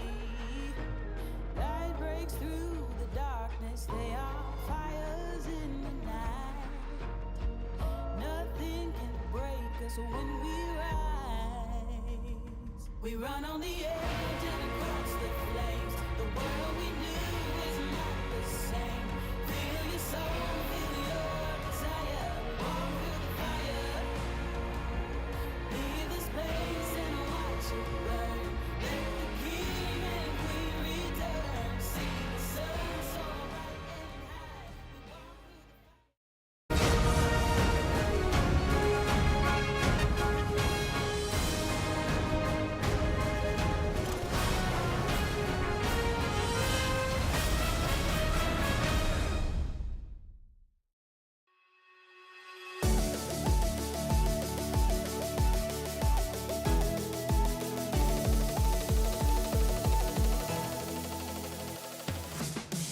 Welcome back, guys. We are here at the Analyst Carpet Space. It is me, Valdez, with Chronicler, and we are going to break down that game as it was more of a one-sided kind of slugfest from the side of the Kwangdong Freaks. This team looking better and better the more we see them towards playoffs. Honestly, from start to finish, liked it a lot. I think the draft setup for the Zeri was really good. Costas went over this as well, but making sure that what has been the traditional answer to the Zeri, not available. Lee Sin and LeBlanc, when you're a team that's confident that you are the better players, which we saw with the early solo kill. Very well done. Rounded out with a good engaged champion and a Gragas that basically fits into any team comp, and with you already having enough win conditions in LeBlanc, the Lee and the Zeri. It's great. For Humble Life, guys, if you're having a hard time, stop drafting Graves and stop drafting Renata and like play a easy front-to-back teamfight comp that plays itself. And maybe don't put on Fleek on Volibear again, because it was very clear that he was not very comfortable in the champion. Yeah, I mean, going into this game, I just felt like, okay, this is going to be really one-sided just because Kwangdong Freaks are incredibly strong right now. Humble Life are 10th place, right? So regardless of the drafts, I was coming into this like, Kwangdong are going to smash them, right? And the drafts made it, I think, even a little bit better for the side of Kwangdong, and they got the job done. It feels like the Gragas priority is going up more and more, at least today, the last couple of days. Some Malphite as well, and we'll see how much more play that does get as well. Yeah, Gragas fits into any team comp. It's a great neutralizer, and as long as Nara's banned, there's not really any counters to it. You know, things like Poppy are annoying, but you can still deal with them, and Poppy hasn't really been cited recently. Yeah, every once in a while, but not so far this week, as we are going to take a look at our first highlight right now as we see this failed dive on the bottom. Is it a highlight or is it a low light? I'm not 100% certain, because honestly, your ultimate makes you unstoppable. You can. It's just not using the ult early to actually get on top of Teddy, lock him down, so you can guarantee the handshake chomper combo. Right, and then also failing to ult the turret but ulting the wall instead, even though at that part he would have already been dead. It's it's really unfortunate, and that was basically the start of the end of the game, because from that point onward, Teddy was just fed for free, and the cross-map play was obviously really, really easily won by Kwangdong. Yeah. And then it kind of snowballed out of control pretty quickly. Yeah, they just 2v1 ganked the top side as well. Ellen was able to help get a kill on the top side, very nicely executed there. We didn't get that on the highlight, but it was essentially a loss on the bottom side for Humble Life and then another win on the top side for Kwangdong Freaks. And yeah, just not really the execution being there, you know, like it could have gone well if they got that dive, but it just did not happen. So guys, we're gonna take a look at the second highlight as well. This one, more of a highlight. As it is a nice setup of the fight here initially. Then Alan goes in a little deep. Also, that kick not ideal overall, being a little bit over enthusiastic. But then the key thing, even with the Renata ultimate, is this cask that sets up the rest of the fight very nicely. And Teddy still in full health, right? So he just very leisurely then is able to walk in. Keen with a nice flash body slam to make sure that those straggler kills are going over as well. And from this point onward, honestly, we could have picked up more fights, but that was it, right? That was the one shot that they still had. And the key thing with the composition that they had is you can get good pickoffs. You have the Volibear, you have the Ari, and if you pick someone off and then continue, then you have a shot. But they didn't. They tried a 5v5 and they didn't get Zeri. Yeah, it's a lot of execution issues, right? Because even in that fight as well, like if 5 people are going into a choke against Gragas, Zeri, and Leona, you're not going to do very well. And that's exactly what we saw. Kwangdong Freaks good enough to pick up the pieces that Hanwha were laying down. But guys, we do have the POG ready to go. Let's see who does pick it up here for game number 1. Will be Fate 4-0-3 with an extremely solid game on the LeBlanc. Number 1 in solo kills, picks up 2 more. Interesting. I didn't. I'm expecting a split vote because I thought, as the cast said, Hoyt had a great game as well. Obviously, in terms of 1v1 performance, Fate solo killing Karis very early on. But the key thing to Fate, something that we haven't really seen of him until like the last couple of weeks, is that we know that this player was a pivotal part of why Sandbox had an almost playoffs run last split around.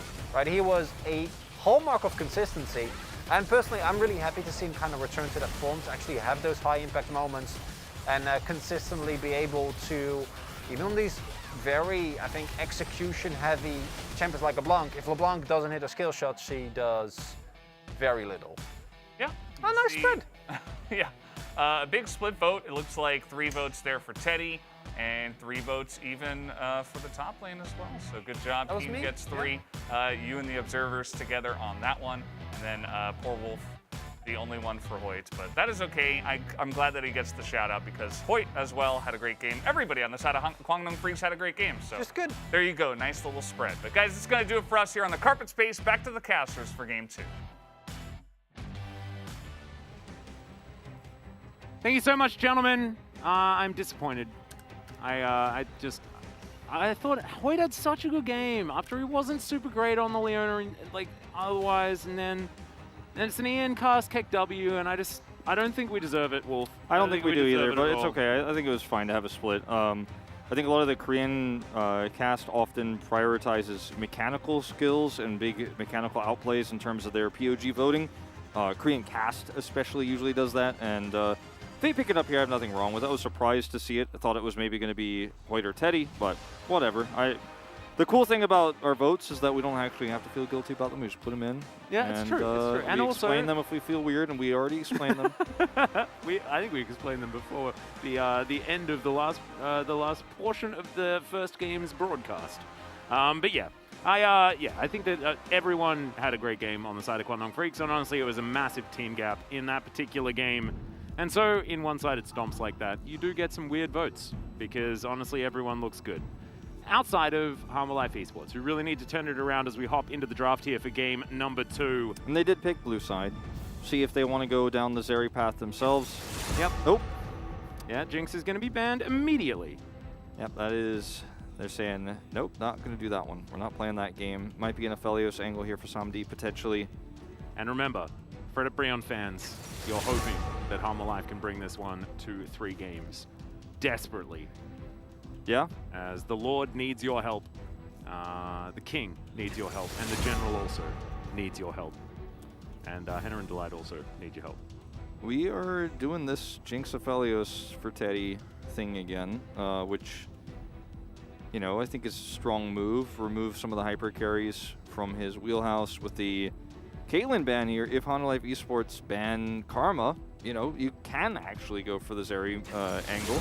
Yeah. And in fact, it's Kwangdong who will ban the Karma away. So we're getting pretty thinned out here. And remember, Kwangdong Freaks, with these bans, you do not have blue side. You do not have first pick.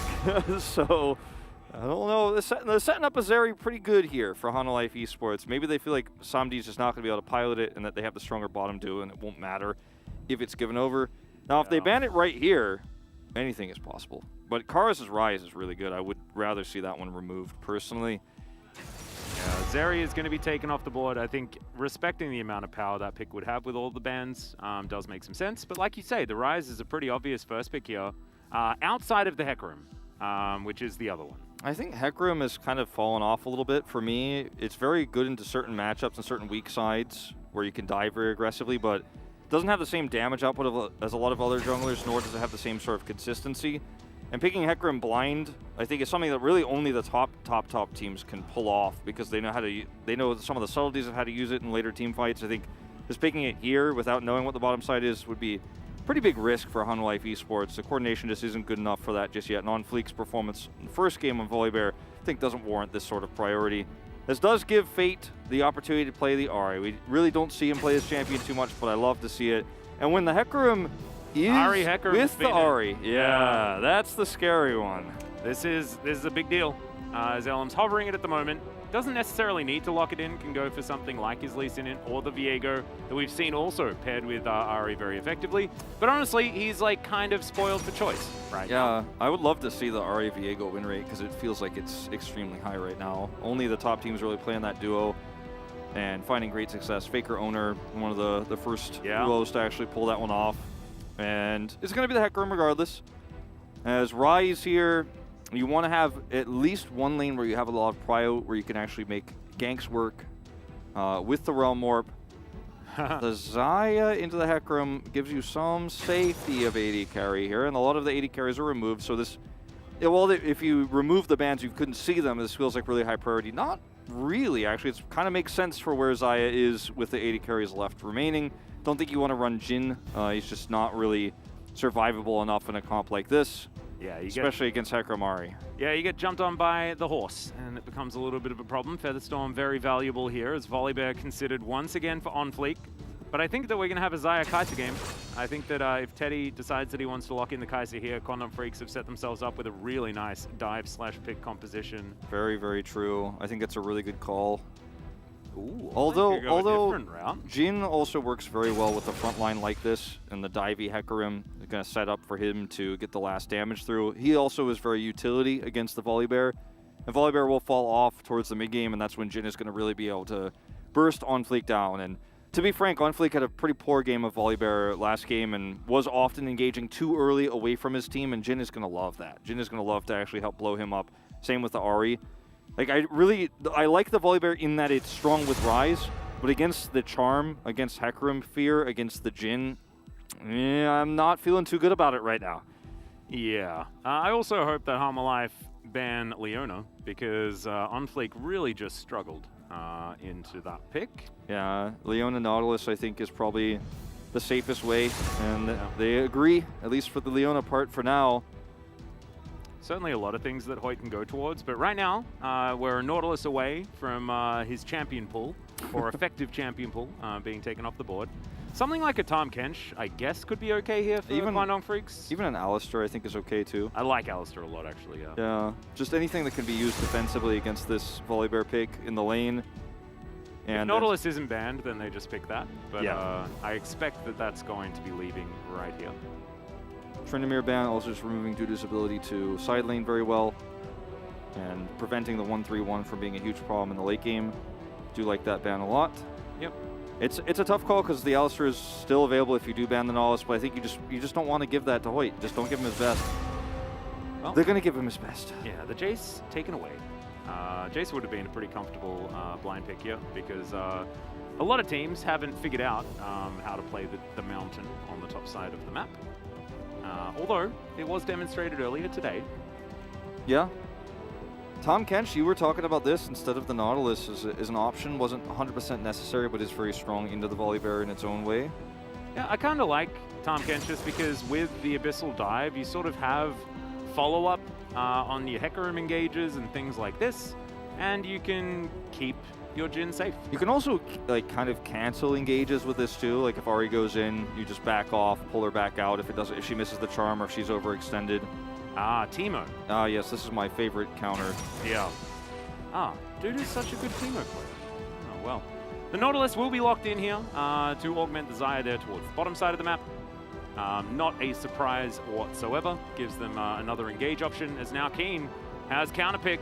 Yeah, this is why red side is good for Kwangdong Freaks. Camille and Jax both great with this because you just want someone else to run at the enemy team once the Volibear is killed. Once the Volibear, Volibear is going to be the one who starts this off, or Nautilus, right? And when the charm comes through and you charm Vista, you charm Karis, you get that first pick, then you're ready to run at them. Then you're ready to chase as Kwangdong Freaks, and then Jhin pulls out the curtain call. Life Esports are just like running and dodging for their lives. I feel like that's how a lot of these team fights are going to look if there's not a big lead here. For just 1 second, I considered like, what would it be like if Volibear was top and Graves was jungle in this? I think it'd be worse. So yeah, I think we came to the conclusion very fast that was going to be a swap. But I was like, maybe no. That's not Canyon in the booth. So yeah, and it's also not a time where Volibear can be played in a solo lane. Nope. Sadly. And we're not going to get the Tefelios that she was asking for there, looking for 1,700 kills for Teddy. Not today. But they do get his Jin, and I think he just hit 1,700 as well. So congratulations to Teddy. It was also his birthday, like 2 days ago. Yeah. So happy birthday to Teddy also.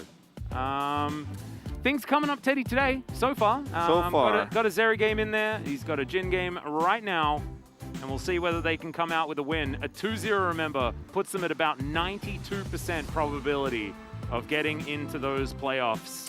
Kwangdong Freaks' draft is hard to operate from behind, but if anything, if game one taught us anything, I think Kwangdong Freaks are going to have at least an even mid-game as long as there are no huge errors. Very excited to see Fate on this Ahri again. Yeah, and also excited to see Karis on his rise, right? This is definitely one of his better picks in that mid lane. I'm not expecting him to get solo killed this time around, but one of the problems I think that was shown to us in the first game is that OnFleek really can have some stinkers, and I really hope that he's able to turn this one around. Currently moving up towards this top side as Hoyt's also getting a bit of vision in there himself.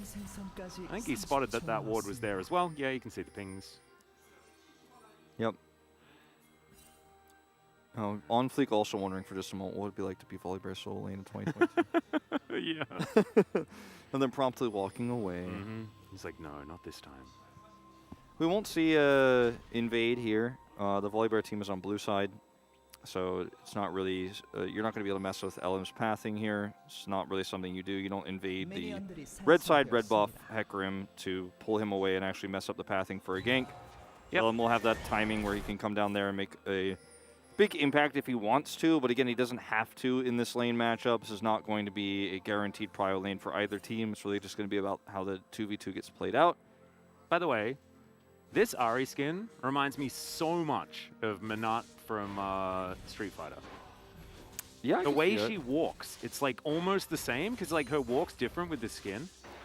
Just reminds me so much. The Fate right now is just trying to make it as hard as us as it is to see like the walk. Yeah, I can kind of see that. This is why we need Jonas Strong to listen to our broadcast so he can now do a zoom in so that we can check it out. I mean, that maybe I'm insane. I'm not entirely sure. Karis is going to walk on forward, get some flux down onto the Ahri. Yep. Ahri procs electrocute, but Karis is going to use his time warp tonic to just instantly heal it back up. Nothing crazy happening. This is Fate's first time playing this season. Has played a lot of solo queue games on it. We've observed him, and this is something I was talking about earlier. It's often been up, but not prioritized. This is not the win rate we were asking for, but it's still another great one. Like 5-1 for Hecarim, Ahri.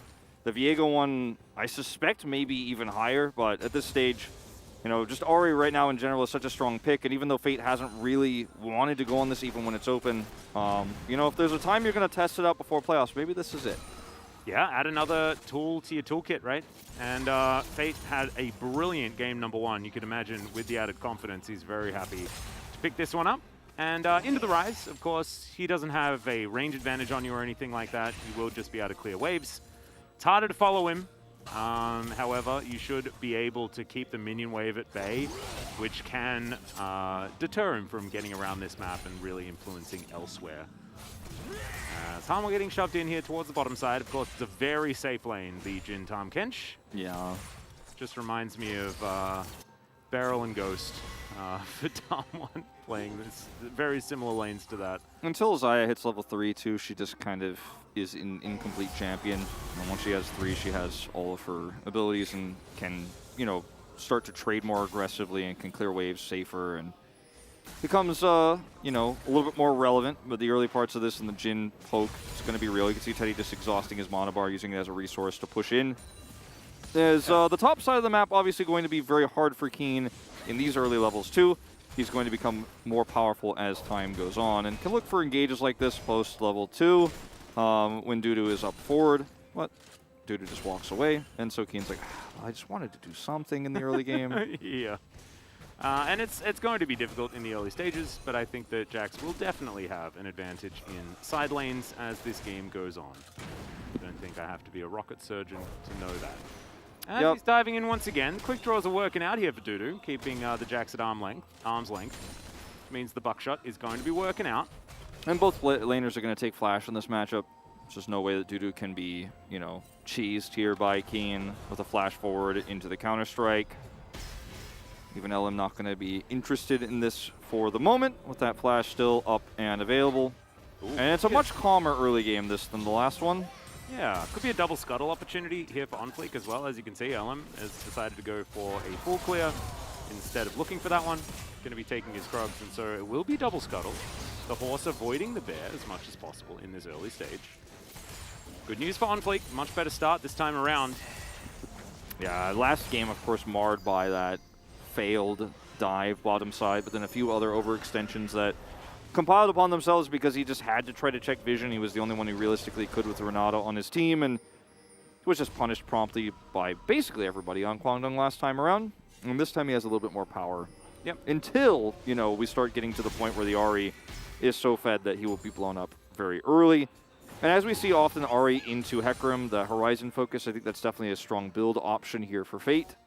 Did pick up the early Merc treads this game around as well with the CC he's up against. Yep, wants to avoid being prisoned for too long. Also, there's a Nautilus, and he's got a bit of CC. Yeah, I like this a lot, actually. With the Tahm Kench, too, like, Fate can spacewalk big time. Yeah.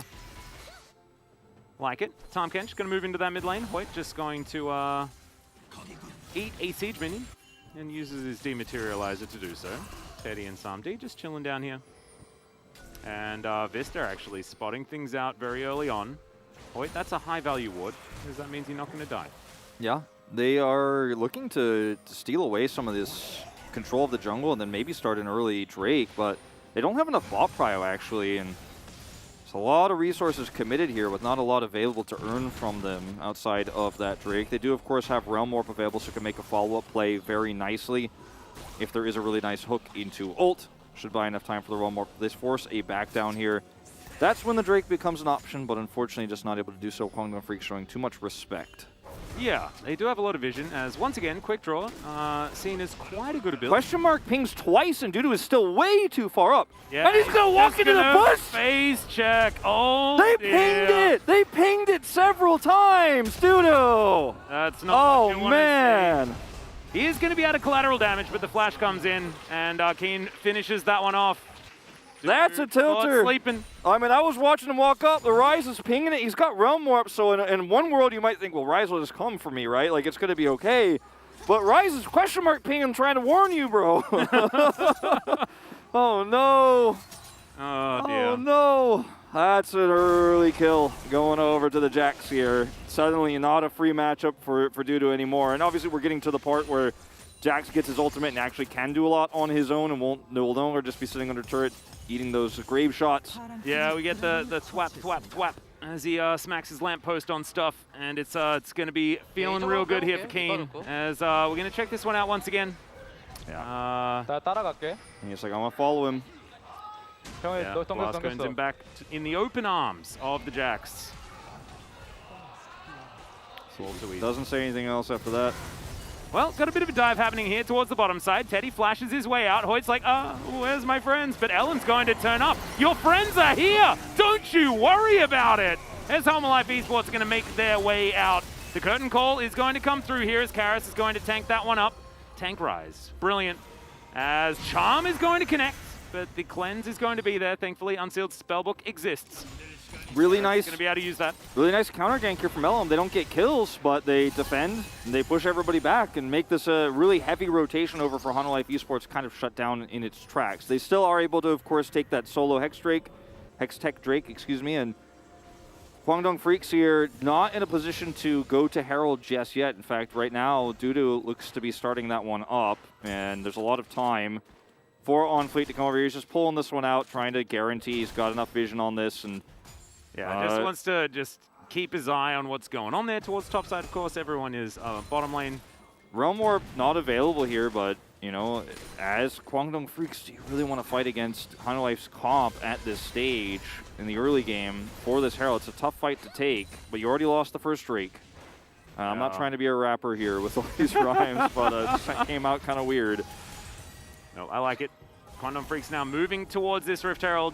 And it's pretty face up what they're doing, but Fate has his ultimate. There's not a lot of cooldowns back available here for Hama Life Esports. Yeah, I mean, the ult problem is a big one, actually. You know, now that you mentioned it, I kind of forgotten that so many were used on that bottom exchange, and as a result, no Volibear ult, no Realm Warp, as we talked about earlier, no Xayah ult, so Samdi's just going to take 2 plates down here instead. Don't mind it. Don't mind the decision. You know, you're able to get what a Rift Herald would theoretically provide for you. And they will give this one up. Keen over here making sure that they have vision available as well. As Deadly Flourish comes down, Teddy doesn't have a full shot. Aww. It's going to be okay, Vista. It's all right.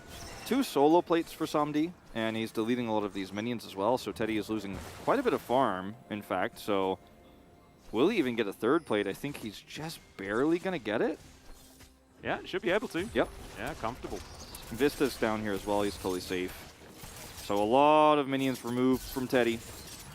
And also, I like sort of the double duty that the vision that they got on the top side of the map does, because it also provides Keen with the ability to play up in the lane, and as you can see, has been able to pick up a CS advantage for himself. Those are Ninja Tabi completed, and so it should be all right here to invest in a lot of extra vision. And sometimes over-investing in vision can be a problem. This time, providing a safe playground for your Jax at the same time as guaranteeing a Rift Herald is kind of cool double duty. Speaking of the Jax, I think the Jax is going to be the recipient of the Rift Herald in this game because he has a lot of agency up here, can dive with it if need be. You know, LM has his ultimate available. Whereas on the bottom side of things, Teddy's kind of lost out on his opportunity for that. Has lost 3 plates down there, has to take an awkward back. His opponent has Eclipse first. And dropping it mid is just going to be such a challenge too against the Ryze wave clear. So King is going to become faster here, a big win condition for Kwangdong Freaks if he is going to pick up those plates. And I expect that is just simply by ease of execution where this is going. And I think that that's going to really speed up his relevancy in this game. Yeah. So he already got that first kill.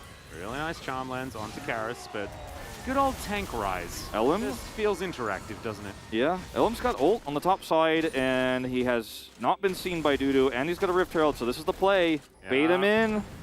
Alcove Pony, the scariest pony available. As Keen pulling Dudu back here just a little bit. Let's see how juicy this Jax can look as he dives in. Trade back is decent there from Dudu, who does step forward, but this is a horse going back home. Yeah, they just didn't sell it well enough. Dudu was playing very respectfully. They knew they had no idea where the enemy Hecarim was. He didn't even have a ward in the river, so he's like, he could be coming from anywhere. I'm just not going to play this game. We'll teleport back in, and unfortunately this means that LM doesn't find an opportunity for that Herald. We'll have to look towards the bottom side of the map, perhaps to the play with Fate here on the Drake. Yeah. Good vision available for Hama Life Esports around this area.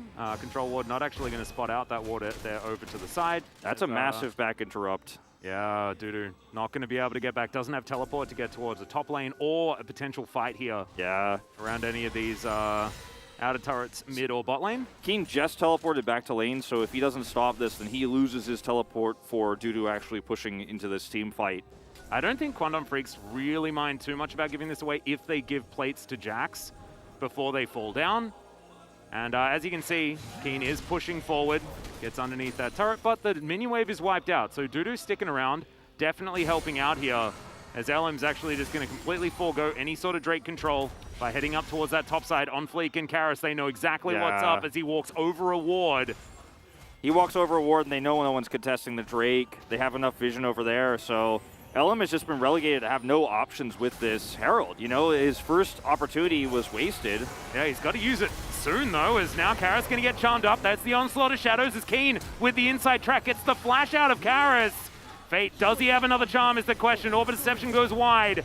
And there is the Rift Herald. Shelly comes down in the middle of this one. 25 seconds on these plates. Can she actually get a charge? And the answer is going to be absolutely yes. Just as she's timing out, so not the greatest charge or most gold-efficient way to do this ever, but it does work out. Does force Keen to come down and will cost him some CS here on the top side of the map. I think if Ellen had been less greedy and just had looked for a Rift Herald drop on the top side of the map, they could have tried to dive with it and may have found some success there, but because they wanted a free kill and the Herald, that greed there, you know, it means that he still gets value, but it's a little bit less. Well, Dudu gonna walk on in here as the leap strike comes down from Keen. End of the line, actually not doing the extra damage there as, yeah, Empowers. Yeah, he's got a Sheen. It's starting to get a bit scary here. Yeah. That's only gonna get worse. Like, Trinity Force is incoming pretty soon. And, oh dear. Yep, Keen is very happy to take fights like this, especially when he has a control ward here. And once again, maybe perhaps a back interrupt. We've seen Keen just have such a good game sense of this. And this game is really even compared to the last one. No, it absolutely is. HLE Esports with a slight gold lead here, but it's really all in this bottom matchup because of the shenanigans that happened earlier. As HLE will also take the second Drake very late here. Well, they will secure this one with the prio. They have bottom side. And this is starting to become a huge issue because Keen has not been able to turn that lead he got into full plates, into a turret, into trying to push the Graves out of lane. So Dudu is hanging on for dear life, and it's good enough here so far. Let's see if Elm can make this gank work as ult is just now coming up. Okay. Maybe a little bit of a cast to curse, as unfortunately Dudu's going to die underneath that turret, but the favor is going to be returned on the bottom side. Samdi takes down that outer as well, and the Jax is going to go home. So that is going to be Trinity Force time for the Jax. Yeah, I think I may have cast or cursed Dudu, but this time Ellen finds the angle, comes in there, picks him off. And they needed this so badly. If they weren't going to take the Drake, they needed to force this play to happen. Still a little bit late and isn't going to push Keen into, the God zone. He's not going to hit the God mode just yet, but he's got 2 kills, and that's pretty significant. Now is going to be able to side lane very aggressively, and will be able to win those 1v1s against Dudu or trade flashes against Dudu, which makes him more vulnerable to Ahri and stuff like that in the future. No, I agree. I think that also putting him in the long lane here is absolutely what a Jax wants. Trinity Force done, and so that is going to mean that it's very difficult for anyone to 1v1 this guy. As on fleek, moving on over, thinking about starting up Shirley. He should be able to do so. Fate is going to wrap around. And remember, Teddy has the curtain call. He can always add his damage from underneath this turret if he'd like to. Okay, this is a really, really greedy move from Kwangdong Freaks to try to collapse in here. Dudu is nearby. Jax is super far away. All 5 members of Halma are here as Keen has walked all the way up, but I don't think they're going to be able to get in here. Elim can actually make it over if he wants to, but they decide not to go for it as the horse is going to get knocked up. Nothing Elim can do. He's just going to walk out. He's going to survive, surprisingly enough, as Keen, with the Grandmaster's Might running, keeps himself alive. The Devour comes in from Hoyt. And Kwangdong Freaks play a really nice defensive game, but there was no reason for them to be there at all. Exactly, and now Keen could be killing a turret right now. They were going to get that little stun onto Onfleet. Nailed that. If Keen doesn't come here, he gets a turret instead. But because they wanted to force this fight super hard, and they didn't have the setup to do it. Notice Elim still has ult available because, he couldn't actually find an angle to use it, wasn't able to set up for this one. They could have gotten value elsewhere, but now they're actually going to lose half a turret topside, and the Rift Herald goes over to On Fleek. He can place that wherever he like. And I guarantee you, his main target is going to be the mid lane because it makes it a lot more difficult for Teddy on this Jhin to actually safely farm. He's already 40 CS behind. Yeah, he's going to waste no time on it as well. Yeah, just dropping it right away. Super easy call to make. And HLE Esports, they had a small lead before, but now they're really starting to take control over the map. Yeah, slowly but surely, they're getting there. I really like this turnaround. OnFleek as well has been much better in this game. Currently has a large camp advantage over this Hecarim. Elim not able to hoover up all of these camps as much as, his Hecarim brothers here in the LCK would have liked. And Hamwan now rotating through the enemy jungle very comfortably. Move over to this inner turret. And the gold lead is going to extend if Kwangdong Freaks keep letting them do this. Now Kwangdong Freaks here looking for a hard engage. Oh dear, on fleek. Gonna have to ult his way out, and that time it worked. So nicely done. The tower is going to be taken topside as well. Kwangdong Freaks successful.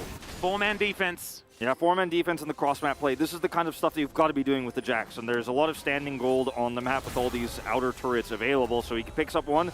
If he grabs this inner, if they can delay this, then this is going to be another trade up for Kwangdong Freaks. Dudu is coming back here, but very late. And so there's a lot of time for Jax to just wail on this turret. You can see Fate able to use the Spirit Rush, gets himself out of the way here as HLE Esports. There's not a lot left on this turret as, oh dear, Devour has to be used. And Hoyt does have that to try and help out here, but inner turret getting taken down, and Keen is going to get pushed away by Dudu. Teddy, in the meantime, is pushing in the mid lane And I like the idea from Kwangdong Freaks, right? Like, try and play the split push style.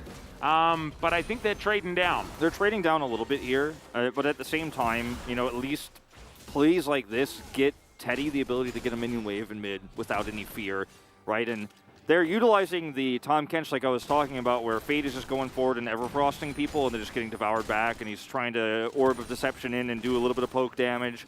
And he's, you know, this is what I usually call as an Ari spacewalking, because you can go so far out and then have the either Thresh Hook or the Tom Kench devour to get away. Yeah. But it can only get you so far, right? Ari's not a poke champion, and she is not going to be able to lock everybody down if there's no follow-up damage when Teddy's in mid. It's just desperation here as the gold lead is starting to compound upon itself. It's reaching nearly the 2,000 mark here. It's actually over the 2,000 mark, in fact, now on live. And on life, looking for this Drake. Yeah, it's a really interesting sort of situation here. As Hanwha are going to start off, you know, soul point right here. Kwangdong Freaks not wanting to give this one up, right? This is where you got to start fighting for these dragons. The Catfish is trying to make his way in. On Fleek as well. Standing near this brush as Keen gets on in. He is going to clear out some vision. Hanwha just burst down the dragon, though, so that is going to be soul point successfully claimed. Need a curtain call here if you're going to commit, but the Realm Warp just gets them out of dodge for free. Yeah, nothing that they could do. They didn't try to do anything, right? They were too slow. There wasn't any hard engage.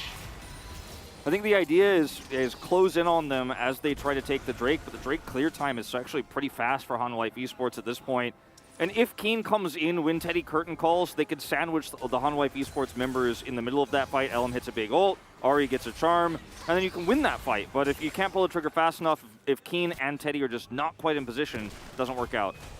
This is a 1v1 you could take if there's no turret. Well, Karis not going to get charmed. Everfrost is decent, but Kwangdong Freaks unable to find it here. So certainly not looking like the same Kwangdong Freaks that we saw in game number 1. A lot more hesitation, and that sort of came back to bite them. This is reminding me of the old Afrika problem. It really is. Which was perfect game 1, proceed to lose the series. Yeah, and also like it reminds you that if Kwangdong Freaks and Afrika, historically speaking, don't have a pretty nice lead going into the mid game, they sometimes look a little bit lost. And this is one of those games. And also, you know, let's not forget, too, that this draft is a little bit more freeform for Kwangdong Freaks the second time around. They had to kind of flex a little bit here. This was not a perfect draft for them by any means. It had win conditions, but it's a little bit tougher to pull off. And it's Fate's first game of Ari here in the pro scene, and he hasn't been that proactive on it. Kwangdong Freaks has just been a little bit slow on the jump here. Yep. Well, Keen will be able to do his job, which is thwomp thwomp onto these turrets. He's not playing the correct skin for the most optimal sound, but that's okay. We won't hold it against him. A little bit less gonking going on. Yeah, not as much gonking. Well, although okay. that is, like, TPA Mundo is, like, the best, like, the cleaver of, like, original TPA Mundo. That's #1 gonk. So good. It was the best gonk, man.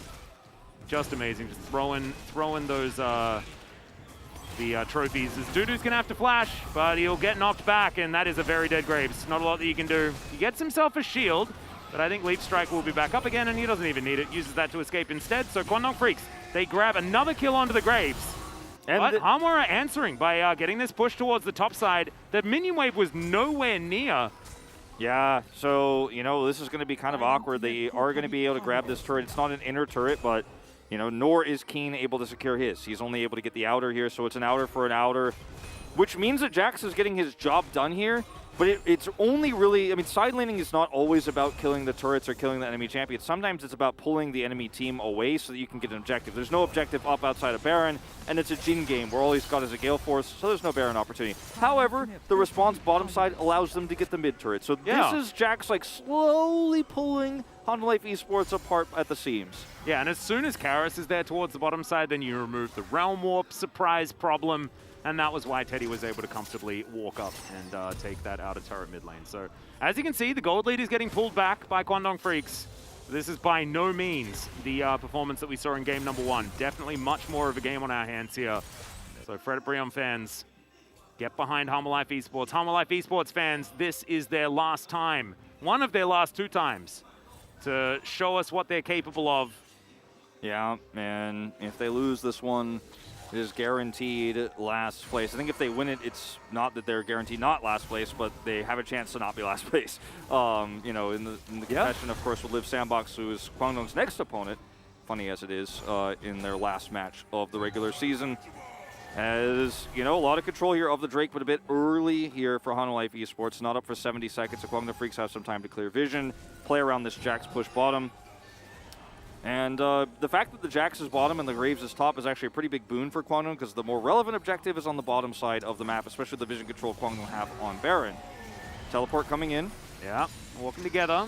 Not wanting to face check that brush is Fate with the Foxfire. Speeds himself up back into that brush. Good little charm, but Fate is going to get knocked up. Devour has to be used very early in this fight as Hoyt eats the Grey Health, but he's also going to eat dirt afterwards. And that means that they don't have their Catfish for this next fight, and that means that Ocean Soul is very, very likely here for Hanwha Life Esports. There's almost no way to win this one without him. He's not going to be able to keep Teddy safe. Teddy's not going to be able to curtain call very easily. They have both choke points controlled here pretty safely. The one thing they have is a Keen on the flank. And if he can get on top of one of the carries, there's an opportunity here. But Samdi has his ultimate available. He's so escapable. Both summoners up as well. Yeah. Kwangdong are just going to have to give this one up. But can they? Realistically, I don't think so. It's such a lose-lose situation here. They haven't checked the flank very well at all. So Keen sitting on this control ward here, completely unbeknownst to that of Hanwha Life Esports. So he can wrap around and be the hero, but this control ward in this brush, definitely good value. As Keen starting off the fight by himself. In goes Elam, eventually to try and answer, but he's just going to die. The horse unable to do anything at all. Keen tries to get out of there. He's way too low health to be able to get anything done now in the Realm Warp just to finish off these kills. Hoyt will turn up way too late. And Kwangdong Freaks, if you're gonna engage, do it together, please. I mean, it was, once again, the same problem they had the last time they tried to set up the exact same Jax flank. It was one-to-one the same thing. We're like, oh, yeah, we're going to curtain call, Jax comes in on the other side. But the enemy AD carry has an ultimate that can get her out of any situation. She just becomes untargetable and then heals and zooms away, and that's exactly what happened once again. And now your Jax is on the wrong side of the team fight. He's dead, and you're losing a 5v4 fight. Yeah. And that's going to be free Baron to go over. So like, now they've got 2 parts of the 3-part Exodia. Exactly. We're going to watch this fight first, which is where the Tahm Kench goes down. And then hopefully we'll get right afterwards the replay here. Look at Keen's angle. Goes straight for Samdi. Curtain calls out. He presses ult, presses heal, and then gets feared, and then Elam is dead. Keen is in a stopwatch. That's it. Like, these are not champions that have sustained damage. They are engage only. If you don't kill that AD carry, you don't win that fight. And Fate, you know, I mean, there's not much he can do. He's also a pick assassin. Like, he's not a control mage. He does no long-term damage either. Also had absolutely no ult or anything like that. Yeah. So just didn't really have too many options here as Kwangdong Freaks now try and desperately hold on to their last 2 remaining inner turrets and their base as Hanwha take control of the top side. Dudu getting that wave shoved in. Kwangdong at least able to find some control of this mid lane.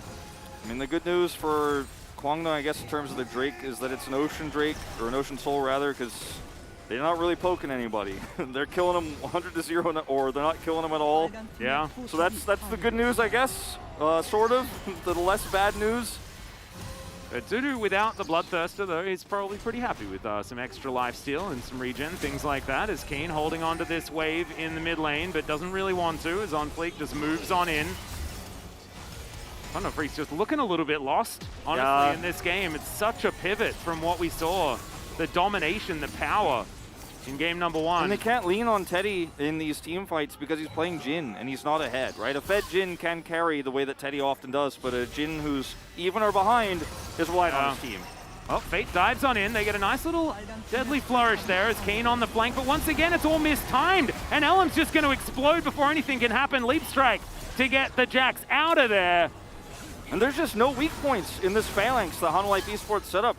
With the 4-man here, the 4-1, Graves is pushing the side lane, but you're going into a Nautilus, you're going to a Tank Rise who has Everfrost, you're running into Volibear who could stun you, Nautilus. The little minions, Jonah Strong, making sure that we know who the MVPs are for the mid lane. Inhibitors go down mid and top lane. Hanwha Life Esports pushing in for the win here at 28 minutes, returning the favor of what Kwangdong Freaks provided them, and also helping out all of the Fredit Brion fans that are in the chat today. Curtain call, Kwangdong Freaks looking for that one last ditch effort. Good hook connects onto Keen, who avoids a lot of damage with the counter-strike, but also still takes a whole lot. And this is full base destruction Yep, there's now all 3 inhibitors down. They can just walk away, knowing the inhibitor timing gives them Elder Prios. Fate's in trouble. Yeah, that's the ulti forward from OnFleek. And Keen is going to be here, so OnFleek may have overextended. He is likely going to die. Yep, booped there with the Empower. Now 4 versus 5. And Keen trying to get some work done. Deadly Flourish goes wide. They get the Featherstorm pretty early. Decent charm, but the cleanse is going to be there. Kwangdong, can you punish further? Because you have to. Your base is getting obliterated. Yeah, they have to both juggle this base defense and the kills here, and they have to do it fast. Yeah, well, they're trying to turn it now as in goes the stun. Keen tries to sacrifice himself for the good of the team as now Fate dives on in as well. Dudu gets into the backline though, and Teddy just gets destroyed. There's no way they can fight this one out. Teleports to come through, and this game is over. We are going to game number 3. Hanwha Life Esports will not go quietly into this night. Hanwha Life Esports bringing us to a 3rd game here. Great macro play. Despite Dudu being punished in the top lane several times in the laning phase, they were able to win each and every fight by watching and reading the very predictable Kwangdong engages between the Jax and the Jhin ultimate coming through. It's very easy to go, all right, I'm Samdi, I've got an ult button, I'm going to press it and run away, and the rest of my team is going to do the job for me. Karus, once again, on the rise, had a fantastic game. They banned away that Zeri instead, given all of the 80 carry bans that were on the table, the Karma and Caitlyn being removed, and they still, I think they priced themselves into it. They're like, oh man, we can't give Zeri, we have to ban it with these bans we put on, and then came the rise, and Hanwha Life Esports played so well around it. Yeah, it was really well done, but I honestly felt like Kwangdong Freaks, like after what was an amazing performance in the first game, they weren't together. They didn't understand what their comp was supposed to do, right? Like, they really felt incredibly out of their element. So really hoping that they can spend some time, you know, with Spirit, as you can see right here, trying to get to terms with what they need to quickly do in order to get back to what was game number 1's, you know, fantastic dominance that they provided. And I think first, putting Teddy on something with a bit more agency makes some sense. I think so. I think that is, you know, the bans we saw, the Jinx, the Aphelios, that's fine, but maybe leave the Caitlyn Karma on red side as an option. If they're going to pick the Zeri, then you have the answer, right? Like, play a little bit smarter around the bottom duos. Because they, like, banned the counter to Zeri, then they're like, oh my god, we banned the counter to Zeri, we're going to have to ban Zeri now. Then they gave the Rise, and then Teddy had no champions to play. Also, you know, I was as excited as I was to see Fate on the Ahri. He didn't hit the mark, not this time around. The Tahm Kench had to bail him out several times, and yes, his damage is actually the highest on his team, but that's a product of the situation that Kwangdong Freaks found themselves in, where he was actually ever-frosting and queuing the minions that were actually tearing his base apart, like, non-stop. But, you know, given Fate's amount of solo queue games he's played on Ahri and how great his LeBlanc looks, I just thought we'd see something better from him here. I'm not trying to criticize him too heavily, but he kind of missed the mark. Keen did great, but the rest of his team was so far behind it didn't matter. Yeah, and also when Keen did try to go for things, he just wasn't on the same page with the rest of his team, right? And you got to criticize him for that. It's a team that was struggling with a lot of communication issues. It's looking like it's creeping back in here. But we'll see whether they can turn it around as we move to a short break, carpet space, and then game number 3.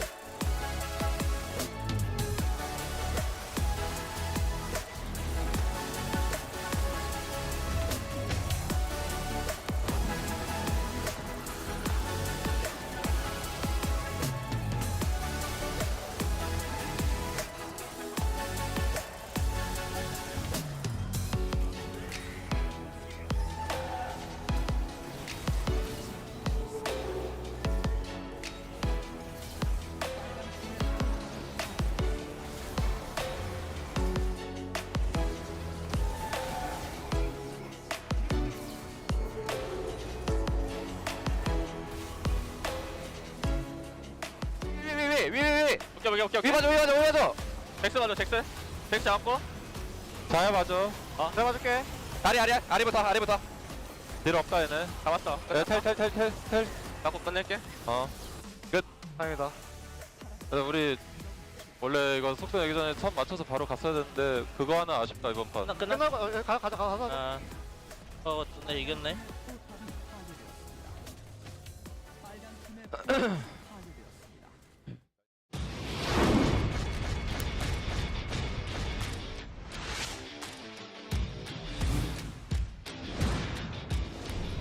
Safeguard available is now Deft and Ghost fighting this one out. It's a lot of burst damage, but it is traded back immediately. The final hour is on, and that was so close. Flashes come through, the flash from Deft.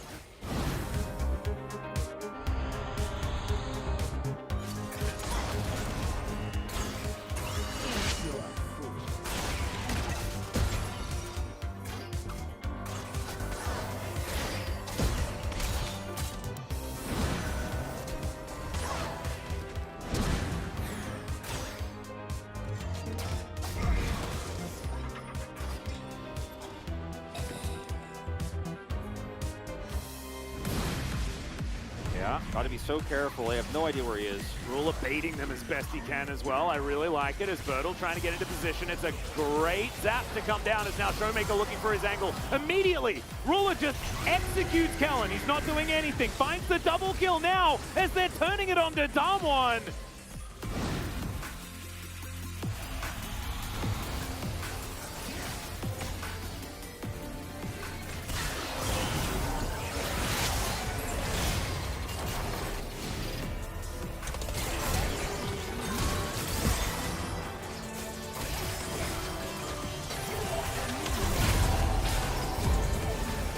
나 개잘했어. Of that, right? Yep. It's very important as we're going to have a team fight break out here. Onslaught of Shadows comes in. Henna is going to stopwatch it. Flashes immediately. They do manage to pick up the Jinx as the horse is traded, but you'll probably take that as Liv Sandbox. Maybe not if you lose your Nara as well, as the rest of Liv Sandbox are on the run. Lava is still alive, finds the charm, but it's onto Liliona. He does go golden in the end, and Envy has to be the hero. Killer Instinct going to be used. He dives on top of the Ahri. That was definitely a bit hypey, but I liked it.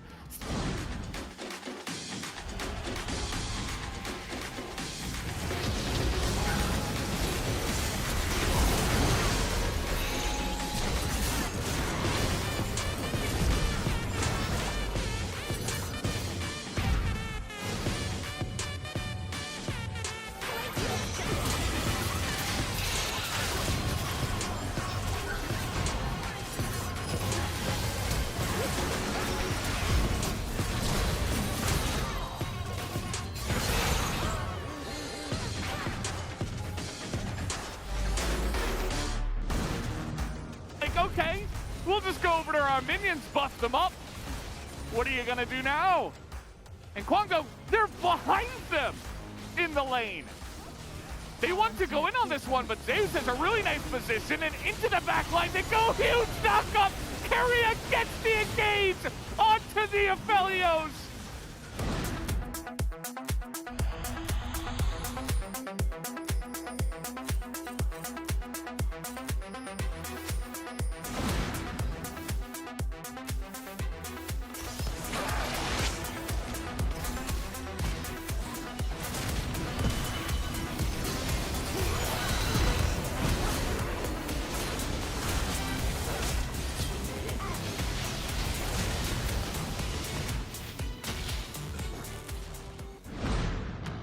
As Duda will block a lot of the poke though.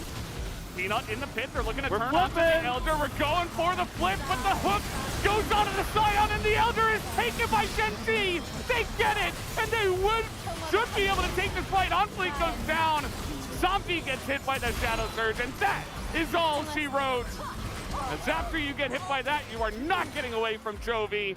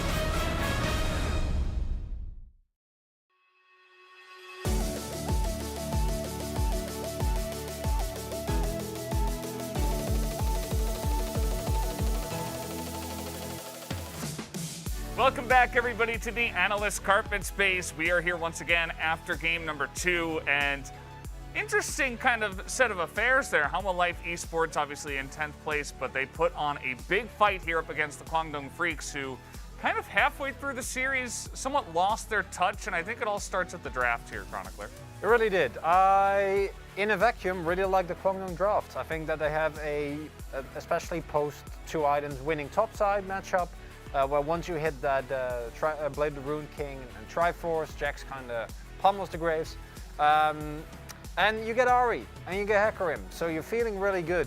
The problem is not necessarily what Kwangdong get, which I think was okay, but Hanwha Life get a lot of power. I hated the Graves picks, but it did what it needed to be, which is just exist and pick up some assists later in kills later in the game. But crucially, Fate gets his Rise, Vista gets Nautilus, and that Xayah actually proved out to be a really big impact in what we saw here. And as we get into some of the specifics of the game, I really want to highlight like why Kwangdong's draft was, I think, okay, and then what went completely wrong and why we had the game that we did.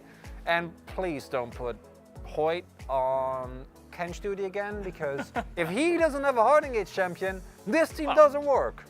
There are certain supports that believe that Talm Kench is, in fact, a hard engaged champion, Chronicler, but in all seriousness, did not have too much of a chance in this one. I think that the second they slammed the Xayah down after seeing Ari Hecarim, and with how far behind Kwangdong Freaks got early on, in some of those early fights around the Drakes, I think that was that gave so much power to that bottom side of Hanwha Life Esports.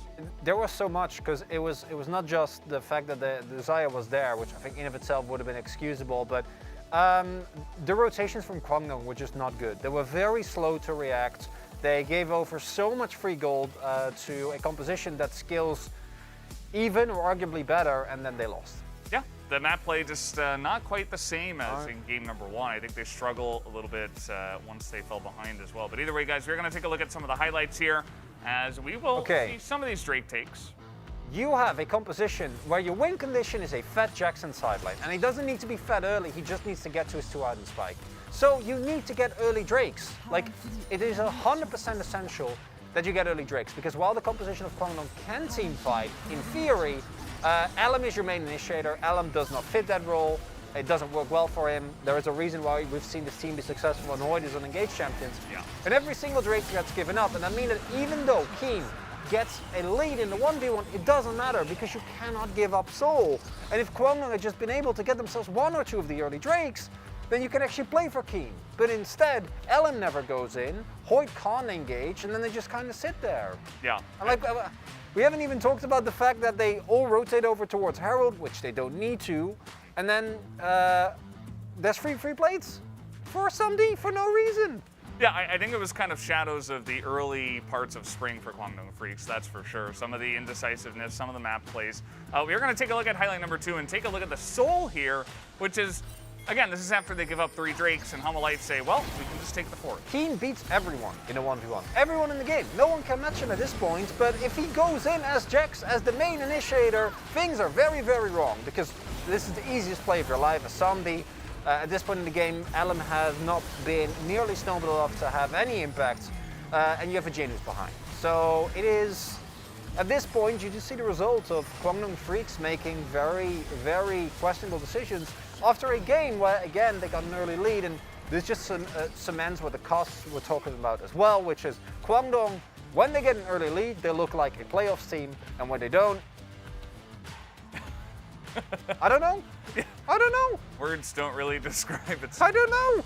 Yeah, we're kind of lost for what we would describe them as, and it's not good to see that inconsistency right before we do have playoffs next week. But let's take a look at the player of the game for this one. It will be Vista 008 on the Nautilus. And honestly, after you know, a lot of, I think, justified molding at Kwangdong, also has to be said that both Vista and On Fleek, to me, were really big parts of making this game happen, because On Fleek, after a truly disastrous first game on the Volibear, actually bounces back very well, plays for his bot side, is able to snowball, and every single attempted engage from Kwangdong that they tried in the early to mid game was completely blocked by Vista. Every single time you see this, lockdown, ultimate, dead hacker him. This happened like 3 times, I think.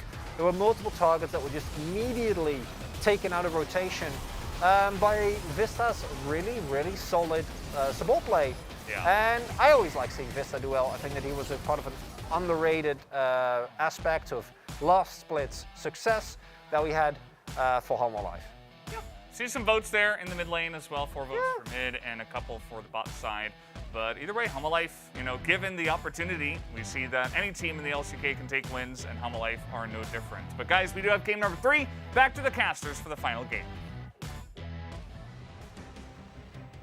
Thank you so much, gentlemen. And here we are on the caster desk for the deciding game between Kwangdong Freaks and Harma Life Esports. We will have another side switch as Kwangdong Freaks will get their choice. And hopefully that allows them to go for a bit of a reset here, because even if Harma Life take down game number 3, I want to see some upgraded play from Kwangdong, because this was not it in game number 2. And they are desperate for wins, right? Like, this needs to be a Kwangdong that are playing for keeps in this series. And right now, it's Harma Life Esports that are playing for Fred Brion, right? For playing for KT. Yeah, remember the difference between a 2-0 for Kwangdong, which is no longer possible, obviously, and a loss at 1-2 is pretty massive. I think it's like between 90 and 60, and it's a massive deficit, but it's more chances for Fred Brion to end up in that tied situation come Sunday in terms of the game score. If we have a 3-way 7-11 split, which the expectation was that Kwangdong would take 8 wins by winning both this match and their next one against Live Sandbox. But if they lose this one, anything could happen in that Live Sandbox match. Maybe Kwangdong don't go to playoffs, and they were the most likely ones. And if it's a 2-1 here, if Kwangdong Freaks are still able to win, they still have the highest chance of going to playoffs at an 80.7% chance. KT would then go down to a 79% chance, and Fred Brion would have a 40% chance, right? So a win here is still fine, but if Kwangdong Freaks lose, it's down to 50%, right? KT go up to 90%, and Fred Brion are at 60, right? So if Harma Life Esports win this game, it is absolutely massive for Kwangdong Freaks' chances of making it towards those playoffs. As already we're into the pick and ban. It's a Zeri game. Very similar bans. Well, here's the thing, like, Harma Life Esports have shown they are okay with playing against the Zeri, and I don't agree with that when you consider that Karma Caitlyn is banned. And so Teddy is going to get this champion again. And their answer was to ban Fates LeBlanc. Now, Fates LeBlanc is very terrifying, and he did end up picking up POG, but I think that the LeBlanc problem was one that actually was game-specific. I mean, he got a huge early lead, he got a solo kill. The Zeri problem is not one that you're going to be able to deal with in any matchups in lane. Akaris gets Azari. They put Volibear, or On Fleek back on the Volibear, which has been a great champion for him in that second game, at least it was. Yes. But Kwangdong Freaks have so much agency now, and with the Ahri this face-up, they can go ahead and take the Vex pick. I wouldn't mind a Silas here as well, personally, but Fate, of course, certainly very, very good at these more ranged control mages. And something like a Vex certainly does suit him, and we'll lock that one in. Yeah, I think the Silas would have been good too. Offers you a lot of peel as well, just in the team comp outside of the lane matchup. Yep, you do not have as much priority in the lane. Yeah. So wanting to try and fight for a bit of that. Could just see Hoyt's Nautilus here if you want to deny that one, because that one is definitely one you could just see Harma Life Esports pick up, but they'll take the Viego instead. And if you want the Nautilus for Vista, you're going to have to pick it here, because it's not going to make it through in any other shape or form. But they want to take the Jinx instead. They want to make sure the AD carry pool doesn't get locked down, because we've already had so many banned away. Yeah, and now it should be Hoyt's champion pool. Taking some hits here. If you ban both the Leona and the Rakan, then you pick the Nautilus. And then Hoyt doesn't really have any of the options that he really wants to go towards. I think Kwangdong should consider a Nautilus ban themselves, just because of how much lockdown he provides for the Zeri, for the Vex even, in team fights like this. But it's been a consistent choice to remove Dudu's ability to play Tryndamere. They do not want to have him in a side lane like that, and they're just not going to allow it all 3 games. Yep, and they can also threaten a Graves pick themselves, I guess, if they would like to, because it did certainly look like there weren't very many answers based on last game.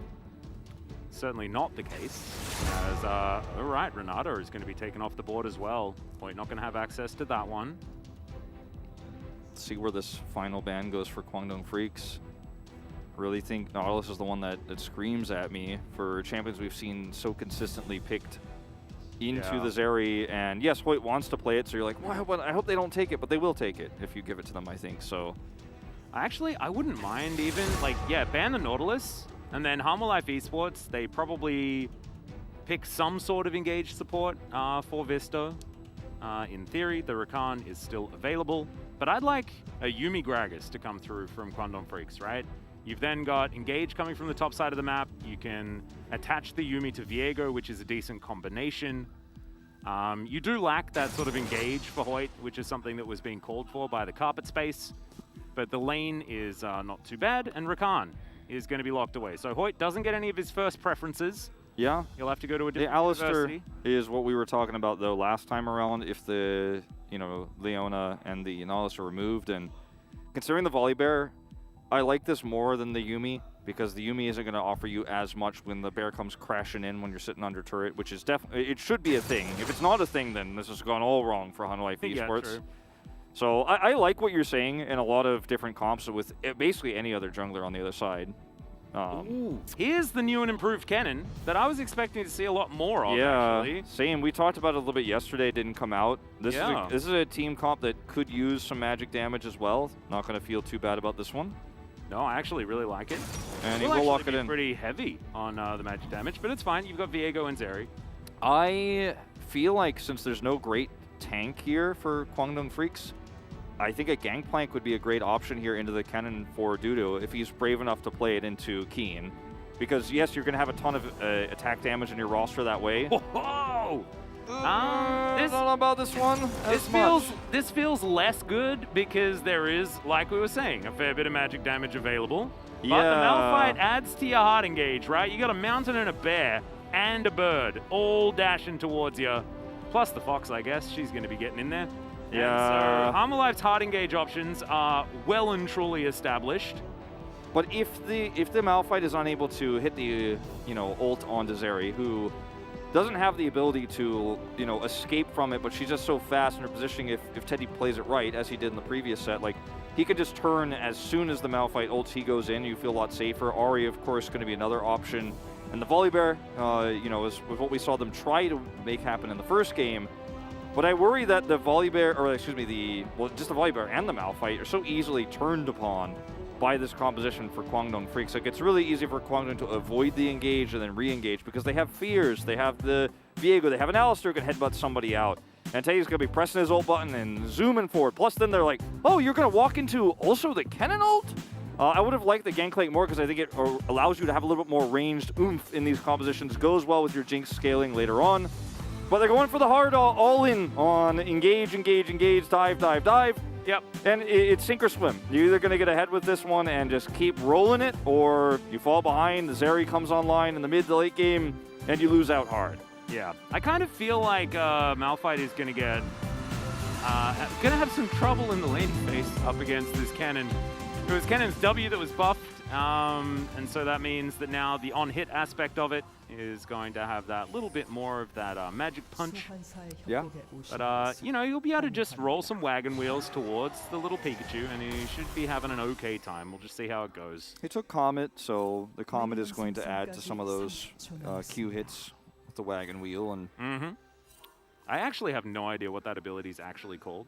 The rolling thing? Yeah, I've only ever called it, like, wagon wheel or roly-poly or something like that. It's like the tire game that you used to play as a kid. Yeah. The ones that you see in all of the old movies where they're tapping the tire with the stick. Yeah, that's exactly how Malphite does it. Yeah, you can't see it in game because the stick he taps it with is really small. We just don't have enough polygons to really represent how good he is at playing that tire game.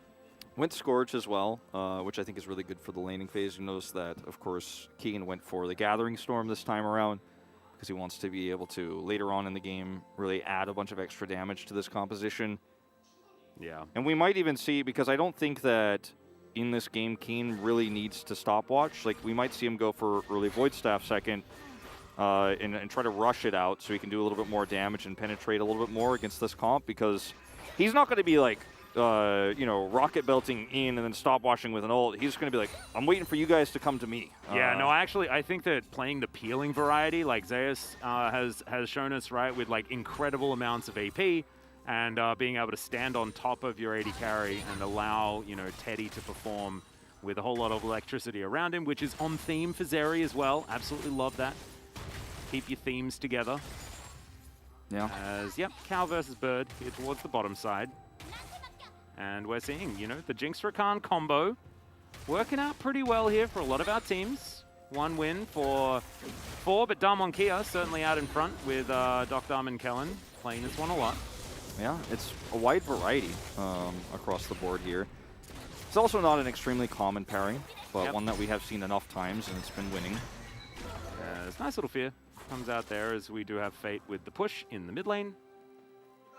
Yeah, and you could see the early game of this Malphite matchup before he gets a few points in that queue. He's not struggling, but he's not having a good time either. Yep, you just need to try and throw as many Qs as you can at the cannon and hope you don't run out of mana too quickly. And right now, sitting below half as far as that mana is concerned, but has only just started going through his corrupting potion. Yep, he's going to have some biscuits in his pocket too. Yep. There's a nice little orb of deception there. Gets a charge out of Fate as well. Keeping this one shoved though, and as we can see from the jungle, we've got OnFleek and LM kind of matching each other right now as they both cleared their bottom side. Good ward placement there for Keen as well to track the exit point for the Volibear once he takes his Krugs, so is free to actually continue to push up in this lane. LM will see OnFleek here and will actually be able to get the scuttle guaranteed with Fate having prio. So not a lot OnFleek can do at the moment. He is definitely 100% seen and Fate is not afraid of him. He's just going to W and run through the lane. Yep.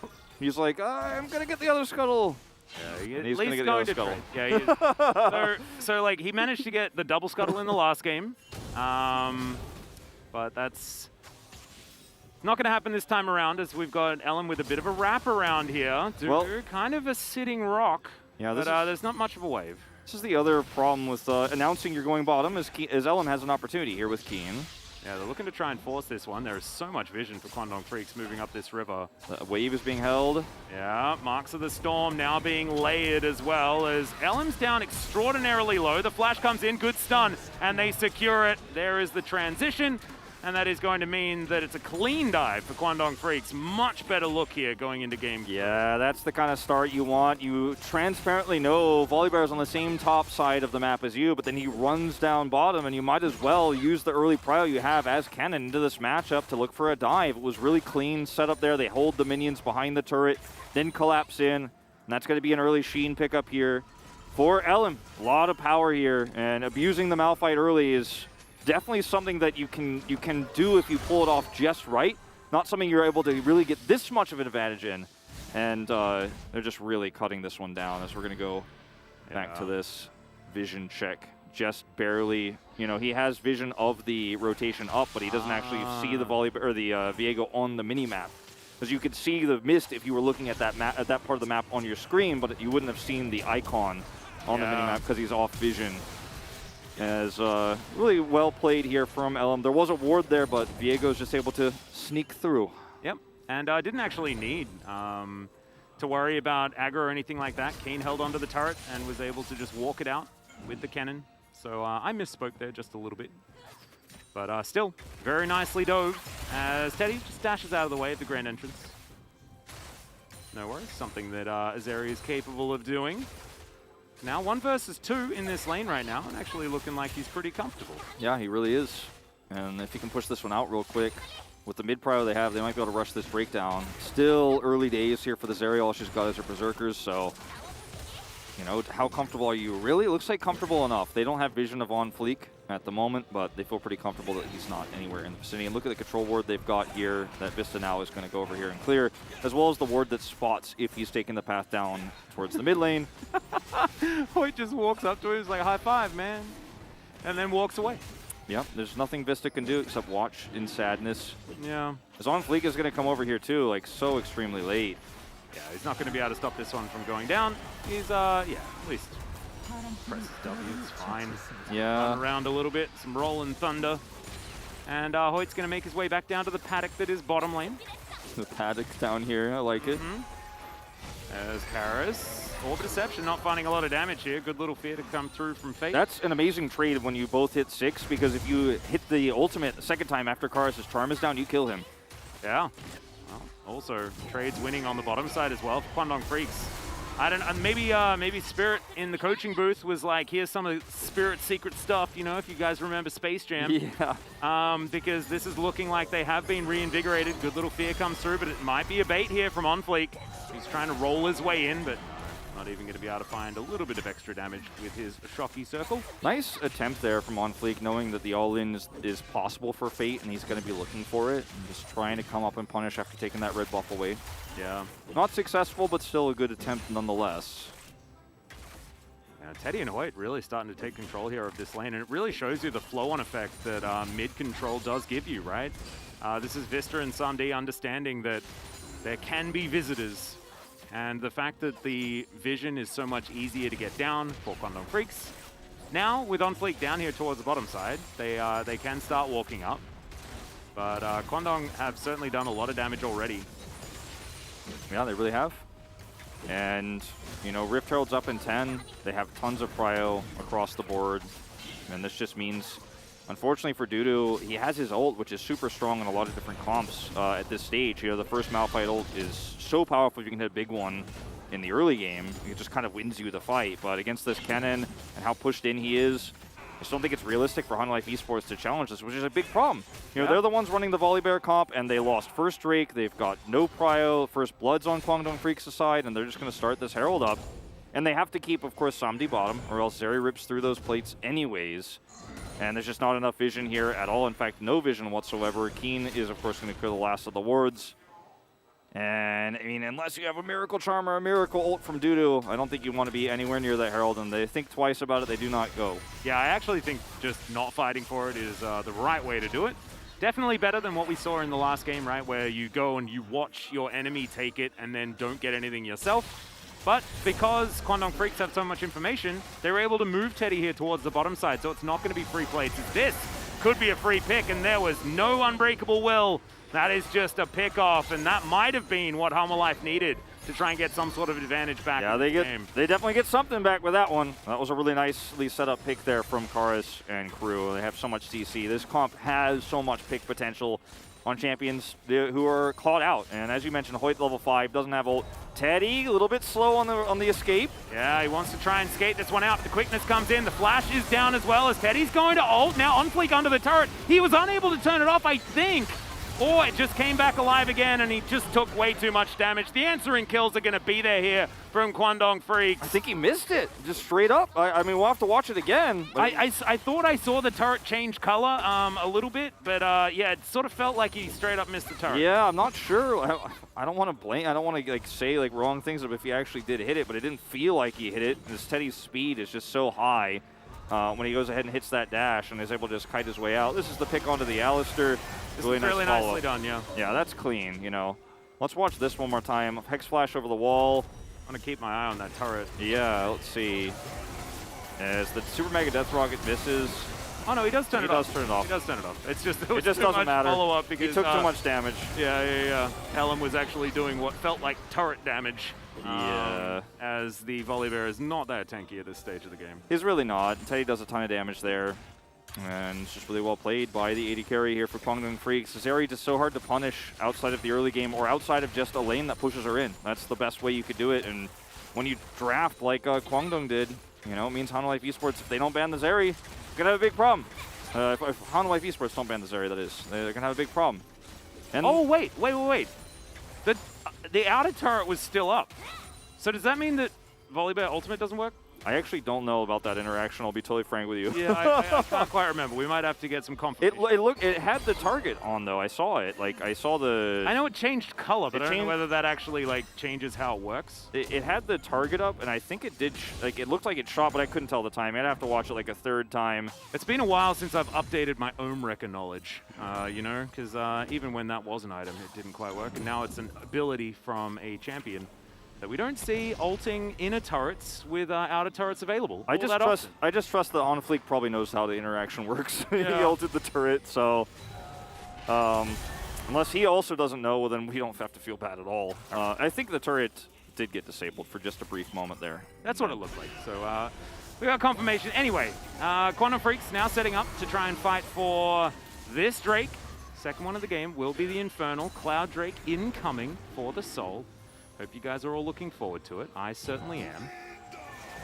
Yeah, Chronicler's like text goes, it worked, it was fine. Yeah. Okay. Yeah, it did work, it just, the dive didn't. And Teddy getting out that initial part and getting onto the turret was what stopped it with Ellen coming over. So close to the base. Life Esports looking for the first Drake of the game here, though. Teddy pushed into this this mini wave has pushed him in towards turret, but he does have a few moments here to come over. I think it's still a little bit too slow to contest. And that's going to be a Drake for a Drake here. Yeah, and it's an Ocean Soul, unfortunately. Again. Or fortunately, as Fate is going to get a nice little fear, but Karis will be able to close the distance. Charm lands over the wall. Orbit Deception gets the follow damage. But Fate should be able to make it underneath his turret. Oh, Shadow Surge not going to connect, and now Karis is a sitting duck. It is going to be the Zeri that locks down the kill, so despite the fact that it looked like Fate was caught out, it's Quantum Freaks that collapse faster, and now there are plates on the table. LM manages to turn into an Ari for a moment, and Shelly's going to get some work done here on this outer turret. Yeah, Keem was looking for that rotation over. Extendo Beam not going to do too much here. Really, once again, clearing out vision. Really nice mechanical plays from Karis. The wait for the flash over the wall, the charm that then hits there. He's so patient. Then his flash was also really good, but still just went a little bit too deep with no real follow-up, no support, and too many Kwangdong Freaks members there around that potential pick setup. And it feels like the loss that we're seeing here for the lead that Kwangdong Freaks have is just a lot of failed proactive plays. Like, I love this. Over the wall, he hits it, then Fate is forced away, and then the flash here is also good for Karis. Or actually, no, it's not. Yeah, it wasn't quite able. It was a well-timed one, but he actually didn't get over the wall. So it was good in one regard, but yeah, I'm really trying to be positive here. And also sort of got collapsed on, baited in there a little bit. Fate sort of being able to get out with the flash and then overcommitment on the side of Life Esports. But still, they were able to get a Drake, right? So at least they're slowing down Kwangdong Freaks. And Ocean Soul's now on the table for both of these teams with a 3-stack, which will be a lot of regen available. Imagine if it was a Mountain Soul this game. Yeah. Life, man. It would feel great with this Malphite pick here on the top side of the map, but not the world we're living in. As you know, one failed dive, bottom side, 2 more kills to Kwangdong. The attempt there from Karis, 1 more kill. And after the gank top side, they have found themselves at a 2,500 gold lead right now. And a lot of that, and of course, the plates that Fate picks up too. It's a really scary time here as the Volibear is really losing its power quite quickly in this game. Oh, here's the dive. Karis could be in trouble. Foxfire gives him some movement speed, and he moves over towards OnFleek, but still, it's just going to be secure of the outer turret. And Hanwha just getting late to these objectives. Kwangdong Freaks now playing with tempo, and what have we said? We've said if they have a lead at 15 minutes, they win. If they don't, they lose. It's sort of, it's very binary. As OnFleek is going to find a face-checking LM, but it's not going to be enough to actually grab any kills or anything like that. Keen, of course, does have the Unleashed teleport available now, so you're never safe unless you have ward check. Speaking of teleport, he's going in, but just to the mid lane. Yeah. Minion waves are a long way away, though. Got a rocket belt, too. Yep. Newly completed. Fate also with the Shadow Surge available. This is a dangerous Shirley attempt. As Dudu on the Malphite, need to avoid grouping up if you are Kwangdong Freaks, as he does find Teddy into the backline. Super Mega Death Rocket is going to come through, but the cannon ulti's just massive. OnFleek's not going to be able to do anything, and now the resets are coming through. The resets from both characters in the Vex and the Viego. Yep, these V champions, they're the ones that this comp is about. Teddy gets ulted, and then the rest of his team destroys Hanwha Life. This is exactly why I really didn't want to see the Malphite in this scenario in this game, because he just runs in, he sets the fight up for the enemy team. I mean, there's so many other things that you could use counter-wise, but when you have the layering that is a Kennen ultimate on top of an Alistar knockup, there's so many ways this goes wrong. If you watch the Malphite only, it looks like, oh, damn, what a nice engage here from Dudu, because it is big, right? But then the turn happens, and Keen is not hit by this. And he's just like, all right, I'm going to ult everybody who runs in. Everybody. And yes, Teddy just barely gets out, but that's good enough in a fight like this. He's got the Extendo Beam to chase everybody down, and Viego loves it, man. You guys are going to run in into a Kennen ult. And look at these Shadow Surges. It's in a line. It's so comfy here from Fate. He misses the last one, but you ain't gonna hold that against him. Stabby sword comes out from Viego, and everything is fine. This is just the dream for Viego, to get all of these resets when everybody is in like basically melee range in a cannon ult. And I feel like we have to go back to the spring 2021 where cannon was popular rule of like, don't Rift Herald Force against a cannon ult when he's got it up and you don't have the ability to lock him down. This is kind of Dudu priced into looking for a big ult because he hasn't had one all game before this moment. He's like, well, I'm just trying to beat Malphite. I'm trying to do my job. I picked for this. I lost the early part of the lane. I died early, but I'm going to have this big ult. But there's just so much turn. And now this is such a lead. Yeah, it is. Wasn't it Keen that debuted the Malphite? So he could just hop in all chat and just be like, hey, man. Keen is... He'd show off what he knows, man. But it is going to be Void Staff second, as I was suggesting. He does not need a stopwatch in this game. No. I don't think he should be building it. I think that, you know, Harmalife will come to them. Because even though it's a Jinx composition, right, you're thinking, oh, range, this is great. But it's Malphite, Volibear, and the Ahri here, and especially Rakan, who needs to be in there if he wants to be doing anything whatsoever. There's no tank, really, for Kwangdong Freaks. Like, they don't really have a person who could build tank. There's a cow? Who would you take? A cow that can be nigh unkillable with an ultimate? All I'm saying is or a mountain? If they picked Gangplank, like, they wouldn't be like, oh, well, since there's an Alistar on the other side, like, oh, we have too much attack damage. I think they definitely could have picked Gangplank or many other top options. Like, this is, for me, the anti-Malphite angle. I know Krogger's probably going to have the defensive Malphite, like, written out. And he's going to do a lot of lawyer things. I think that's actually why he trained as a lawyer. It was to defend anyone that's a naysayer of the Malphite. This is actually just hilarious to watch. What are they doing? Well, they're going to wait. They're going to wait for a Kennen to come up here and hope for the best. But the animations together look hilarious. The matching skins are just amazing. Will they get the pick on the Keen? Because Keen has no idea. I think they deserve it now after that demonstration. That was a true display of skill right there. Keen just respectfully stands on the bottom side, and Fate's up here. Oh, Fate's the one face checking, and here we go. They get it. But the dash cannon is there, and Keen is doing so much work. It's like, yes, you managed to kill the Vex. Congratulations. Now 4 of you are dead. Great pulverize there from Hoyt, but the flash out from Karas gets him to safety. And there's just like, everything about the hard engage from Hanwha Life Esports is hard countered by Kwangdong's comp. Yeah. And like, we talked about in the draft, we talked about in the early game, but like, the more we watch it happen, it just feels like, I don't know, play the Benny Hill theme. Like, this is a clown fiesta of epic proportions of like, they're doing their jobs. It's just that the enemy has, like, they're playing, I don't know, what's the word for this? They're playing rock. And Kwangdong Freaks are paper. Okay, they're just going to cover them every time. Yeah, that's true. Like, just and they're playing, I think rock, paper, scissors is the name you're looking for. Yes, thank you. Kawi Bali Ball, Jung Kim Pong. Yep. Look at this. This Fate's like, I can fear you. Cannon's like, I can rip through your health bars and stun everybody. And then Karas is like, whoa, I have wanted no part of this. I wanted nothing to do with this. I did not agree. Well, he made it out. So it's all right, but yeah, I think the continuing to not agree is going to happen because Hanwha Life are 8,000 gold behind at the 20-minute mark. This is a huge lead for Kwangdong Freaks, and we saw the stats at the very beginning of this series, right? This is a much bigger lead than they get on average. Yes. And they still struggle to lose. Like, they have huge win rates with advantages at the 15, at the 20-minute mark. And Kwangdong Freaks should be able to close this one out. And let Hanwha Life Esports do something truly heroic. 2 Void Staffs up already between the Vex and the Cannon here to rip through that armor. And you can see the magic resist being built here for OnFleek and Dudu here.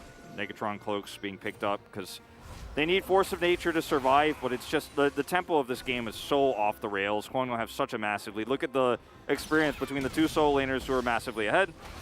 Super Mega Death Rocket is just going to sail by. Yep. Keen's like doing red buff. Yeah, just hanging out.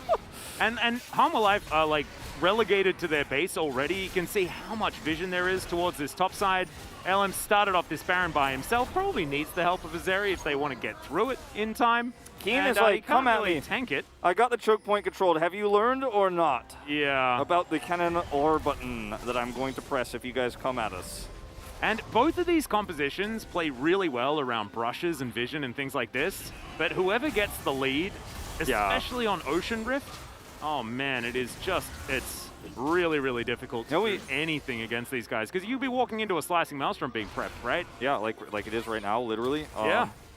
And we talked about how it is so hard to play Hanwha's comp from behind, but we didn't expect it to be this far behind this early. Well, in they go. They're going to engage onto Teddy one more time. Let's see whether the counter engage is going to be there as Teddy ults. Tries to get himself out, but it's OnFleek flashing forward. The Malphite's going to go down as well, but it's a 1-for-1 now. OnFleek's trying to get out. The rest of the Kwangdong Freaks want to get rid of this jungler so they can guarantee themselves a Baron. But Keen's going down low, and now you've got the Viego diving in.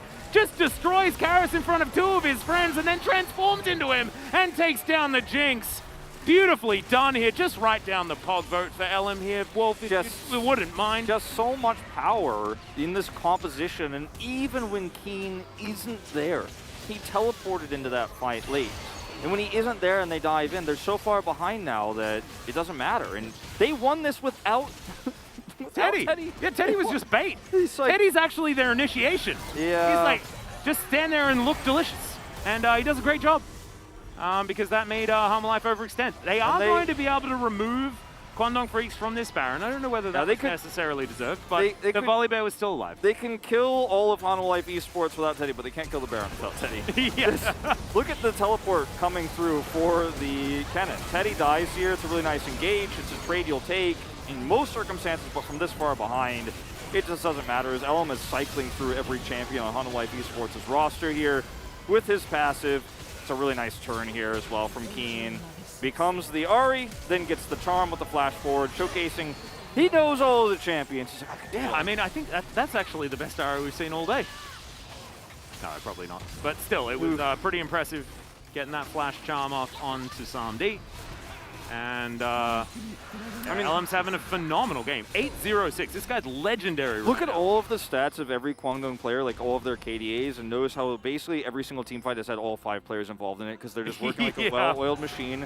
And all they have to do is like defend the exact engage. opposite from last game. It's so crazy that this team has pulled themselves together so quickly. And I think they have a huge draft diff in this one as well. I mean, yeah, that's certainly helping. I think the Malphite feels very off-theme. Yeah, I mean, I didn't like it at first. I thought there were a lot of other options, but if they had a lead, it would have worked way better. But they just simply fell flat so early on in this game. With a dive bottom side that gave 2 kills over. The attempt from Karis, right? There were so many ways that Hanwha Life Esports could have come into this mid-game even, but they kind of face-planted some dives with this Volibear pick again. Yeah. Well, LM trying to get on in there, seeing whether they can start a fight before they start a Baron. Kind of respect it as Hoyt looking for that engage opportunity, wants to get POG off this one. The Pulverize is going to land only onto the Volibear there on Dudu. Finds the backline. Samdi locks down the Vex now as let's see whether they're going to be able to continue this one as LM is absolutely massive. More resets to come forward as he's turned into a Malphite. You don't necessarily have great regular buttons as that champion, so he's just going to wander this one out. Does have the Heartbreaker though, and is going to get over this wall now. Keen, no ulti anymore. And Kwangdong Freaks, once again, they win another fight. Although it was the engage from Dudu. This time, like, the Unstoppable Force was okay. Into the back line. Yeah, I mean, it was okay. But they're just, I mean, this game is so on lock. Like, watch him again try so hard to get this Malphite to work. He's like, they're all stacked up. I really want this, but I'm also scared because it burns so hard. And then he goes in once again, doesn't hit the cannon. He didn't hit the cannon the first time this happened, doesn't hit Keen this time because he's so tunnel vision on they have to kill Teddy. And he does. But if he hits Kennen and Kennen survives, then he turns on his ult anyways, and then Teddy kills everybody. But if he doesn't hit the Kennen, then Kennen just ults immediately. It's a lose-lose fight at this point. It feels really bad. Like, there's not much else to say. Hanwha Life Esports draft themselves into a corner. They fall behind, and now it's really just no chance, no opportunities here. And Fred Brion fans are a little bit sad about how it looks like the end of this series is going to go. There was still a game, right? And that means that the odds are a little bit better than they otherwise could have been. True. This, on paper, looked like it was going to be Kwangdong Freaks being able to take the win, but the fact that it was 2-1 is important. Game score will be important. So for Frederick Brion fans out there, make sure that you get your Thank Hanwha Life in the chat, regardless of whether they are able to take a victory here or not. Just to give context, it's still, even with this game score, very likely that Frederick Brion will have to take a game off of Damwon Kia to have a chance. Yes. So it's real rough. It's gonna be tough. It's not great. I'm not saying that it's great, but still, it's better than It's better than the 2-0. It's one step closer to them having at least that part of their fate in their hands. It's the toughest opponent they're going to face next to T1, but their fate is in their hands. They're already forfeited their match against Genji, and it's a tough one. It's crazy end of this season. Like, we've had a lot of crazy final weeks of regular season since I've become an LCK caster, but this one has like some extra added circumstances, and it's all just very tough. It is. The one thing we know, I was just saying, the one thing we do know is that this game is 100% over. Yeah, that's why we're sort of talking about the implications based on an event that has yet to actually transpire. Although it will inevitably happen if Quandong Freaks decide to take a Baron, which they might just do now. Infinity Edge is done for Samdi, though. That's 3 items on the Jinx. It's to the answer of Teddy's 3 items that he's picked up. More of Malmortius came through before the Runan's Hurricane, or the potential Blade of the Ruin King, depending on what he wanted to go next. But things are very dark in this brush, as Cow versus Bear. We're fighting over vision on Fleek. Yeah, I don't think that seems a bit scary. And remember, this Viego can probably kill 5 people by himself. All he has to do is kill one. It's That's getting the to end that of it. point. Yeah, as Kane flashes into the back line, doesn't even press his ult button until very, very late, but goes golden. Or unless it was invisible, things were weird that happened just there, as both of the top laners have been taken down. The Cow also removed. Samdi's getting excited, and maybe they are doing it for bro, as Elm has turned into a Malphite. Once again, not super excited about that, and will now get knocked up. On Fleek now, looking to try and get rid of him as he goes down to his GA. Teddy still capable of fighting this one out, but Karis is at full health. And this is the power of a full health Sari. Everybody's on low health bars. You're like, ooh, I really want to kill her, but can we kill her? The answer is probably not. Yeah, as Ellen, he could turn this one right back around. This teleport. is Soul that's going to get denied by Harmolife Esports as well. If they take it, because I don't know they do. Fate teleports in. He's got his Zonias. He's coming for this. Oh, good. Here we go. No Shadow Surge available as Vista is going to dive on top of him. He goes golden while he waits for the exhaust here. Flame Chompers go down as well, but it is going to be the Ocean Soul locked down. Ulti forward from OnFleet, but doesn't get too much value here as Dudu tries to get the engage. The skate over the wall from Teddy. Jet Set Radio Future is the way out of any bad situation, apparently, and Keen is going to Lightning Surge his way across the mid lane to safety as well. He teleports in, doesn't have his ultimate, is trying to help lock them up. Fate's sacrifice, though, of his life is going to get them the soul point, or rather the soul. They were already on soul point. As this is Keen, he ults in onto this fight, but he's just immediately CC chained, and Dudu does his job here blocking everybody else out, but there's no follow-up damage onto Teddy, so he ends up being full health here. So even though the cannon dies early, breaks his stopwatch, doesn't matter, because Zeri's at full health, and once you've used all your initiation tools, you don't have long-term damage in this fight. You just simply do not, as Fate will give his life for this soul point. Look at the positioning here of Elam, he's ready to smite this one away. And OnLife Esports turn their attention to the Vex, and that's all it takes for him to smite this one away. Yeah. Worth 100% here. When you're this far ahead as well, you can give over a little bit of gold for that soul. Yeah, locking down the soul, definitely very valuable. I thought the turn on to Teddy was going to work, but as soon as you have that dash up, the get out of jail free potential of that one is pretty ludicrous. And so that is going to be there. But as you can see, the gold lead's dipping. Yeah, small little dip. For those of you out there that would like to see a Harmolife Esports victory, there is still hope. It is extraordinarily slim. So you're saying there's a chance? I'm saying there's a chance. Both of these teams remain on Summoner's Rift. The Nexus has not yet to Nexus explode. is still alive, as is the Baron, which is the more surprising part. Well, Keen broke his stopwatch, but he's going for a death cap as his next item here. Doesn't have it yet, but his ultimate is available, and now Harmolife Esports having to walk into this one. They're not going to have that same team fight where Keen flanked a little too hard. He gave them a chance to turn on him. This time he's just going to be the gatekeeper of this Baron and the choke point that leads to it. As Dudu moving over, the two burly boys with the matching skins, both of their engage options alongside Vista. Keen does not have flash, which is one thing that is going for Harmolife Esports here. Yeah. But now that the prio goes mid, Kwangdong Freaks can probably slowly start this one up. Yeah, they're not. No vision. There's a bit of a setup here as OnFleek's going to X-Flash its way over. I think what Kwangdong Freaks are saying with this is like, I hope you guys just walk into us and die more than we take the Baron. We just want to end the game now. Yeah, they don't want to risk the flip. Yeah. But sometimes you got to risk the flip. It's Or just not that much of maybe a you risk. don't. I don't know. You've got Keen and a choke point. Like, I just don't think they could fight this. Yeah, they're There's no starting it up realistic though. world. We'll see whether the turn is what they're going for, and it looks like that's exactly what they're going for, as the Baron is once again going to be forgotten. Steady with this shove in this mid lane. The person who attacks first in both of these comps usually loses. That's part of why Kwangdong have to play this so slowly. Like, they don't want to engage into the Malphite, into the Ahri. So they're just trying to use Prio and Vision Advantage to force Hanwha Life Esports to walk into the Kennen ult. The Slicing Maelstrom will end the game if they do that. But if they Slicing Maelstrom first, there's a chance for Hanwha. So this is why we have this kind of standoff right now. Yeah, well, passive is down, so no fears. But Hanwha Life Esports, I think they're still scared. I'm not going to lie. Control Vision still there on the Baron as Keen goes over, clears that one out. And now Hoyt pokes his head out here of this brush. It's very, very tense. Spade can line up a Shadow Surge. There is a chance to try and get in there and look for some of these pickoffs. Deli is standing next to Keen. Out in the open. What you want to see as a Kwangdong Freaks fan. Out in the open, this is 100% a fight that Kwangdong can take. Like, they can actually start it and initiate it and win it well. It's in these choke points where they don't want to be the first to pull the trigger, and they just back off here.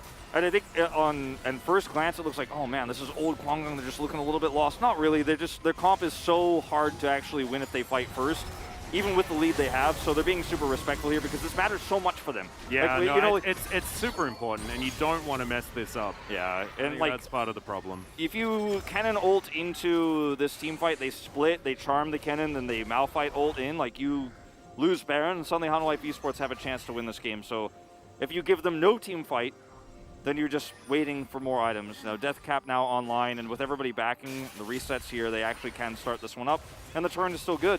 Well, Controller does go over, so full information here for Hanwha Life Esports as OnFleek moves on over Vision. Hoyt now trying to play defense, Keen with the wraparound, Fate as well.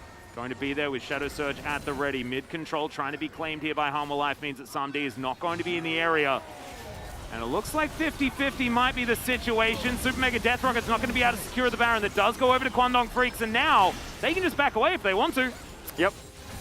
Yeah. Has flash and ult, but decides that the easiest way to That was lose such this a game is by- letdown. Yeah, I mean, look, this is how you have to play this as Kwangdong if you want to win no matter what. Like, if you fight there, you win 99%. But if you don't fight, you win 100%. Wow. I guess, like, Kwangdong didn't know that, I mean, if they were to start the Baron and try to take it, that Hanwha Life Esports' answer was going to be do nothing. Otherwise, they would have started off a long time ago. 30 seconds, and this is definitely one that they will absolutely be fighting for. Hanwha Life Esports had a little bit of earlier prio, but with the push bid, they will have to back away and give this one up. And I think once Kwangdong have this, those health bars will get into the threshold, and you don't actually have to worry about the turn as much. But they will need to guarantee it first. Yep. Once again, Keen's got this choke point with his name signed on it.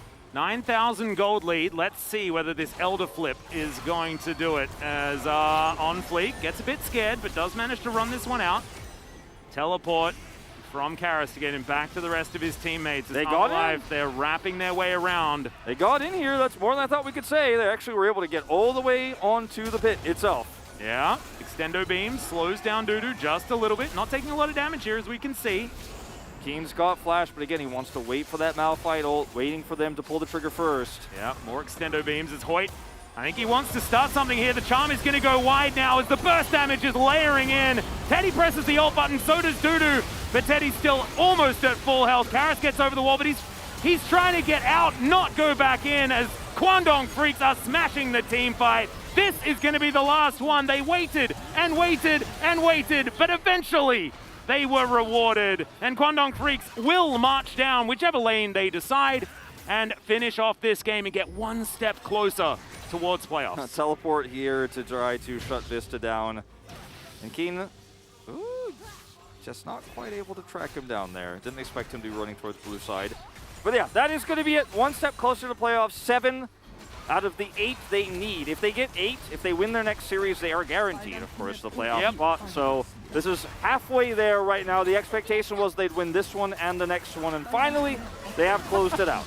Well, Vista's being frustrating here, trying to buy as much time as possible. Of course, you need minions to try and take down turrets in the majority of situations, but these turrets just evaporate. There is no way that they can do anything here as Dudu goes in, goes golden, looks pretty cool, On Fleek looks pretty similar as he goes golden also, as I really do like the fashion show that we got. The next is going to go down, and that is going to mean the end of that game.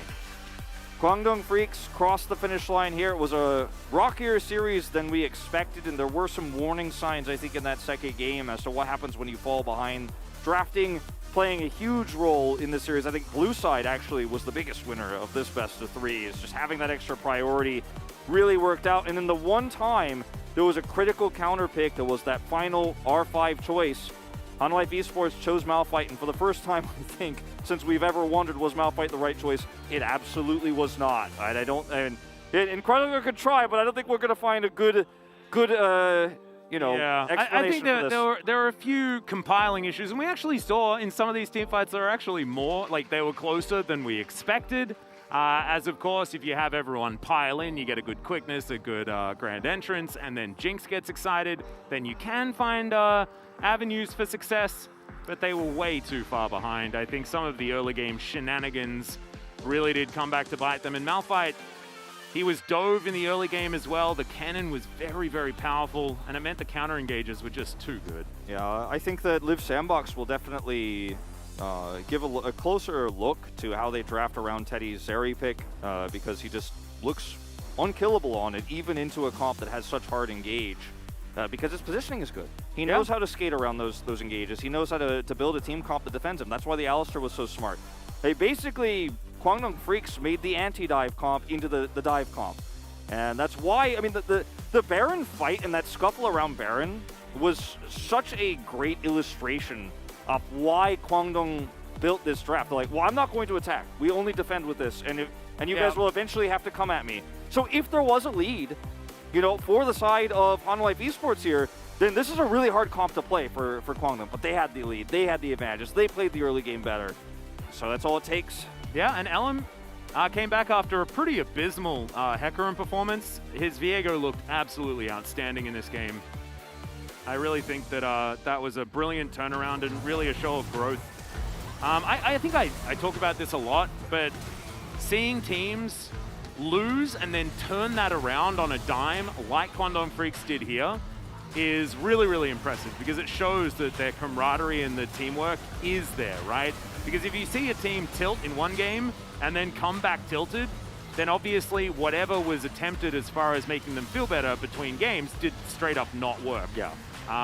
But it shows that Guangdong Freaks were able to rally after a difficult game too, I think, get back into position here. I've said this a lot throughout my career, and I do truly believe that preventing a reverse sweep is often harder than getting a reverse sweep.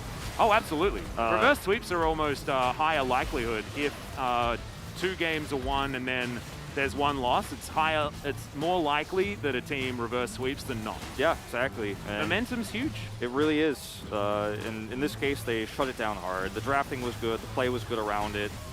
And I don't know what Spirit said to them in there, but it clearly worked. Spirit secret stuff. Yeah. We're going to need a lot of that when we do end up going to playoffs, if Guangdong are able to, of course, win that series against Live Sandbox and all the other things that come with it. But if Frederick Brion randomly beats Damwon again, then we're going to get. Or even if they take a game, right? Like there's so much. What if KT beats Gen G again, and Frederick Brion beats Damwon Kia, and then Live Sandbox beats Guangdong? Then it's not even in playoffs. Yeah, that's why Guangdong need to win that series against Live Sandbox. Yeah. And then they could still keep it in their control. As these are the final moments here. Keen held his ultimate in this last fight so long until the last possible second. Even though the Alistar engage happened, they waited for Hanwife's turn. Then he maelstrommed defensively. Keen just had such a great read on what he needed to do in this game. And Ellen, man, he played 6 champions this game, so I think he's going to get a lot of POG votes. I think he did extraordinarily well, and we often see that Viegos need to get ahead if they're going to do anything, and Ellen 100% did do that. He was able to play the reset game really beautifully. He knew his limits so well. He knew how far he could push forward and get those kills, and he took that coup de grace, or however that's pronounced. Coup de grace? Yeah, coup de grace. Took that rune, and it's, when everyone's health bars are low like that, and you've got the cannon slicing through, he is going to get those resets. Coup d'etat? Coup d'etat? Coup de blas? I don't know. What? I don't speak French at all. So I don't know. I barely speak at all at this stage. Like, we've just had a grueling 3-game series. And here's the fashion show. Get him, they say. They take Dudu out. Poor Malphite. I'm really excited to hear what Chronicler has to say about this game, because he might actually have a good explanation, but I certainly couldn't come up with one. I just thought it was not the right call. I think there were a lot of other options here. Well, they went for it, and they could not lock Teddy down. They couldn't. Fate did a lot of damage in that game. The Vex certainly working out very, very well into the Ahri, even in the early laning phase, which is where we haven't seen Vex have as much success in the matchup. Certainly did look fantastic. I think votes will be over to Elim. But Quantum Freaks just played so much better as a team in this game. And I feel like it's just a completely different team to what we saw in game number 2. Is that 7-0 the Viego Ahri win rate? Is that what's up there that Jason was showing us? I'm not sure. I think that might be the case. That's... Jinx Rakan. Okay. Jinx Rakan is 7-0 undefeated at the moment. Just a message from earlier. I was just trying to make sure we didn't miss It's now that. 7-1 as it was defeated right now. Pretty immediately. But we are going to throw it over to the carpet and see what the gentleman had to say and what Chronicler had to say about the Malphite. Hello and welcome to the Malphite Enjoyers Carpet Space. It's me, Valdez, with Chronicler as... this is Chronicler, yeah, that's him. Anything you want to say about the draft here? I don't think the Malphite was good, but it was not the problem. That's my take. I do agree with Wolf that there were better options, but I also feel like there was a little bit too much Malphite slander going on. Because I think one of the only reasons why the game was even remotely close was one, because Samdi had a heroic performance, as did, I think, Vista and a couple of great Malphite ults. But yes, let's talk about the draft, because I do think that, as we've seen in the past, the Zeri pickup actually working out very well with the banning away of the Karma and the Caitlyn. Also really happy that Ellen doesn't play Hecarim again, because that was not what we wanted. And Fate having a wonderful game, Hoyt having a wonderful game. Honestly, a lot of great elements here. Blind Cannon is a bit of a risk, but I do think that a lot of the counters into Cannon are either not really played at the moment or don't really fit in the team comp that Hanwha Life have thus far. I personally think the ideal situation would have been an Ornn, but there was also some mismanagement in the early laning phase that led to the dive, and there was, of course, the bot lane dive that we unfortunately will have to watch again, because that was truly where the game kind of spun out of control. And had that moment not happened, I think the dynamic in team fights would have been completely different. And actually, as we saw Teddy do really, really well, it's kind of hard to have an impact on the Malphite into Zeri, because she's one of the few characters that can reliably get away from you. So overall, no, I agree. I don't think this was the best R5 Malphite, but Hanwha Life's play looked not great. Yeah, I mean, there's a lot of elements to it, right? And there's a lot of depth, yeah. Maybe a different engaged champ, or maybe something that doesn't engage. Ornn would have been mine. Yeah, Ornn would have been good. I think that both sides had an amazing turn, right? So both teams were like, I'm not gonna fight, you're not gonna fight. And we had a lot of standing around and vision control. And with Kwangdong so far ahead, obviously they had the upper hand with that and made it look a lot better. So either way, guys, you're gonna take a look at the replays here. Let's take a look at this first one. And the problem here is that already Hanwha Life is so far behind. I don't know the exact amount of gold, but I think it's 2-3K. And if you are not, then you probably have the damage to win this fight before disaster happens and you're in a choke point against Vex. Fate's ultimates has been insane this game. And Keen, right? Stunning up multiple people, and if you actually get the kills early on, then it might look completely different.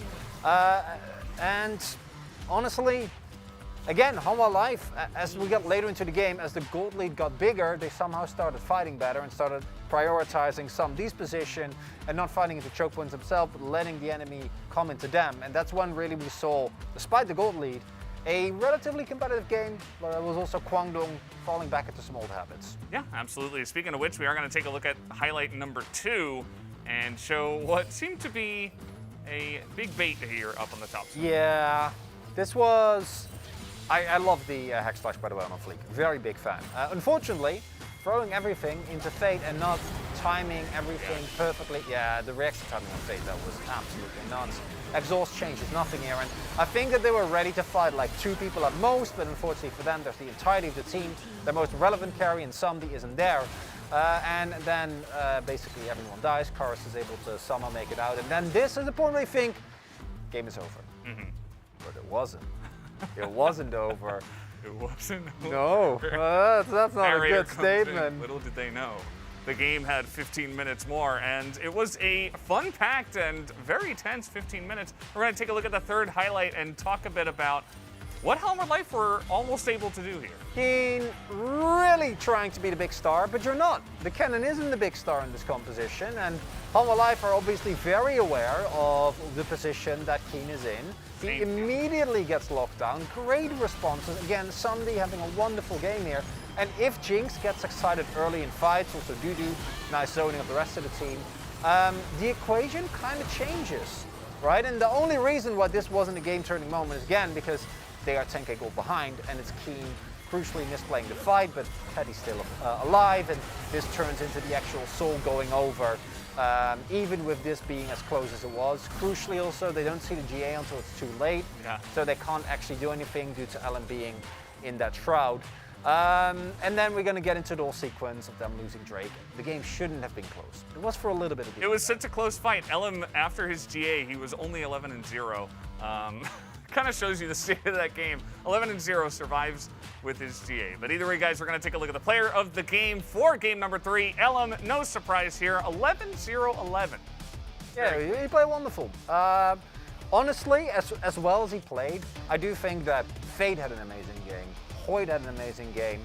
And it was really more so Keen specifically, I think, that tried to get a little bit too much done in the later stages of the game, which kind of led to that trademarked early spring Kwangdong. We're just going to be here. We're going to look at you menacingly. We exist. But then, as I think the casters made a really great point when they mentioned that the re-engage was exceptional for both these two teams. And a champion like Viego really does well when you start kiting back. When you start picking up one kill, so does Vex. It turns into many. And I think in a couple of these early fights were not played as well by Ellen as they were. And again, some of the early laning mistakes by Hanwha Life really amplified Kwangdong's chances here. But moments like this are truly game-winning. If this skirmish somehow turns out differently, then I think we have a completely different game in our hands. Really insane stuff. 13 out of 13. I mean, you know, Canyon got the respect in game 2 of the I first like series. Elam gets the respect here in game 3 of this series. I don't think there's any surprise with that, right? And that's why he does get the 13 out of 13. But guys, we do have the interview ready. I'm going to hand it over to Ji-sun to break that down for us. Thank you very much, guys. This is Ji-sun for the PUG interview translation, joined by Fate Ellen from KDF. You guys now have 80% of chance to make playoffs. How do you feel? It was not a clean victory, but still, you know, we've been losing a lot, so the win itself means a lot for us. Yeah, indeed. What about you, Ellen? Yeah, we were on a losing streak, so I'm happy that we ended our losing streak today. So Fate, I want to ask about your LeBlanc play in game number 1. You had some phenomenal actions and plays, and you were able to even get a solo kill early on. When I was like laning, I was able to win trades, and Ari was so low, so I could just immediately just punish that. Speaking of solo kills, you currently have 15 solo kills in the LCK Spring, 4th place in the LCK in total. I think I got to play champions that's really good at making picks and finding those kills.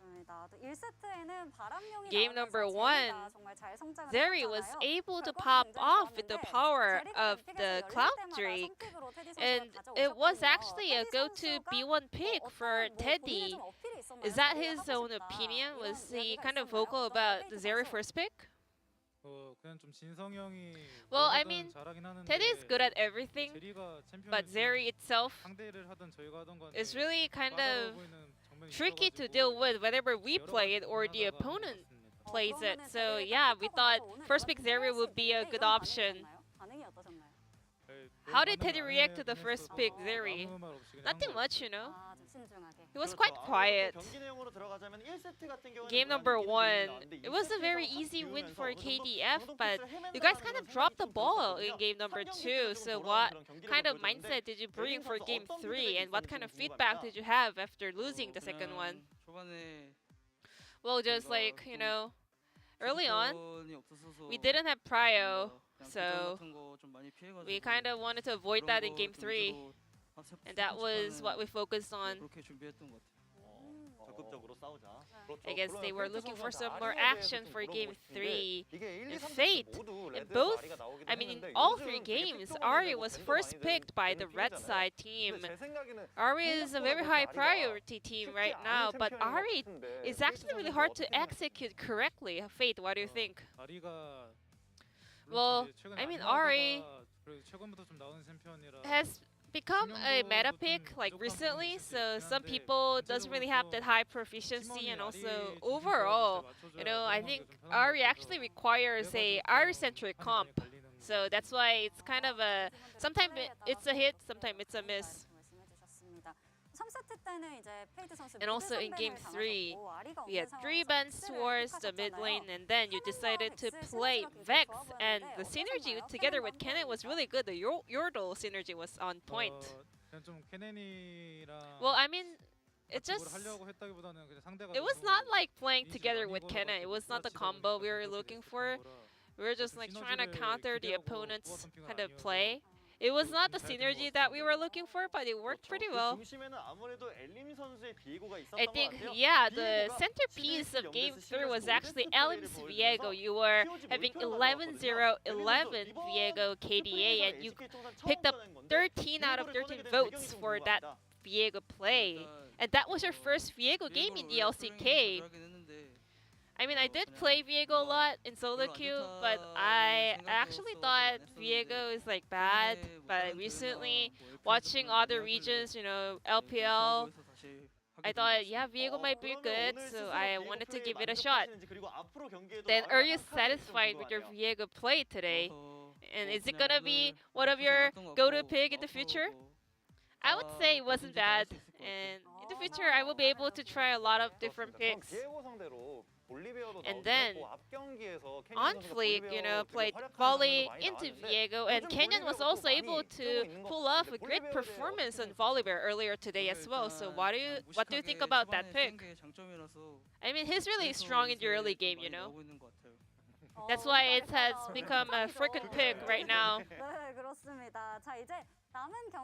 And your very last match of the regular split will be up against Leaf Sandbox.